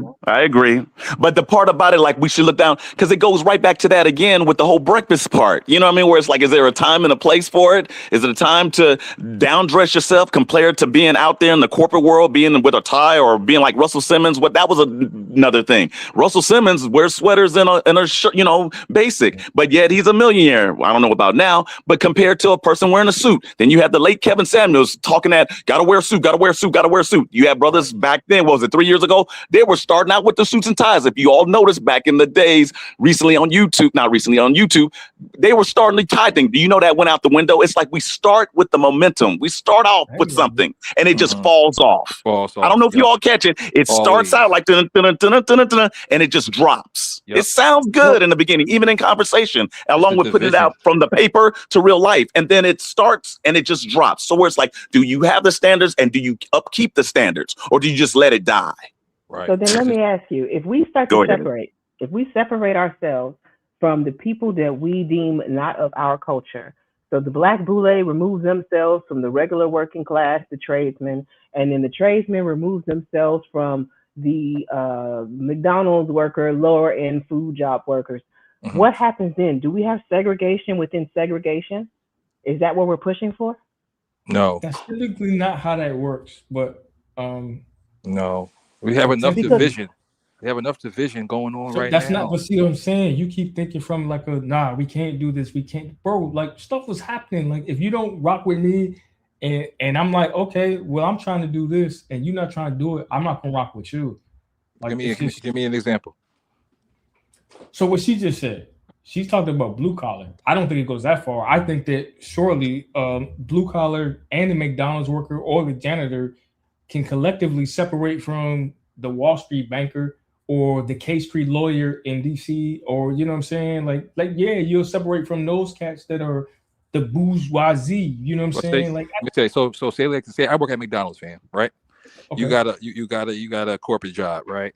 We both got families. We both want our families to succeed. We're trying to start a business. We both have the similar ideas. right? And we can help each other in some way. You saying because I work at McDonald's and you got a corporate job that I'm we not can't saying work? that, not at Okay, all, okay, because okay. we're like-minded individuals. Exactly. That's what it comes down to. Like-minded individuals. Yeah. I would be looking at, okay, what can I But do to I'm help gonna go him? back to Hold on, the Candy Cane's May. question. Go ahead. You got it. You got it. Before you go, I do want to say, May, you keep getting kind of drowned out because your mic is low. Do you have the ability to turn it up? I tried looking in your I mic turned it settings. down because I hope I didn't want to overpower. No, you. That's maybe why it's you're getting fine. talked over, is because you're very low. You think she Okay, gets I'll turn it up. maybe running the show? Thanks. We just I started turned it up. talking. No, I mean when she starts back talking, she's being over talked because I don't think And y'all can Katie hear just her. say when May speak, y'all need to shut the fuck up. Because that's That's not really, what she said. Come on. that's really what being she's saying, authentic. low key. That's Like, not what I'm saying. I'm trying to make sure everybody gets heard. You know, I try to run a fair panel where everybody gets to get their opinions off. I want to hear all of y'all. That's why I post these questions and that's why I host it. So who said they wanted to go next? Yeah, go ahead. That was me. I'm gonna go back. Oh, I'm sorry. I'm gonna say this. We all have been given a special gift from the Most High God, whoever you believe in, the higher power, the Creator. We all have a skill, blue collar, white collar. You mentioned McDonald's. I don't care if it's the burger flipper, the fry cooker, all of that, the shake maker. We all have something to give. Now, my thing is that when AI kicks in and it comes in, this is a whole different story. I mean, it's right around the corner, but this is not too far-fetched. Are we going to look down at the people that didn't get the position or the education when it comes to AI, knowing that things have been transitioned? Or are we gonna look at them like, well, that's on you, Jack? You know, that's your fault because you didn't catch up with the times of AI. Knowing that, and this has nothing to do with age. This just goes back to maybe once again class, education, exposure. Maybe I don't know about standards, but going back to what you mentioned, Candy King, where it's like, okay, so you're a McDonald's worker. I'm looking at it to where it's like we're all necessary. Absolutely. I don't care. When it comes to us, we are all necessary. We all have something to give. If we ain't handicapped and we got our hands, eyes, ears, smells, senses, we all have something to give to one another. In other words, we need one another. Yes. Yeah. Whatever we do, McDonald flipper to the one that's the CEO of a Fortune 500 company. When it comes to us, our people and culture, we need each other. This downplaying and down separating, I get it, but there's a point where it's like it's gonna come to hurt us if it hasn't hurt us already. It's already We hurting are us. the world. That's not realistic. It's already hurting us. That's why we. But That's why listen, that's why we're unfortunately the people. The people keep saying, why you don't care about what people say? I don't care about how people look at us. They care about how these people looking at our children. I don't know if any of y'all got children. I got daughters, right? So the way that my daughters are viewed is because of how the perspective is put on them. Why is that not being considered? I think can y'all hear me? Yeah, hold on real quick. The problem is, again, like I've been saying, it's sensationalization, like that right there. You know what I'm saying? Like, if everybody else is like realistic and cutthroat, and we're over here, this is, I think, one of African American, our biggest gift and curse, because we're very forgiving, we're very spiritual, you know what I'm saying, and emotional people, and we ignore stuff, right? We'll get our just due at the end, but like if we move like that, like, yo, everybody's important, everybody's equal. Oh yeah, we welcome this, that, and the other. Like, that's why we've continued to remain in certain spaces, right? Now, I disagree with that. I disagree with that. This isn't about the person that works at McDonald's. Again, like, we got to look at the music and stuff that we embrace and that we buy and go to these concerts and stuff that degrades us and all of that. That's more so what I'm talking about, the negative stuff like that. It doesn't have nothing to do with your job, but I be talking about like the culture stuff. That be like, yo, y'all be like, chicks that got a good job, right? She work in the government office and she listen to Sexy Red, ratchet music. I'm a real hood rat. If you want it, that shit be in their headphones like a motherfucker. I'd be like, oh, okay, that's what's up. I'm not judging, but I'm just saying, like, it's like, okay, we say one thing, but then at the same time, it's like, yo, this is really what we rock and support, though. And it shows. Not all of us, though. Not all of us. Not all of us. The money that we Dad, before you go, I know Brownsville was trying to get in there. And I want him to get his point. Where all that money go? Trillions of dollars spent on BS. Crab legs and seafood boils and ratchet music. I'm sorry. So I think our people we're the only one who believes that we shouldn't give grace and mercy to our people. And to me, that's a mistake, right? Because I can Yes, tell sir. you in my I profession don't and believe in that. many professions, right? White people are always extending grace and mercy to other white people, You're right. right? Always So, bring white people into the conversation, bro. they're not. Well, can I Go lay ahead, the No, brother. point, my because brother? but why? Can I Let, lay let, the Talking point? about us. let him talk, brother. Let him talk. Brownsville, turn your volume up because I think that he can't hear you that good. I can't hear Well, him, let me but he drop keeps down. doing Let the me drop same down and come thing. back. It's just, oh man, Let him you land the didn't need plane, to brother. drop Brownsville. It was just a little low. Nah, he did need to drop because he needed to reset and thinking about what he's saying. Like we're He was just talking using it as about. a reference. He was just But you know what, referencing. Nav? Come Why do on, we like I keep don't. referencing white? I'm not. I didn't say anything derogatory, Candy. I didn't call him out his name or nothing. I'm just I pointing out know you like didn't why do call we him out his name, but constantly what I introduce don't want to white silence people him into though. our conversations He's when we're back. talking about us? He was just referencing that, and then you let the brother talk. Regardless where he All was right, going all with it, right. brother. His volume did go down. Yeah, it Hey, did go peace down. and love. Can y'all hear me now? Can y'all hear me Much better? We can hear better. you, fam. Much You back, better. bro? Yes. Yeah, we can hear you. We got you. Yeah. So, I just believe that we're the only people who don't extend grace and mercy to our people, right? Mm. And in my profession, right, I've seen white people give other white people second chances, third chances, fourth chances, fifth Facts. chances, and so on and so forth, right? My wife has a co-worker, right? They got the same job title, right? But her husband is a drunkard, right? But somehow he's able to also be an engineer for a Fortune 500 company. Exactly. But he's drunk every single day. At every function, he's drunk, right? But somehow he doesn't get arrested. He doesn't get DWIs and things of that nature, right? Courtesy. Yep. He's white. He's white, Uh-huh. right? So what I'm saying is I think it's important for black people, especially when we get educated and we get put in positions of authority and responsibility, right? To where we can extend grace and mercy. We Yes. gotta reach down and do that. Yes. That's all I wanted to say. I don't know why the brother got all emotional again, but that's all I was trying to say. We have to do our due diligence. I agree. And Brownsville said it right there. Right there. I didn't get it out, but thank you for that. It's getting in position. The education, by far, but straight up. It's getting in position, and once we get in position, because Brownsville is correct. I've witnessed it myself.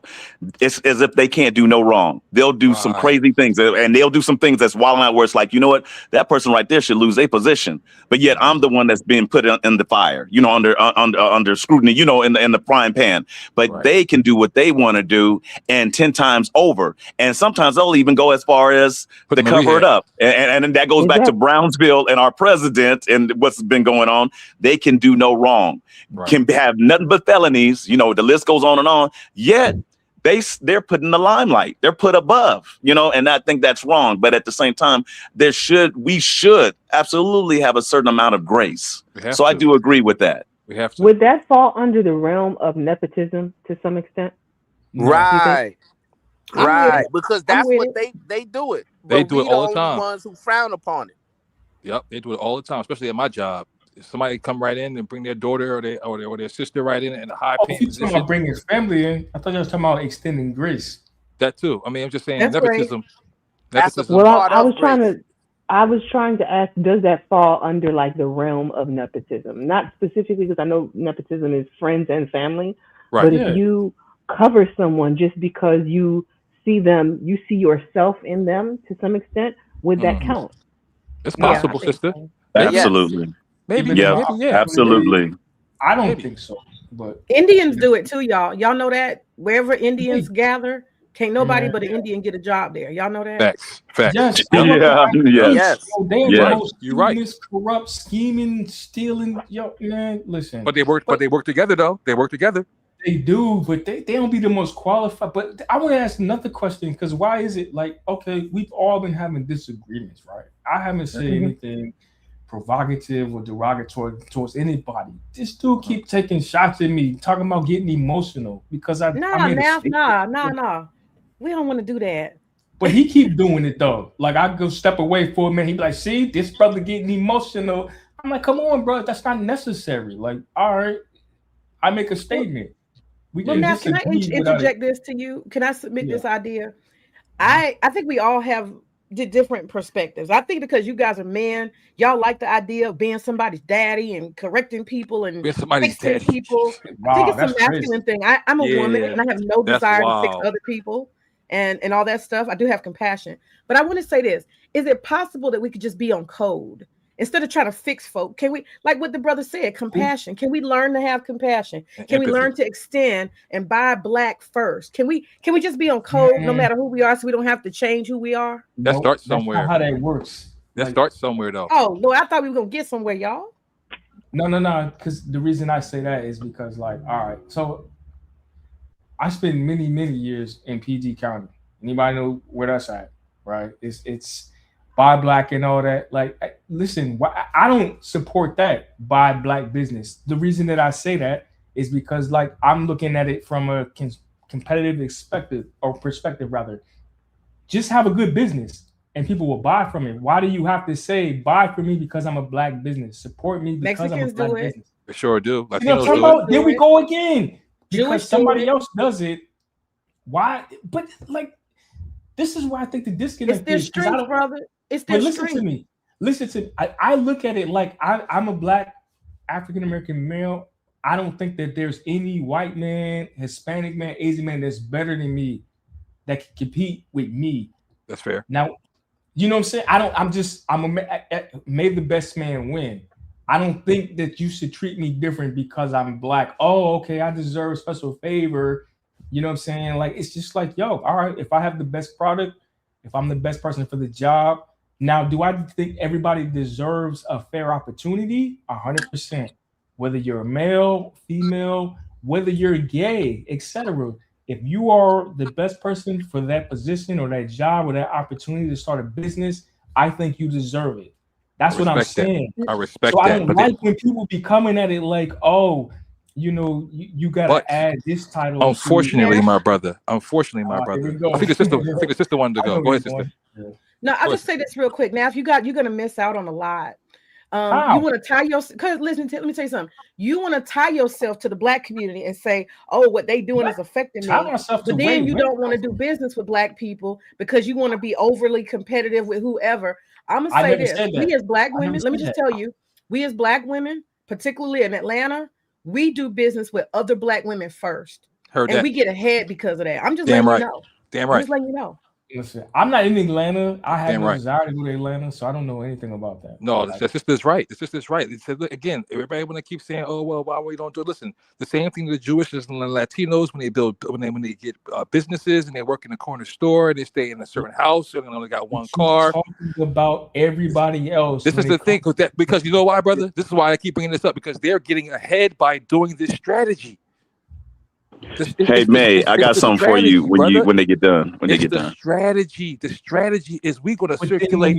Hey brother, real quick, if you don't mind. Yes, real quick. I just want to jump in when you're done. Okay, go ahead. Real quick. The strategy is we're gonna circulate our money within ourselves, within our community. They do that. Right here. So they do that first before that money even leaves out the community. It is circulated 10, 20, 30 times. Guy down the street, he makes suits. The guy down the street, other guy down the street, he has a building. He makes t-shirts. They do it within the collective first, and that's why they're ahead. The Asians do it. The Latinos do it. The Jewish, they all do it collectively within their circle. Yes. That's what I'm saying. I got something for you, May. So with that, and I don't disagree with that. That's been mentioned for the longest as far as buying black, spending black business, hand over fist, spending within our culture. Okay. Does it not go back to standards?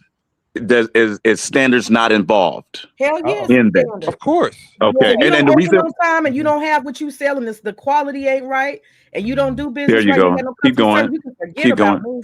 Okay, so there you go. Okay, so I mentioned that to what that's what we need to do. Yet it doesn't happen always. I'll give you an example. At a That was my restaurant, point. soul food restaurant, I look for qualities like that, May. If I'm there by myself or with someone, if it's on business, you name it. From the part of like greeting me to the part of giving me a second, pouring without me asking, glass of water. All of that and above, like you said, the quality of the food, even doing a follow-up to where you can leave the restaurant or the place, the soul food place where they have a book and you write your name and phone number, something like that, doing a follow-up with an email to say, hey, we want to thank you for your service, to where it goes back to even the part of the tip. It's everything. So when it goes back to buying, it goes back to the standards. So it's even standards in that. I don't think we can actually run away from standards. If we're going to mention that part, then we're going to have standards. You have Standards should both. be with us, just like any other race that you all mentioned, like the Jews or the Asians and what they got going on, because you'll even see them not even knowing the language and they'll still play it off with that one thing. Hello. Email and all that. Wait, what's that? Okay. I didn't catch it. You got It goes. Go ahead. Go ahead. you talking. Sherry, Oh, we you want me to didn't. go? Oh, I was We just trying to couldn't hear finish what up you this. said. That's why he was Oh, continuing on. I'm oh, sorry. okay. I was I on didn't. mute. Go I ahead. was Okay. trying to jump in, but Sherry, let him go ahead and finish his point, and then I'm gonna let you No, I finish. was all right. I was just finishing my point to where it's like you have the other cultures, not just Indian, just the other ones, even the Hispanics, where it's like they just care about the green, the dollar bill. They could hate your butt through and through, talking behind your back, talking in another language, but they'll know that whole thank you, come again, all that. When you see in skits and jokes, and it's true. That's what they care about. But even with them, they'll pour another glass of water. I mean, they got a goal, they've got a standard, and they've got a bottom line. Not saying that we don't, but I think that needs to be more incorporated within us, to where it's like it could be more of that, not just in Atlanta, but abroad within the United States.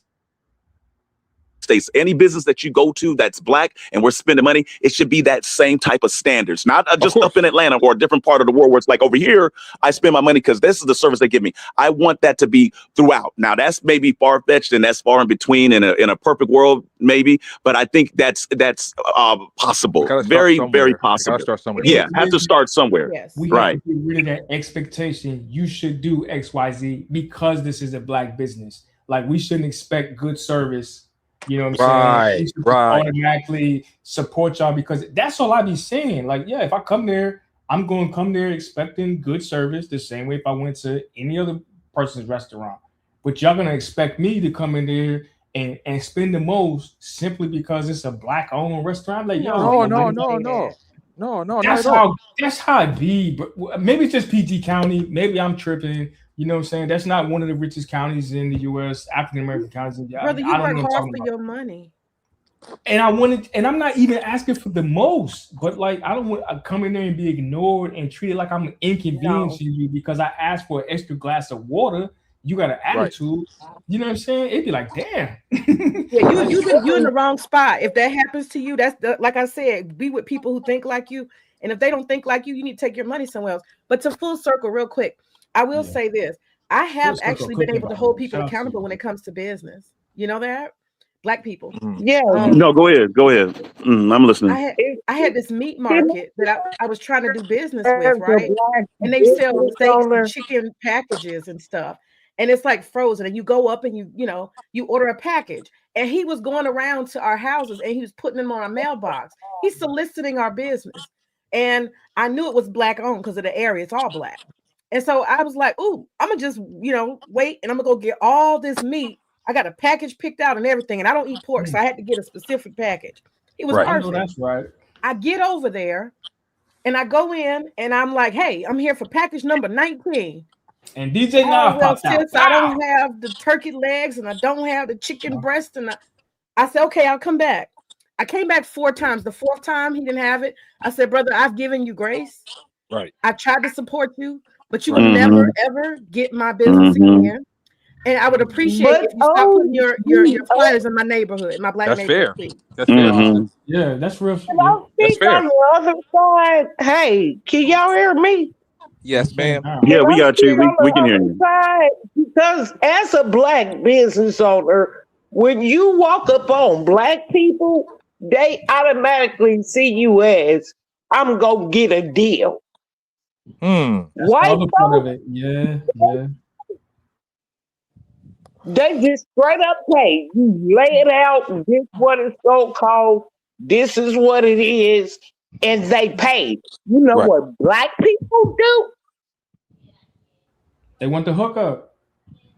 Thank Yeah, you. but that's not my experience, right? Me neither. See, why we keep doing that, bro? Recently, me and my wife took a trip Everything is not to. personal.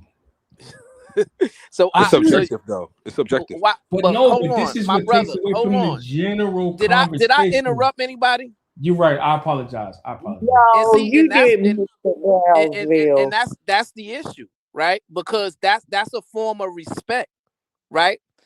Because I respect to everybody's perspective, right? So I listen intently, and I'm not trying to interrupt you. I'm trying to see where you're going. What's your point, right? And every time I speak, the brother Nath is always trying to speak over me, right? And then he gets upset when I say, "Hey, brother, you're being a little too emotional." That's not true. Right? I'm what I'm doing. I'm describing behavior, and what I'm saying is this, and I'm gonna be real quick, right? My experience, right? Because I'm one of the people who do seek out black businesses to patronize, right? Because I believe in supporting my people, and me and my wife, we took a trip to Houston to attend a family member's wedding, right? In my experience there, we were there for 2 days, right? One of the restaurants we went to, black owned, is called the Breakfast Club. One of the best breakfast restaurants I've ever been in, right? The owner came and greeted us. He came 2 or 3 other times and asked us, "Hey, do you need anything? Is everything good? Was everything fine?" They had black art all through the restaurant. They was playing black music. They was catering to us, right? And the experience was unique, and it was a great experience. Another restaurant we went to, That's and good. it's more of a fast food restaurant, but it was called Trill Burger, right? Oh yeah, And yeah, and yeah. the owner Bum B, From he B. was Yeah. there. He was there Oh because shit. they was having some Chinese holiday or something like that. And he was there. They had some type of celebration outside, and we watched that, and then we went inside.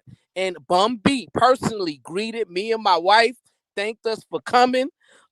They made sure that we had everything we needed, and the experience was amazing, right? And once again, they catered to us, and there was white people there was Hispanic people there, but they catered to us. I just want to make this point, right? We can't continue to express these false narratives that if we patronize black businesses, we're going to get a negative experience. They're going to attempt to hustle us. They're going to take advantage of us. They're not going to cater to us, because that's not true for the majority. If you patronize a lot of black businesses, you will have an understanding of that. But peace and love. Peace, Okay. peace, brother. Peace. Okay, Mr. Brownville, I can agree with you, Mr. Brownville, in your experience. And if I could get just 100 of you and your wife, I would be very happy. But maybe I'm because I'm not selling food. I'm not in the business of selling food where people eat and they be happy. I'm in the business where when shit get broke, I gotta fix it. Okay. And so what I have absolutely experienced, Mr. Brownville, maybe because I'm in the business where shit go broke out of nowhere and it gotta get fixed.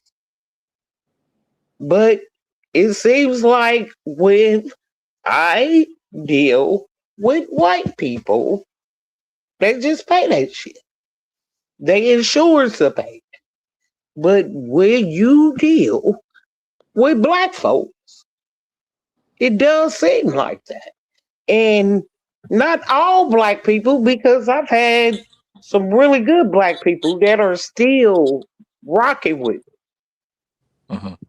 I don't know how to explain it to you. So I do believe the location experience matters. based. It's I do believe experience the based. location matters. And so you do have to, do your due diligence to seek out establishments that will uphold your standard.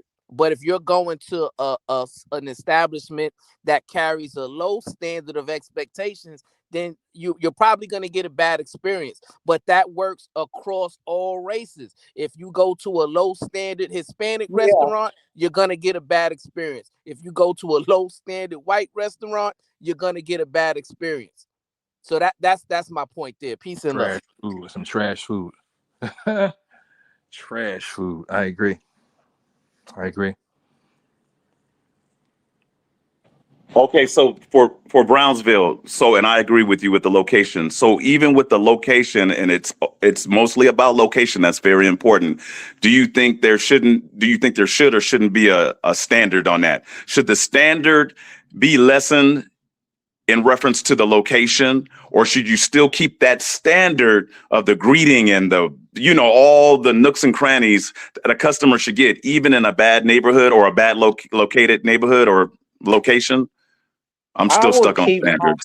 Mhm. I would keep my standard. I would keep my standard.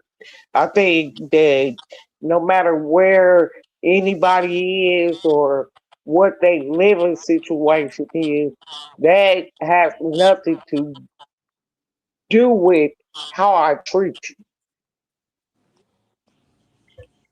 You Yeah, still I a just human think it's being. it's difficult because if you have a certain business in a certain location where Yeah. the people have lower standards, right? It's gonna be difficult for you to maintain that standard for your establishment because you're gonna always have to do what the Queen Sherry Berry was just saying, right? You always gonna have to fix things because things gonna get broken. You always gonna have to clean extra stuff up because people are throwing stuff, throwing trash and stuff on the floor. So I do believe that location matters, but that goes across all cultures, right? You need to do your due diligence to seek out establishments that maintain a certain standard. And we live in a Google world where you could Google different reviews and experiences because that's what I did when Yeah. we were going to Houston for the wedding. Both me and my wife, we said, hey, okay, we're going to go and we're going to figure out what establishments we want to patronize. And then we're going to look at the reviews and see what Yeah. everybody else's experience was. And then that's how we narrowed down the restaurants that we were going to patronize. And I would tell you, if you ever go to Houston, Texas, go to the Breakfast Club, go to Trill Burger. Oh my God, Brownsville, are you saying you treat people different because they were poor? He didn't say No, No, that. Queen. that's not what I'm he not saying said. that. I'm not saying that at Okay, all. maybe that's why I asked him. Please let him answer the question because he said lower income and glass get No, broken.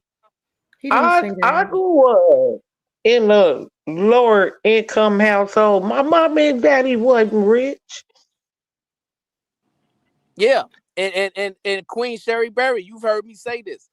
I'm born and raised in Brownsville, Brooklyn, New York, in the Van Dyke Projects, right? So I know what it is and what it feels like to grow up in a neighborhood that's surrounded by degeneracy, which is why I can articulate that unique perspective of both worlds, right? So I'm not saying just because you grow up in that environment that environment shapes your future and shapes your reality. No, all I'm saying Because is the businesses that are located in those areas will have a more difficult time of upkeep and presenting a certain standard because of what's surrounding it. That's fair. Yeah, Yeah, that's fair. that's That's fair. But Sherry, let me say this to you as a woman who is a businesswoman too. I have a friend who's on the South Side, and she has the same business as I have, and she be going through hell. You know, she's in an area that's kind of rough, and that's the customer she picked based on her location. I don't have. I picked a different location. I'm in a buffer zone, and I don't have those experiences she has. She had people stealing stuff, keeping her stuff, breaking her stuff. So she had to learn and turn around and get like big deposits on her rental items because people will either steal it or they'll break it and then they act like they're not responsible. After she got them signing contracts, I got contracts too, but my customers never tear up stuff. And if they ever mess up a linen or something, they just pay me. Yeah. And it's because I have a customers that are coming from a different environment. And also, one of the things I decided a long time ago was I had to choose my customer. Everybody ain't your customer, Sherry. Everybody is not your customer. And I had to go up on my prices. I had to go up on my prices in order for me to keep people away as well. You know? Okay. But can I jump in on that when you said not everybody's our customer? But on the flip side, when I go to an establishment, it could be clothing, whatever. I'll stick with the restaurant example since we've been speaking on that. They all can't be my customer, but when I step into an establishment and if it's out there on Google, got the 4 stars, 3 stars, I want everybody to be my waitress. But when I say that, meaning like I don't want to go to a place, and this happens to where it's like I'm just giving an example. Letitia, Tyrone. Why do I want them specifically? Because Tyrone was the only one out of all your 9 employees out of the 10, that one Tyrone or Letitia was the one that gave me that service. Like when you go to establishments, not trying to do a comparison, folks on the panel, everyone listening in the chat, where you go out and you leave out, or even on Google or when you look up the reviews, they'll have a picture of all the employees, including the owner of that restaurant. And it's like, you know what? That's pretty cool. But I want to be able to go to an establishment where it's like, I want to go to either one of those that I pick out. I don't want to have to just pick one. It's nice at times, but if I can't get Tyrone, can I get the same service that Tyrone or Letitia gave me? I think I'm going to still be stuck on this standard thing to where it's like, it's a problem to where it's like that one Tyrone has 5 stars, mega stars, but this one and this one and this one can't hold up to that, to where I guess it's what the owner picked, or why can't they follow that example in a Black establishment? Once again, that's very possible. I think that shouldn't be downplayed because that should be given to the point to where it's like when I go there with a review, and I'm not a review food critic, I want to be able to say that whole place, including the owners, has a specific standard that he's living up to. And anyone coming up in here can choose any one of these waiters or waitresses and they'll give them the best service they've ever had. Going back to what Brownsville said, where he went in Houston, to where it's like, I'm getting the service regardless of who, and if everyone quits and leave, I know the owner is going to hold up to that standards regardless. That's just me though. Yeah. Yeah. Brownsville, speaking to your comment, I have done the same thing, Brownsville. I believe in reviews. I really do. And I had a restaurant that I wanted to try. It was a Black soul food restaurant. It was a nice sit down, very nice looking on the outside. I sat in the parking lot and I read the reviews. And I literally was disgusted with what I saw. And so I actually called while I was in the, sitting in the car. And I said, hey, I'm outside. I can talk to the manager. I was going to come in, but I read your reviews before I entered and they're really bad. And so I just want you to know, as a Black customer who patronizes Black places, I won't be coming. Y'all got to do something because your reviews they suck, So we got lots of ways that we can keep our standards. I'll fix the restaurant. That's what I was trying to say. It depends on what you're selling. Like when y'all hear a Black woman talk, y'all instantly go into doing hair or restaurant. I'm a contractor.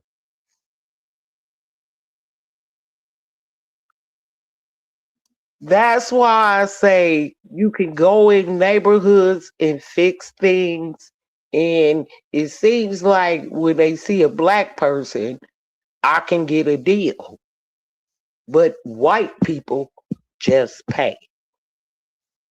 They file it on their insurance or something. But at the same time, I will say my heart is a little more. I look around, see little kids and stuff, and I be like, I just wipe that next point out. Let Do me you just have ask you your then, Sherry. You see, because I heard you say now twice that white people would just put it on their insurance. Are you saying most of the black people who reach out to you for this type of work don't have insurance? A lot of times when they need things fixed, no ma'am. So then maybe, I mean, not to try and be funny or tell you what to do with your business, then maybe you should set a standard that you don't work with people who don't have insurance then. That way they won't, because my guess would be if you have more white clients, if you're saying that, because I think just my personal thought that people are going to look for a deal if a deal can be made, right? I've absolutely? even had, I used to work for a clothing store in like my early 20s, right? And a dude came in and I could tell he was from like a country where they have markets and they barter or negotiate. And he was trying to negotiate with me working at Macy's on the price of a shirt. Sir, this is not my item. Like, I don't personally benefit Now, if you buy this shirt or not. Like, so I can't offer you just some discount. And when he didn't get the discount he wanted, he kind of got mad at me and flexed by pulling out a wad of cash. Like, I didn't need a discount anyway. Like, so it was the weirdest thing. So my thing is maybe set up your standards so that you don't even deal with people who don't have insurance, so that there's no need for them to try and negotiate with you. They're going to pay the cost because the insurance is covering it anyway. And it cuts your liability. ma'am, hold on. Let's go back to what Mr. Brownsville said. Okay. Money does not circulate in our community. If I could charge them this much and be easy on you, is that not money circulating in our community? And at the same time, please believe I'm not a dummy. I get Oh, my I know you're money. not. I know you're not. I'm just. It saddens me to think, Sherry Berry, that our own people be trying to play you. You know what I'm saying? Like, if the work is good, you shouldn't get. It shouldn't matter whether they white or black. The green is the green. They should come up with the green. I don't believe in us discounting. That's one thing I would say for all black people. I understand wanting to give the hookup and help each other out, but don't do it to the point where it's a detriment to you. Because, again, believe Yeah, that your counterparts are not doing that. And don't expect it. yeah, like because like if I go get a pedicure, I can't what you call that, but I can't give that mammy whatever because I work with my hands. Hmm. I know I went in a black woman's shop and this is what it's gonna cost me. And I'm a pay her. Yeah. Well, Candy Cane, I'm heading out. I'm going for a bike ride, but thank you for having me and salute to the panel. And I appreciate you again. I appreciate you coming through. Thank you so much. Appreciate you. Uh-huh. Just Take care, you for guys. All right. for anybody with an Peace, iPhone, brother. y'all Peace. might lose service Have a when good he night. drops. Just to warn you, you might Heard lose that. service if you have an iPhone and you don't have the app. Not Hold on. service, but sound. We still there? We still here. I'm still here. Can you hear me? Can you hear me? Can you hear me? Okay, I hear everybody who's talking. All right. So anybody want to jump in here? Yeah. No, so I was gonna Miss say, Hold on one second, Sherry Berry. Let me let Nav go, and then you can go after him. no, I was just gonna say, because I've heard that thing before about the black dollar circulating. That's irrelevant now. The reason it's irrelevant because it's not like the 50s or the 60s. You know what I'm saying? Where we had It's irrelevant, banks. bro.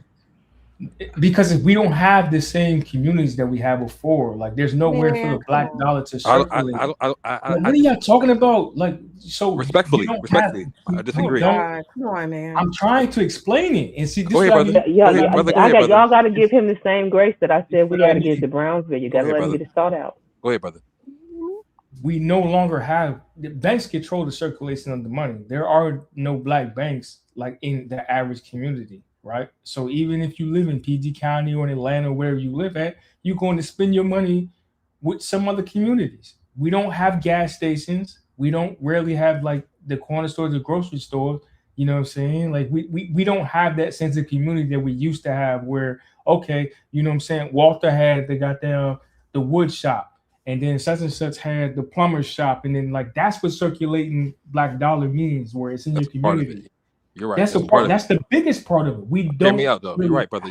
You're right. You're right. Stuff that we can control, obviously, right? Like stuff like we gotta eat food, we gotta get gas for our cars, right? So you're absolutely right. But the things that we can control, I know the brother down the street, he prints T-shirts for the church. I'm gonna go to him for that, right? I know the That's brother not down the street. circulating because Hear where me he out, get brother. the first from? Just hear me out, brother, real Overseas quick. somewhere. That money's gone. Hear me out, brother. Just real quick. We do what we can. You gotta That's start small. that's what I'm saying. You do what you can, brother. Now, when you look on a big scale, you're absolutely right. We don't really control too much. You're absolutely right. I agree with you, and that needs to change. But you start small. You do what you can. You give it a couple group of brothers who are entrepreneurs that have services, and you start there. That's how Black Wall Street started. You start small. You got to start small, right? That's You not how have they to start. started. They had major.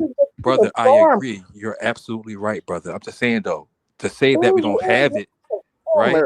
It has to start DJ Nav, somewhere. do you enjoy being Black? I'm just asking. Why you? Of course. I don't know. I can't tell. Why? Why is that? Because I Because you challenge. say stuff that's like, you know, If like you don't see the value in collective goodness. No, it's because Like, y'all don't see he the seems value. very You gotta pessimistic at understand. Like times when I it look at it comes like to this. the I Black. see a higher picture, and like he said, he's talking about selling T-shirts. I I'm was just talking saying. about I was just using owning that as a banks. reference. I was We're just not having referencing the that, same conversation. We brother. don't But think the same. brother, hold You say on. a bank? Respectfully, brother. You're right to a I degree, think but we all I have would like to. our experiences in life. I think we all have our experiences in life, and I think both of y'all have great, super great ideas. But who's willing to be the farmer? I hear Black Wall Street. I hear T-shirts being sold, but who's gonna pick the cotton and mill it? Well, I don't think we'll have to do that no more these Different days. I mean, conversation. it already comes right in from different I'm just saying, But like, if DJ Nav, we there are people. really want I to want to go back be to the main black owned, conversation. This let's is the get difference. on the way. This is the But difference DJ Nav, between there are people who would do Black real estate. There's Black doctors. There's Black right.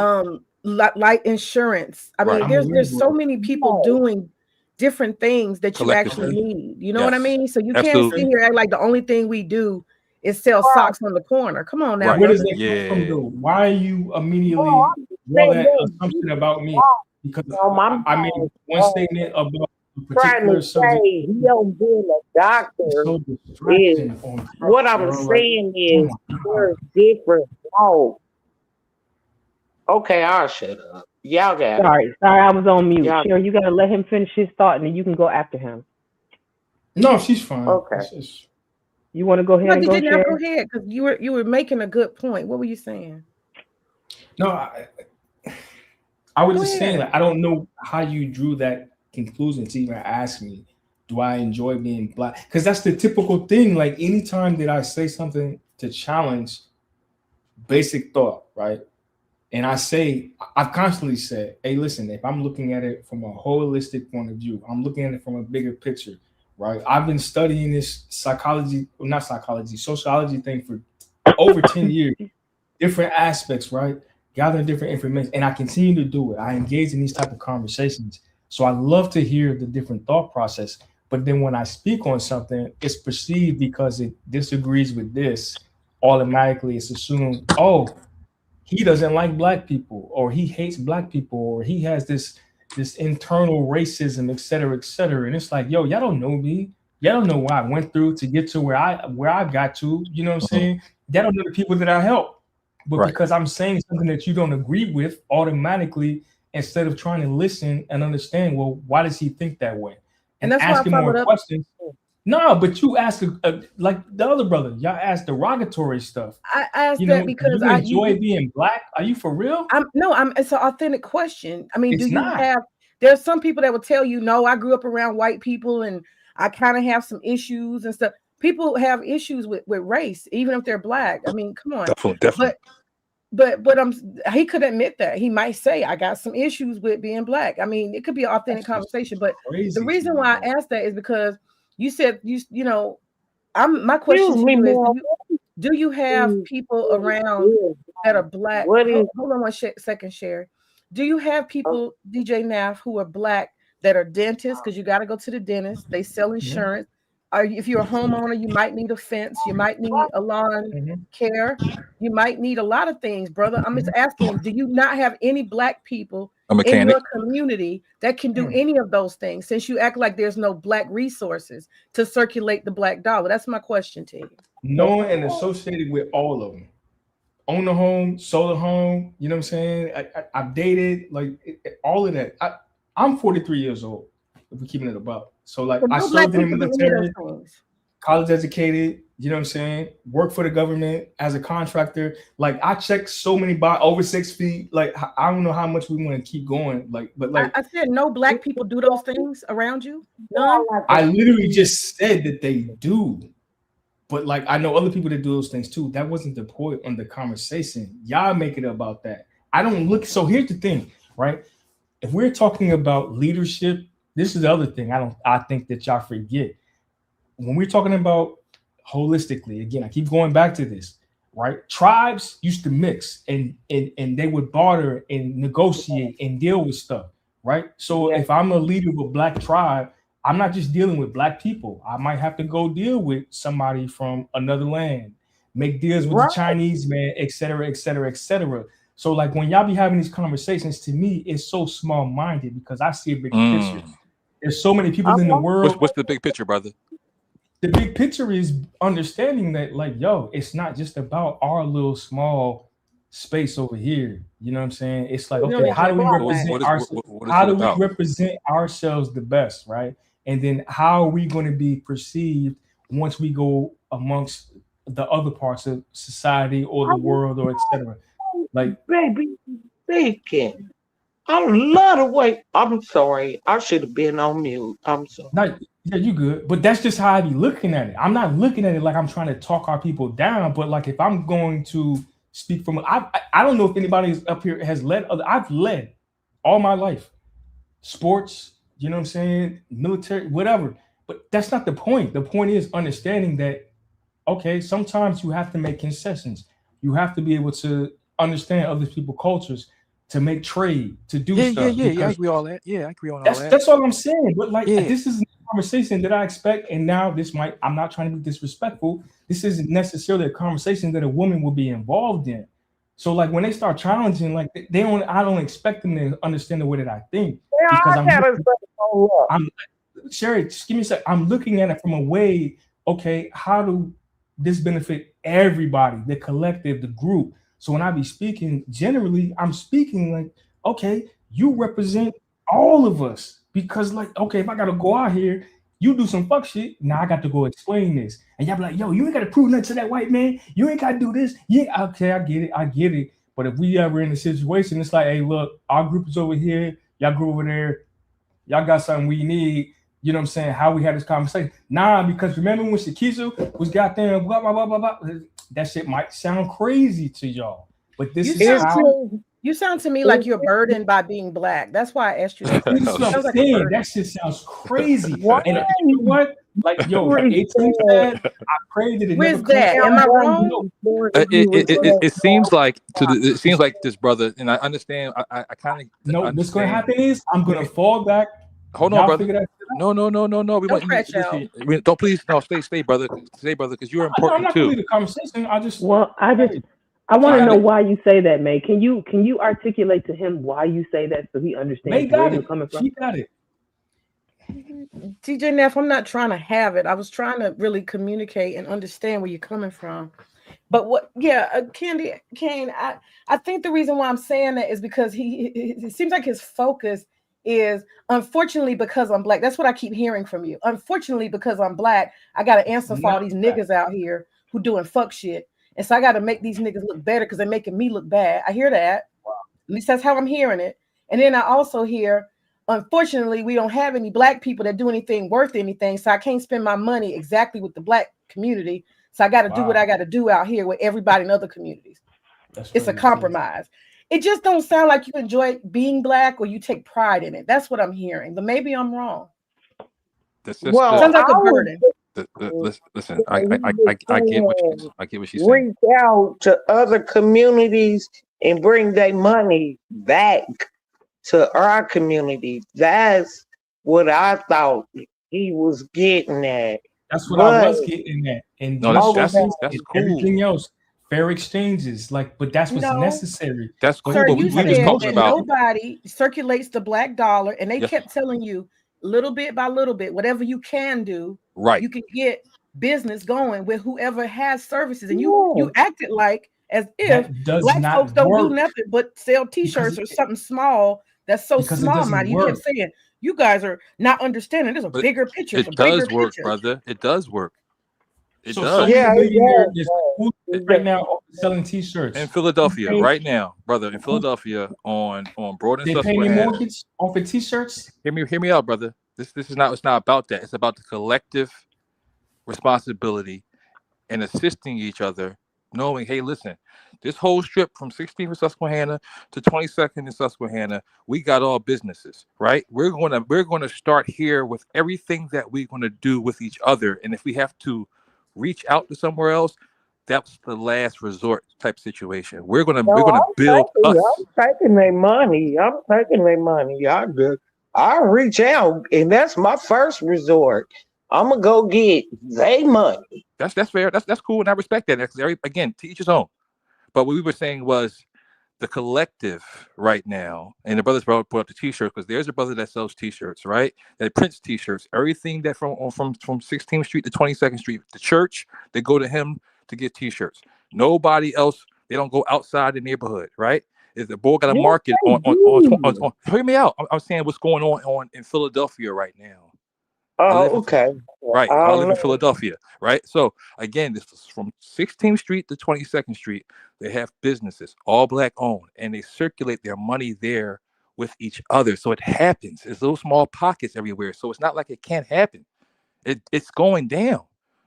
So I don't want to hear like, oh, well, it can't happen, or, nobody working together. There are people that are like-minded that know and say, listen, we got to work with each other and we got to help each other. There are people on that. And that's the type of time I'm on. Yeah, me too. I respect it. Like I said, I'm not against y'all. I think, again, that'd be the misconception, because I'm going to challenge y'all and I see things on a different perspective, because I've traveled and I'm close with other cultures or whatever. So I'd be like looking at stuff and I'm like, damn, okay. Well, why can't we do this? And then as soon as you start to say something or introduce something, typically y'all been the most respectable people that I've talked to. But it does, you motherfucking coon, and you got them Uncle Tom this and Uncle Th-. I'm like, wow, all right, that's what's up. Like, you can't share stuff with people like that. But yo, you learn stuff and you try to share it and be like, have y'all thought about this? What y'all think about that? And it's like, what's wrong with what we doing? I'm like, well, if this ain't working the way that y'all want it to, what's wrong with looking at things from a different perspective?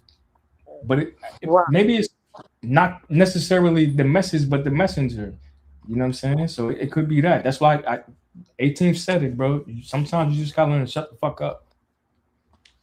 I think So you feeling like don't kill the messenger, because I'll be the messenger for you. What the young man was trying to say is, it's like when a black man get rich and he marries a white woman. If that white woman goes away, if that black man go away, that money goes back into the white community. All the young man was trying to say is, we as black people, we talk about not reaching out, but why we can't do it like the Asians when they sell black women hair and wigs and shit? Yeah, I think or Chinese food. Yeah, you're right, Queen. But I think it is important for us to understand that even though, yes, we have to intermingle with people of other cultures professionally, personally, etc., we still shouldn't lose the fact that we have a certain relationship with our own culture that needs to be uplifted, right? Right. I And agree. I believe the reason why the queen asked you those questions is because and I don't know if if you're if it's intentional or if this is just how how you feel. You come across as someone that no matter what is presented to you about Black excellence, you want to knock it down, right? No. And that's what has been going on in this conversation that I've heard. Yeah. And Excellent. that has been the issue. Yes, we have issues within our community, within our culture that needs to be fixed. However, I don't believe that that's the majority. I think the majority of people that I come in contact with and interact with are law-abiding citizens, are people that have a high standard, and people who are attempting to progress and move towards productivity. And that's all we were saying in terms of the original topic, right? How it relates is we got these brothers who feel it necessary to look for the smallest things to criticize our people or our culture, and then they do it with nefarious intentions in order to spread a false narrative and say, this is why our culture is bad. This is an example, even though it's completely unfair, right? Those Black women eating breakfast at the hotel in the morning, they're not the only they're not the only people doing that, right? People of other cultures are also doing that, and nobody's filming them and Right. trying to shame them and Exactly. trying to shape a false narrative about our Black women in our culture, right? So that's what I think the majority of us was pushing back against, that type of mental colonization ideology, right? You And call we're me saying, hey, a um woman our Wait. experience. Sherry, One Sherry, second, let him land his plane. Sherry, you can go next. Sherry. winded. One second, Queen. One second. All right. One second, Go. Queen Sherry Berry. I got you. So what I think we were sharing our own experiences as it relates to these things, right? And that's really all we can do, unless we want to, theorize and speak philosophically, right? I think the best approach is to share your own experience, right? So my experience with patronizing Black businesses have been a really, really good experience, and that's all. It's yes. Are there negative experiences and are there negative Black people out there? Absolutely, right. But I don't think that subsection of our culture represents the majority of us. Peace Agreed. and love. Peace, fam. Okay, can I please respond? Yes, First of Sherry. all, Wait, one second. Before you respond, one second, I did not say that when certain Black people come at me, I wasn't putting them Black people down. And I even said, I take insurance from other people, and sometimes I don't mind passing out a blessing. There's a lot of people that just don't have it. I don't put people down. I was raised in the hood, the ghetto. I am probably the blackest Black bitch you ever meet in your life. I don't, that's not what I'm saying. All I'm saying is, please leave a little room for when you work real hard, your son, you send kids off to college. Let them. Why do we willing to go on a fundraiser to get a nigga his bond money? Well, I'ma just talk about my experience. But the little boy in college eating noodles, we ain't even second guessing him. He got it. He in college. Well, I don't know if I fully agree with that, May, because I think that's up to the families. Like when my brother was in college, again, I'm the oldest of the family. So by the time he started going to college as the baby of the family, he was getting support from everybody because folks who either didn't go to college was already working and in their career field sending him money. And then the people who did go through college was also like the support system comes from the family. That's up to them. And that's where the people like Brownsville who preach for coming together, building a family, having integrity, all of those things that come with being a unit, that's where the support comes from. Like Before we can look on greater society, it has to start at home. Absolutely. it's easy for you to say that now because you actually had a family unit. Right. I had a hardworking mom and dad, and I was a latchkey kid. You better get in that house and bet not nothing be fucked up when we get home. But meanwhile, I'm surrounded by every motherfucking thing. So what do you say to the college student who doesn't have a family? They were smart enough. Keep trying, don't give up, and if it's anything that I can do to help you, baby, I'm gonna do my best to be right there for you. Mm. So you saying the community as a whole needs to think about those who are underprivileged and may not have the support system that we were so privileged to have. Kind of, sort of, ma'am. Like, when I was taking communication classes, I what I wanted to do is like, I don't know where you live, but where I live, there's old ass schools just sitting there. And I used to want for them to put like one or two, like government granted, one or two bedrooms in there.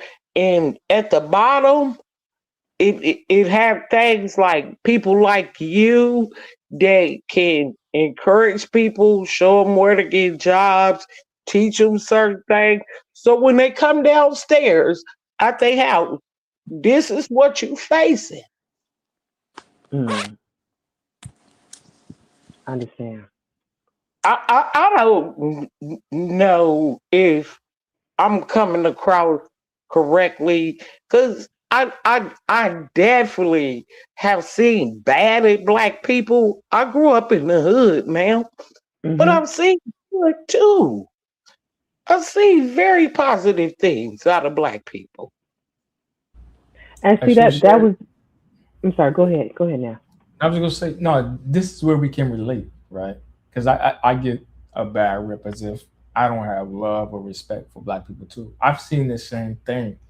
But again, there's like a fine line between providing or speaking on the need for structure, the need for correction, the need for discipline, and all these other things. If we talk about building as a community that are required from leaders, right? Things you would get Right. from your father, etc. And I'm not nobody's fault. Well, I have kids. I have grown kids actually. You know what I'm saying? But like, yo, that's just I've always been that way. Like I understand, like, yo, listen, if I see something that's not right, I'm Gotta gonna say speak out something. on it. Got to. Yep. If I see something that it could be better, I'm gonna speak at it. But the difference is too, I've also built networks of people that challenge me, that are smarter than me, They can tell me, hey, nah, you're not right, bro. You're not wrong. And we can have those conversations. You know what I'm saying? But then it's like you get in certain spaces, they want you to shut the fuck up because it makes them feel uncomfortable. I'm used to feeling uncomfortable Right. if I'm wrong. But when but this is the thing. I was in this space before women got introduced. Once the women got introduced, it became to now you have to be conscious about how they feel. That takes away from the conversation and the truth. Well, it's important too, fam. It's a No, balance. no. Listen, because listen, if I'm trying to save your life and we're trying to save the community, we can't think about how you feel. If I'm saying, duck, you need to get out the way. Listen, this is going to happen. You know what I'm saying? Unless you're right. do X, Y, Z. But that's where we're at, though. It's like, And well, can you say it nicer? I got sisters. And I it's think it's not that I'm not circumstantial. It's capable circumstantial of based. it, but like the fact that why am I debating this with you right now? This is what I'm talking about. We're That's not in the debating, brother. way.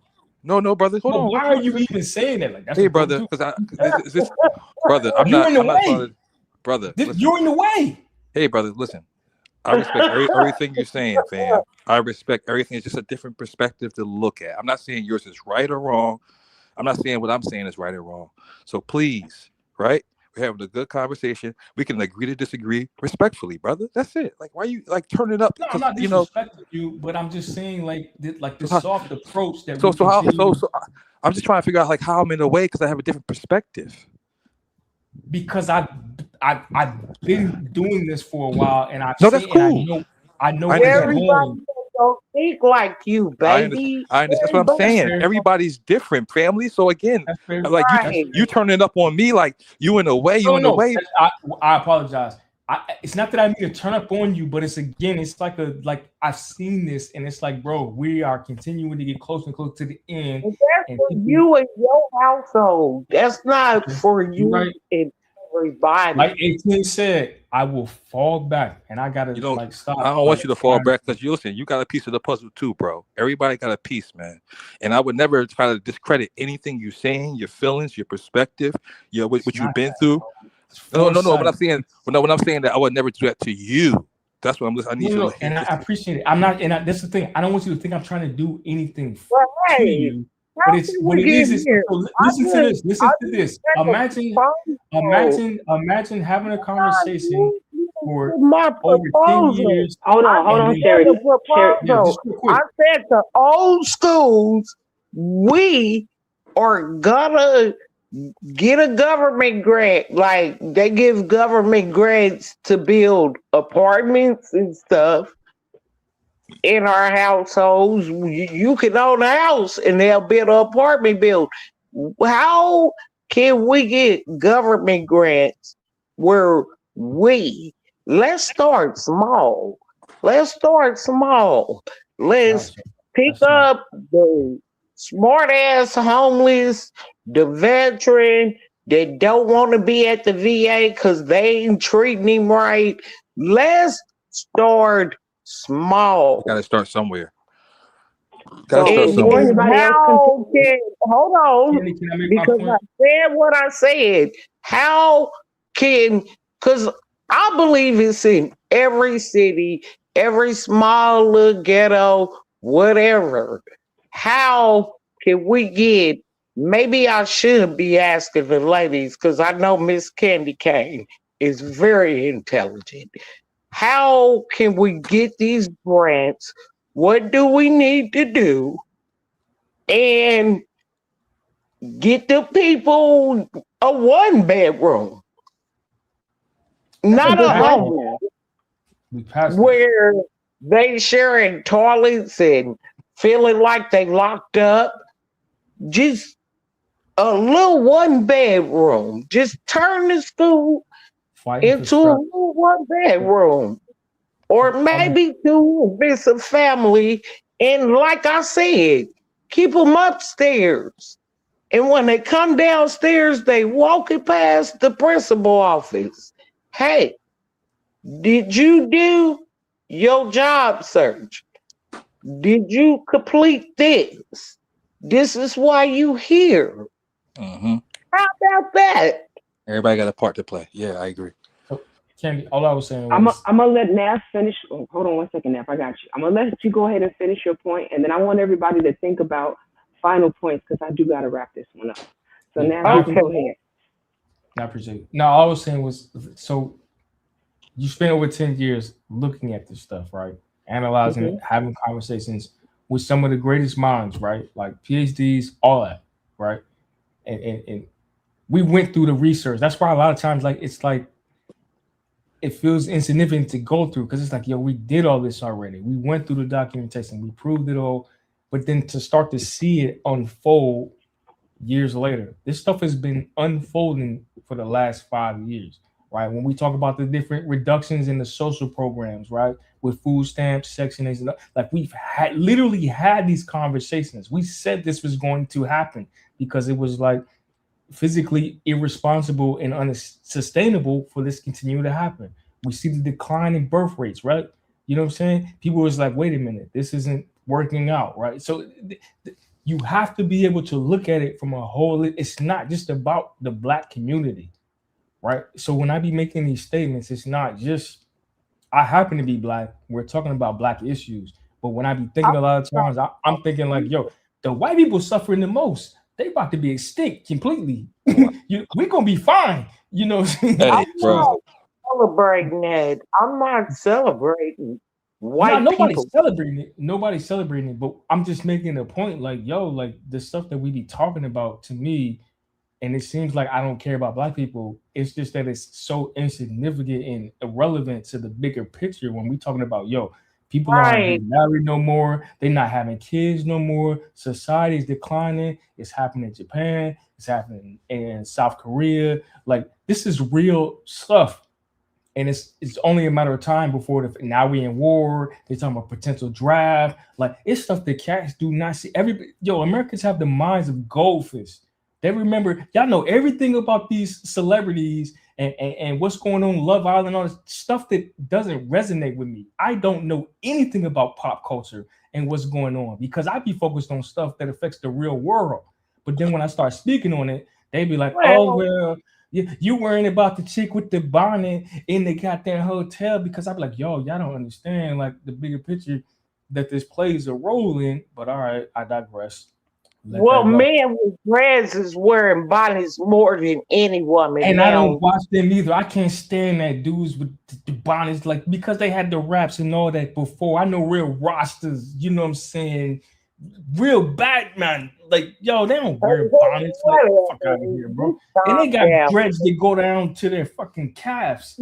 It's better be Larry Hoover next. Just calm your down. I'm just saying, yo, like this should be crazy. But anyway, the point is, when I be making these comments, it's not to attack. Candy Cat, I'm sorry for hitting your panel with being this. I love you, Mama. I love you too, Sherry. But you know what? You were not disrespectful or disruptive. You actually had some points tonight. I want you to know. That's why when people want to always discredit you, Sherry, I won't do that because I don't, like we just talked about earlier, the janitor versus the CEO, y'all gonna get the same treatment. You know what I'm saying? If you ever get to the point where I'll let you know. But you was on point tonight, Miss Sherry. They both play their part, baby girl. Like, you know what I mean? Your building ain't gonna maintain without a janitor. Exactly. And then you never know. Somebody who was a CEO today could end up a janitor tomorrow, depending on the circumstances. He can get into a car accident and then not have enough brain function to continue CEO, and then he got to go get him a manual labor job. That's why I don't discount people. I run a business, but hold on, so I got a chance. Hold on, Candy. Let me slide these DMs real quick. Let me see. Has to work. Yeah, we are. I work. Yeah. So I'm sorry. What did you say, Nath? I didn't hear what you said. You was going to do what? Oh, what's part of your time out? I was continuing the conversation or the slide in the DM part? Oh, okay. That's what I thought I heard you say. All right. No, I was being for real. Yo, chill out. I was being for real though, as far as the yeah, I love him. He's so good. Not the DM part, like that's the different conversation. But no, just as respecting the janitor the same way you would respect a doctor. You know what I'm saying? I'm firmly a believer in that. But just understanding, like, yo, listen, we got to get away from this, in my opinion, black versus white thing, because at the end of the Judging. day, no. At the end of the day, like, if the lights were to go out, we would be surprised how people would come together. And it's going to be off of common interests. You know, if you value family or if you just value humanity, you know what I'm saying? I'm not saying that there's not going to be racists out there. Oh, we don't accept, you know what I'm saying? It's going to be, they're not going to last long, though. The groups that you're going to see is going to be the people that come together. You know, you have a certain skill set, I have a certain skill set, or hey, listen, you respect me, you know, as a child of the Most High, the same way I respect you as a child of the Most High. And those are the Yeah. people that are going to survive, you know, when things get tough. But that's just coming, yo. I'm just tired of being right, and it's always like it got to be some drastic shit. Tired of being right. It's unfortunate. It's unfortunate that. Unfortunate, bro, because I'm telling you, like, Hold on, babe. I wasn't saying nothing against what you were saying, fam. oh no, I wasn't I saying. wasn't talking to you. I was emphasizing. I was hyping you up. No, I was just saying real quick because I know the sister need to shut the show down real quick. So I just want to get my final word. It's unfortunate, and the way the United States of America was built on racism, number one. So that's not going anywhere. The plight of the black people and our people has always been, and will now always be, for me, my number one goal in regards to restoration, coming together and doing what we're supposed to do. Because unfortunately, the way things are and the way that we're viewed, and we're last on the totem pole at this moment, unfortunately, right? And that's what it is. So for me, This brother uplifting, getting his swollen. He getting his swollen. Y'all hear him? He working. uplifting us. First, it starts home, right? It starts in the house. But at the end of the day, our people, like, we need each other. And the division that has been created throughout the years is intentional, it's on purpose, and it's worked. It's still working, right? So we behind the 8 ball. So every time I try to say, yeah, let's work with each other, let's find a way, because we all we got, right? This is not about black or white. It's about us, because again, there is systems in place to make sure that we don't prosper. There are systems in place to hurt us intentionally, our children and us, and it's been there. And if people can't see that, that's at a detriment to themselves and their families. I love y'all. Y'all have a good evening. Y'all be safe. Enjoy your weekend. Sister Candy, thank you for having me up. I appreciated this. The brother, yo, listen, be safe. I hope they talk to you soon. Everybody in the chat and on the panel, y'all be cool. Have a great weekend. Thank you. Thank you so much, Rich Dad. Appreciate you coming through. Always welcome back. It's been a pleasure. Yeah, Thank you peace and so love. I want to give my final thoughts as well. Okay, Brown, so I you go think next. it's, what'd you say, Queen? I said go right ahead. Yeah. First of all, thank you for having me up. This was a good conversation, and I just wanted to support you. I do think it's very irresponsible to express an idea that white people have it worse than everyone when they control the majority of the world's resources and industries to this day, right? And I also think the issue is not black versus white. The problem is we got a lot of black versus black, which I believe was the conversation that we was having. It was a black man who was judging those sisters for wearing pajamas and bonnets, eating breakfast, right? And he was attempting to humiliate those sisters and make them look a certain way that was negative, right? Right. And then when we have these conversations and we're building on these conversations, and then we're attempting to justify that brother's actions by saying things like, well, you know, our degenerates have the loudest voices, and you know, things of that nature, I think those kind of views are more hurtful than they are helpful, right? When we denounce the idea that we should buy black, we should patronize black businesses and restaurants and things of that nature, and paint a false narrative that we're going to get bad service and we're going to be treated negatively. They're going to attempt to hustle us and all these different kind of things. Those are racial tropes and stereotypes, right? And the brothers who express those views, they are actively expressing the idea of mental colonization, where they believe that the Eurocentric culture is superior to their own culture, right? And that those ideas was expressed on the panel today. But in reality, we do have a lot of black people that are moving in more of a productive and positive way in terms of education, in terms of finances, in terms of home ownership, entrepreneurship, the tech world, the STEM world. We are actively improving in those areas.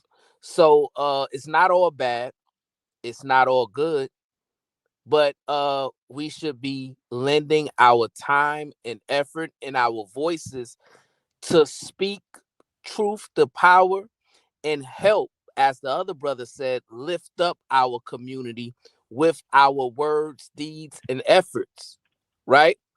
And yeah, so it was a dope conversation. Good build. I appreciate you having me up. Y'all have a good weekend. If you on spring break, have a good spring break and pay attention to what's going on in the world around you. Because we do have an uptick of terrorist attacks and threats and different things like that because we are involved in a war. So just pay attention, enjoy yourself, and continue to have these conversations to where you're looking to push the community forward. Peace and love to y'all. Thank you so much, Brownsville. Appreciate you coming through. Again, you two are always welcome back. My Naf, turn. did you want to go ahead, Sherry Berry? Thank you. It was a lot of positive because I look forward to positive in people. Great show. Thank you for having me. You are welcome, Sherry. Come back anytime. You know you Auntie Sherry to me, so. And Naf, I think you're the last one to give your final thoughts, if you're still here. Yeah, I'm still here. Look, the timing is perfect too, because my AirPods is dying like yours was. But I know, I keep recharging. yeah, Ray, I'm trying to recharge too. I just threw one in there. But no, the whole thing was, like I said, I think there was a big misconception because I challenge that means that I'm against. You know what I mean? That was my biggest issue because that's not what it is. Because I challenge what you think and what you say, you know what I mean, doesn't mean that I'm against black people or black culture, but there's certain things that I'm not willing to accept or whatever. And we still have unanswered questions about, well, what is the standard? And I seen the goalposts move. So for me personally, and I think this is my first time on your panel. I hope I was able to add some value, and I look forward to another conversation because I feel like there's some things that have yet to be unpacked. You know what I'm saying? Like this could really turn into something where we could really have some talks about that. I don't know how you feel about that, but I mean, I did hear a few points that I feel like could be expanded in another yeah, stream. So I yeah, of mean, course, I don't mind. Like, if you want to come back and we can have another talk on some other things, you're welcome to do that. I've been trying to reach out to a few people and then yeah, ask them if they wanted like maybe dual stream or like bring them on to like help co-host panels, just because they have certain perspectives. And I feel like I like having opposing views. It doesn't always have to be the same. I don't want an echo chamber. I want people who have and opposing that's where views, but I'm we at. can do that with respect. with respect, that's the whole thing. But like I've seen it, like okay, when I present a certain perspective, I get attacked, and I'm not against it because I've done this shit for so long. It's like okay, y'all don't agree with what I'm saying. It's cool, Mm-hmm. but like as we continue to have conversation, I don't know if you noticed it or not, but a lot of the brothers we reached the common ground at some Mm-hmm. point. You saw that, right? That's It why was I like let y'all work it out. If you notice, when men get to speaking on my panel, I try not to intervene unless y'all get insulting, because I believe why that y'all have the ability to work it out. but it's this is why you are you and why I love you and but this is also why like I'd be like okay like yeah let's let this ride out because y'all think it's one way and then it'd be like oh okay y'all are agreeing with what I was talking about. It's just we got to just get to that point and Mm-hmm. the reality is because a lot of these cats come in hot they think I'm coming in hot I'm coming in thinking a lot. There's nothing emotional about anything I be saying. Like I don't move or operate them. I've already been through that. Some of the biggest names in the space in PhDs and all, I've been vetted, so I don't think like like from a emotional perspective. Like they Mm-hmm. be like, well, you got to consider other people's feelings, and I'm on some like, when you're talking about the greater good, that's not a consideration. Does it make it wrong or right? I'm not saying that. But when we're having a conversation and we're talking about how do you move forward, sacrifices have to be made. If that's feelings, I would sacrifice. Mm. Excuse me. Oh my God. Every time I take a sip. But if I have to sacrifice feelings over I don't know potential livelihood or whatever, I think it's worth it. You know what I'm saying? Okay. Like okay, you might feel this way about this, but at the end of the day, if it means that collectively we can progress, you know what I'm saying? Again, it's too much to get into. But I appreciate you, you know, for allowing and creating this space. I hope that it was, because this is different from what I've seen from you. There was a lot of different personalities in here. I've been scrolling back and forth, Mm-hmm. bouncing back and forth between the StreamYard and the YouTube and trying to see who's sharing the videos or whatever. I don't know if you're on TikTok. I think this would be a good TikTok conversation as well too. I'm trying to figure. I have a TikTok, but I haven't figured out how to connect it to my How to StreamYard. Once I okay, get yeah, yeah. Yeah, once I figure that out, then we'll be on TikTok too, because I We want might be to able to reach talk a about wider audience. I've yeah, been hearing that TikTok is a good place to have these talks as well. yeah. But continue to moderate the conversations and do what you do and again, yeah, thank you for having me. You know? All right. Well, appreciate you very much. Like I said to everybody who came on my panel, I appreciate all of the panelists. All of y'all are welcome back. It was a good stream. I'm very satisfied with the conversation, and I feel like it can be expounded upon. I will say to everyone, with what Brownsville said, we are in a war. Keep your eyes open. Watch your six. Take care of your neighbor if you can, and just think about ways to protect yourself and protect the people that you love. I don't know if that means you need to start. And I don't want to fear monger. That's not what I'm trying to do. But I'm saying if you catch some stuff on sale, start buying that stuff in bulk if you haven't already, because we don't know how this is going to impact us. We already see prices going up here and there. And yeah, that's all I can say to you is be safe. And my symbol that I always drop is peace and love. I mean that. That's the best thing that I could ever give you in life is to wish you peace and to give you love. And with that, I hope that y'all have a great night. I'm going to play the outro. I think there's quite a few people live. I don't even know who to shout out. So y'all go out there, be safe in these YouTube streets and in the real life, real streets. And I'll see y'all next week.